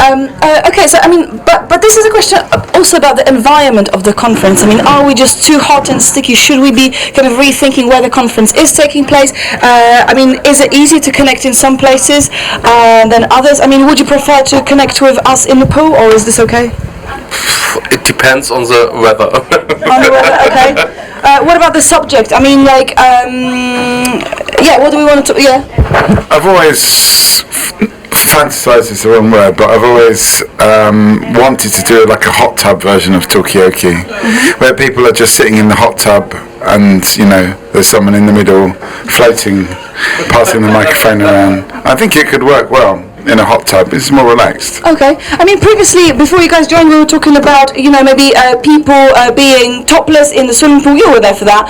I mean, would you still come to a conference if you was in the swimming pool, maybe topless? I don't know, the Talkaoke in a hot tub. I mean, would you come to something like this? Or is that a bit too out there? No, I would like all nipples covered, nipples of all genders. Yeah. And why? I don't want to see them. I don't want to see them. It's very intimate. They make you horny. It's not what I need today. Okay. So keep your nipples covered up, people. Don't just keep them covered. Yeah. Yeah, I think there's a line between. I mean, for some of us, this is work here, and the pool, the hot tub is private. So that's two different things for me. Two different roles, two different personalities. Okay. And please let me add, the people who are just who I have the first day here are from the TinCom. That's kind of the youth part of the publica. So they start today and are here tomorrow. So there's fresh blood in this conference. So some of them say I've just arrived, and for us it's in. So do we need more fresh blood? And also, do you have your conference persona and the private persona? Can you be private in a professional environment? Lucas, what do you think? I mean, are you being professional right now on the table, or are you being... I'm pretty professional all the time. Okay. All the time. Okay. Are you professional right now? The person wearing green dress. We're just talking about being professional. Are you professional? Yeah. Do you have a professional persona for the conference and the kind of off-conference persona? Professional concern. No, persona. Persona. Yeah. Do you switch? Are you a different person at a professional thing and a private thing? I don't got you. Sorry. Yeah, me neither. This is a pop-up talk show right now. We're talking about, do we behave differently in a professional environment and differently in a personal one? Ingrid is saying actually if she wouldn't like this conference to be in a hot tub, which is what Mikey is proposing, and she would prefer everybody to have the nipples covered because you don't want to introduce something like sexual arousal to a professional environment. It's just not. It's not okay, Mikey. What Thank you. Just killed my sound effects. Oh, Thank you. No, I don't really have a difference between the professional and private persona. Good. Yeah, that's it really. But I think maybe we should sort of like wrap this one up because Beata's going to be going and we need to say goodbye, and it's very sad because we're coming to the end. We could say a collective goodbye to Beata, but meanwhile I'm just going to grab your name. We've got Beata, we've got Ingrid, we've got... Excuse me? What's your name? Chris. Chris, I will try to speak slower. Sorry. We've got Lucas, we've got Jens, and we've got Jenny and Mikey over there, and my name is Margot, and this is a pop-up talk show. Right now we're talking about a pop-up talk show. No, but it's true. How do people feel about this idea of having two personalities? Is anybody here kind of switching in between, or you're just professional all the time? Are you professional? Yes, I am. Always? Always. No, join Lucas because he's also professional. Come join us talk show. Right now we're just talking about... Yeah, that's right. Expert professional. Yeah, give us your name as well. Elena Lazutkaitė. Okay, well, can I just call you Eleanor? Yes. Brilliant. So this is a talk show. I've just done a little summary, but we were talking about, are we conferenced out? Imogen, you are kind of like over it a little bit. It's just been intense. Do we need new influences, new people, fresh energy, or are we just stagnant right now? Are you being your professional self at a conference, but then you keep your personal approach to outside of work? And can you be professional and personal at the same time, Mikey? Well, I just feel like with conferences, the format is always the same. I mean, obviously we come with Talkaoke, it's a bit different, but I think there's so many different ways actually to interact, and we're kind of missing that, in conferences. Like the space is always the same. We notice in there's a stage, a speaker, rows of people in straight lines. I just think it's quite, we could play with that a lot and get different thoughts and different interaction. This is different, yeah, for sure, but it's one different way of organising people to speak. But there's probably 100 different ways of doing it. Like you could have a thing where everyone's lying down, or have a thing where people are doing what we call a conga, a snake through the thing, or there could be so many different ways to organise the people which are a bit more fun and a bit less rigid than the one speaker, rows of people. I find it stultifyingly boring just to see it, never mind listen to people in this way. I think we got the point. I mean, should this conference have a different shape? What do you think? Is this conference okay for you? Or? Yeah, for me it's totally okay, because I think I'm here as a professional, but also at the same time as a private person, and I cannot separate both. I cannot separate the one from the other one. So in this environment right now, with that interesting speakers, interesting keynotes, interesting brands also, it's a great inspiring environment and inspiring time, I would say, yeah. And have you had much opportunity to connect with other people, or is it mostly about listening? Lucas, you connected with people? Yes, I did, and I think there are a lot of different ways. There are not just talks like that there are people in front, but there is also meetups, so there are different kinds, and I guess they try to do it a little bit differently. It's not like standard procedure. Okay, I mean, you've just joined recently, and you said you are very professional. Has this been a good environment for you? Do you feel like your professionalism is flourishing, or what's your experience of this? I think this year I am more of an observer. It's my first year, but I don't know, maybe next year I will be the panelist. I'm definitely enjoying, and I think as Lucas? Gentleman said, Lucas, we are human beings. Yeah, we cannot separate perhaps, our professional selves and personal selves. And especially for me, I'm really passionate about what I'm doing. So, which is? Long story. But my main focus is on crop pests, desert locusts. This is notorious biblical plague, and now I'm expanding into the topic of early warning, early action systems. So that is very much linked to everything digital, AI, remote sensing, and so on and so on and so on, and of course governance. But maybe one quick point I wanted to say, I was still a little bit upset seeing quite a few all-white male panels, and of course it can be worse. I've seen worse, but I wish that next year and the next year people would consider that more. So that's my observation. Thank you. Thank you very much. Have you seen a white male panelist today? A man over there? A white male panelist. Panelist? Yeah. Have you listened? Have you listened to any white male speakers today? Sure. Yes. Sure, I have. Yeah. Definitely. Yeah. Come and join us. This is a talk show right now. We're talking about the shape of this conference. And are you afraid of a plague? Is there a plaguing thought that it's all going to be over and a locust is going to come and get you? Also, give us your name. What's your name? Matej, and we've got Elena. Elena, we've got Jenny, we've got Jens, we've got Lucas, we've got Chris. Chris, and we've got Imogen, and we've got Beata and Mikey. And my name is Margot, and right now we're talking about the shape of this conference. We're talking about the plague, which is your area of research, and also should we change up the speakers on this conference? Should we diversify a little bit? Pale, male, stale. That's what it is always. The pale, male, stale. People like me. That always got. I'm grabbing the mic right now. It just goes to show. I feel like I've got a lot to say. Lot to give. I've lived my life. It's a pale male stale. That's how conferences go. I think it's part of the. Yeah. No, it's like. Yeah. I think that's it. I think you learn. That's it. Okay, Imogen. I don't know. I'm picking up a sarcastic vibe. I could be completely wrong. Obviously, you may want to. But what do you think about this idea of pale male stale? I mean, is that an issue? Is that an issue? Could there be more issues? Could there be other issues? I was just really curious, getting so involved in this perspective. It's very fresh, very new.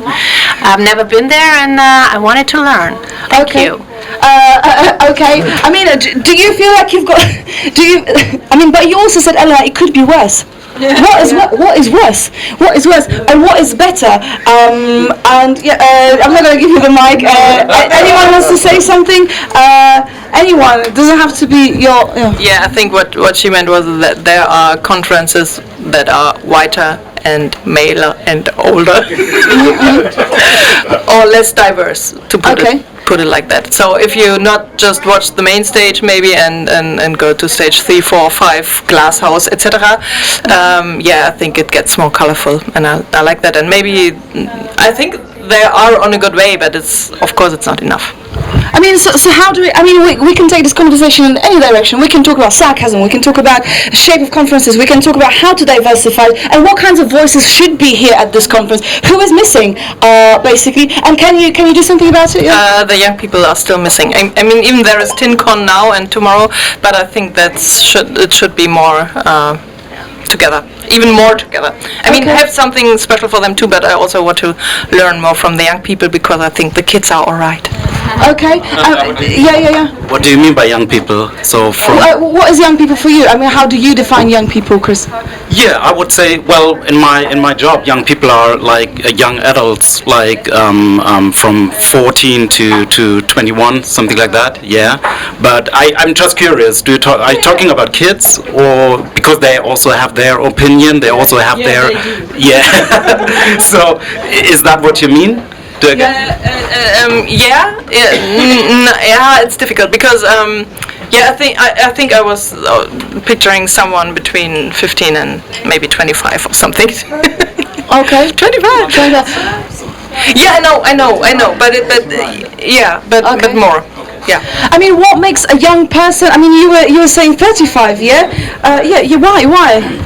Well, okay, I'm laughing about it, but sometimes, there are these large conferences and you're recommended to tick the boxes, and sometimes, recommendation is to include a young person, and sometimes it's considered below 35. I'm just going to ask Imogen, because you have given a lot to this talk. What is your final thought? What kind of thing, subject you want to throw in? Anything? Any thoughts? Thank you. Any thoughts that you're going to come away thinking?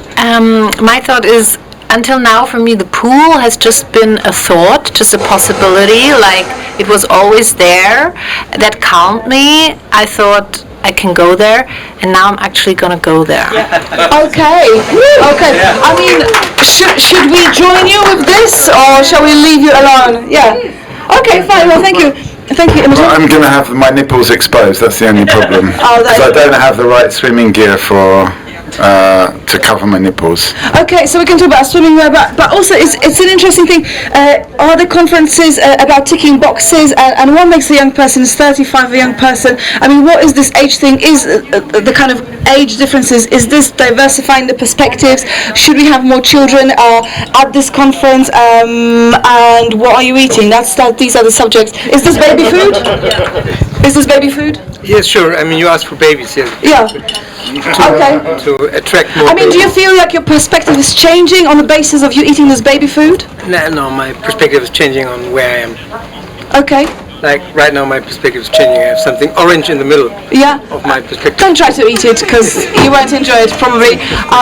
But okay, I mean, so right now, we can take it in any direction whatsoever. So you work with young people, but their kind of cut-off point is 21. And what happens after 21? I mean, are they fully formed? They kind of go out there.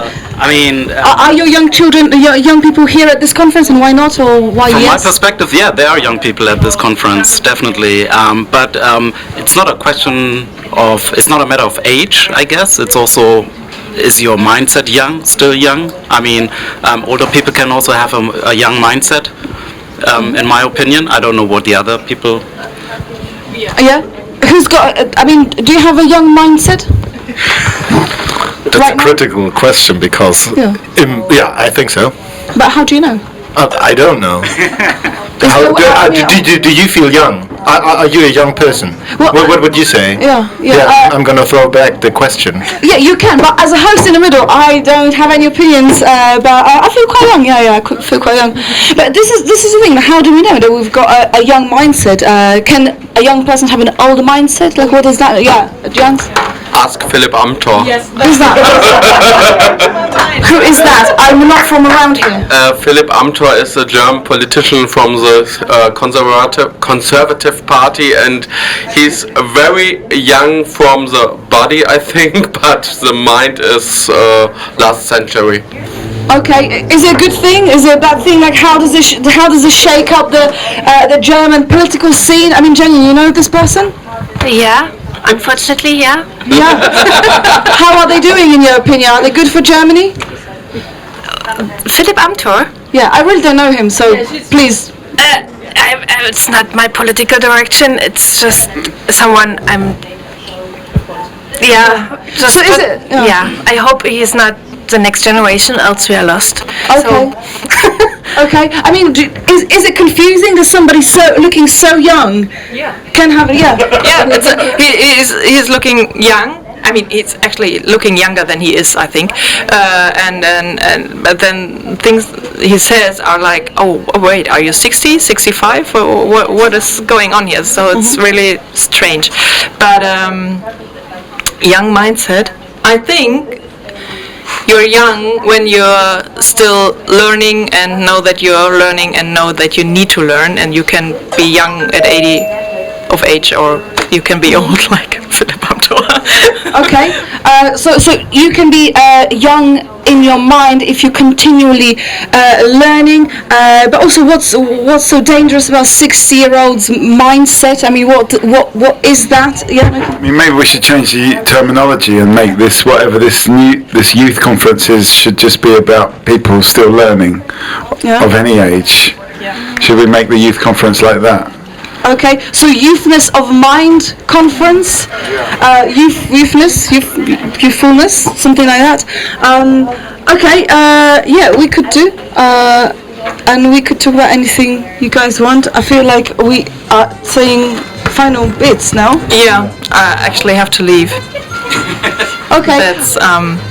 That's not my final thought. I mean, so listen, why don't we do some final thoughts? I mean, we are coming to the end of the festival as well, or the conference, I don't know, either, I suppose. So let's hear from people. What are you coming away thinking or not thinking? Is the brain just a complete mush? Is it going to be about clubbing? Is it going to be about relationships? Is it going to be about Berlin? Is it going to be about Köln and dating? Have you Grindr? I'm just like reeling off the different subjects. Is it going to be about cheese-based blockchain solution? Is it going to be about love as currency? These were just some of the subjects that we covered. We had that yesterday. Exactly. Yeah. So I'm just going to go to people. I'm not going into do you want to give us a final thought? Yeah, it's my first time of Republica as well. So and I feel quite old to start. Have you learned something new though? I learned something new, and I learned that I maybe will be here next year too, depending on the prices for the tickets. Yeah, let's see. Okay, so we're fundraising for your ticket for next year, but thank you, Birte. Final thoughts. I'm going to go in this direction, Chris. Do you want to give us any final thoughts about anything? Sure. I really enjoyed the conference here, and it was amazing for the last 3 days, and I also need to go right now. And what I want to keep keep for my own is just to go back a little bit more to socialize, because that was really what the conference was also about, to socialize a lot and also to getting to know new people, and get in touch with anybody. Okay, you can get in touch with us. We're at The People Speak. This is Talkaoke. We are on everything here, and you can drop us an email. But thank you. I hope you met a lot of people. Yeah, Lucas, any final thoughts? And thank you for stopping by and getting involved. I'm gonna think about it. Okay. Oh, nice one. Okay, well, I may come back to you. So have something for me ready. Jens, you've been sitting here and you've listened to quite a few conversations all throughout today. What are your kind of final thoughts, closing remarks, anything? I think this is the craziest session on the Republica, and I like it. Okay. Will you be coming? Oh, she's gone. Will you be coming to Republica next year? Do you think? Since I was on every Republica since the beginning of the Republica, yes, I think so. Okay. Well, we look forward to seeing you. Hopefully, we're there as well. You never know. But thank you very much. Jenny, any final thoughts about anything? You know the rules by now. Yeah. I think it's really difficult to have the fear of missing out under control, even on this conference and even out there in Berlin. So we maybe should more control ourselves and more commit and focus. Okay, so more focus, more commitment, don't suffer from FOMO in silence. To whatever. Yeah, and not always fear of missing out, because this was stressing me up here. I had always, oh my god, the next thing is in the middle and I have to leave this now and cannot go have a conversation now. And I mean, should we be moving? Yeah. Dating in Berlin. Focus. Yeah, should we be moving Republica to Köln, which, as we have learned, maybe that's a good idea. Okay. People will just like chill out. Then there'll just be one thing at a time, not like multiple things happening at the same time. Yeah, well, so it'll be a very long conference, year long. But anyway, thank you so much, Jenny. Thank you for sticking around. And do grab a card and follow us. Ellen, what is your final thought? You haven't been here for that long, so it could be about absolutely anything. Give us something. Well, first of all, thank you so much for sort of very randomly allowing me to join in. And only a few thoughts, I guess. It has been a wonderful taster of Republica and quite a lot to absorb. And I think I have only practical considerations that I hope the next one is more diverse, and I hope there are more panels in English, and I'd like to come back with a panel of my own. On which subject? Is it going to be locust, or was it going to be? Yeah, towards that direction, or something more geeky, like transboundary crop pests amid the climate crisis. Okay. And all things digital. Yeah, okay. So we really hope that you're going to come back here next year with your own panel on something super niche, maybe about DJs, we don't know. Or maybe not, actually, there'll be no DJs. But thank you so much for sticking around and being here. And maybe more panels in English, that may be nice, we don't know. What about your final thoughts? Give us something, anything, how's the food, anything, give me anything. I like very much when people start to talk to each other. So I appreciate that you have a round table here. Is it your table? It is our table, yes. It's been constructed by this man over here and executed by other people and facilitated by even more people. Okay, so what I really enjoy about a conference like this is that you can talk to anybody about a topic and there will be something going on. And the more of it, the better it is. So also you keep on doing it, and hope to see you in Köln. Okay, so we should start a campaign to maybe relocate to Köln. But thank you so much for sticking around, and thank you for a little appreciation for the table. It is a beautiful table. We've got a new person over there, but we are coming to final thoughts. Thank you so much. Keep it fresh. That's keep it fresh. Keep it fresh. Well, I'm going to come to you because you promised us your final thought. Yeah. So, Lucas, we're waiting. Please do the drum roll or something. Give this man a platform. I prepared a speech now. Yeah, good. It's gonna take like 1 hour and 30. No. We may continue in the swimming pool. Yeah. No, I was just thinking about connecting and socializing, what the others said, and it's my second time on Republica. And I'm more chilled than the first time.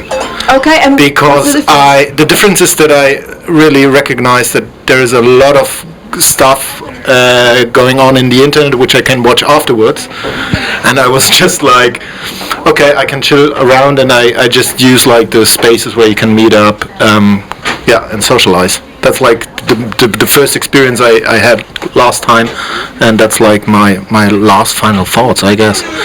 Okay, Yeah. so maybe Do focus you- on face-to-face and Yeah, kind of you reading can. and watching. You're always missing out, I think. Yeah, I mean, Jens, you wanted to join? I think it's a big lie about the Republica that you can watch the streams after the show. I always say, okay, stage 1 to 6 is recorded, you can see it later, but you never see it later.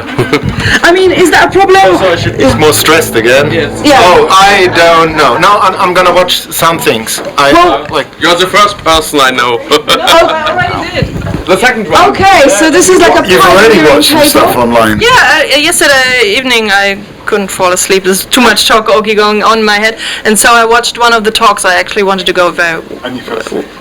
No, I watched it till the end. It was 20 minutes. I can watch a 20-minute talk. Okay, so talk. So please don't get stressed, and thank you for enjoying your face to face. And thank you so much for joining Talkaoke. Bina, any final and initial thoughts? La vie en rose. La vie en rose. Okay, people, we are popping up at Mozfest in June, so please come and see us there in Amsterdam. Meanwhile, thank you to Republica. Day 3 wrapped up. And have a lovely rest of today, and thank you very much.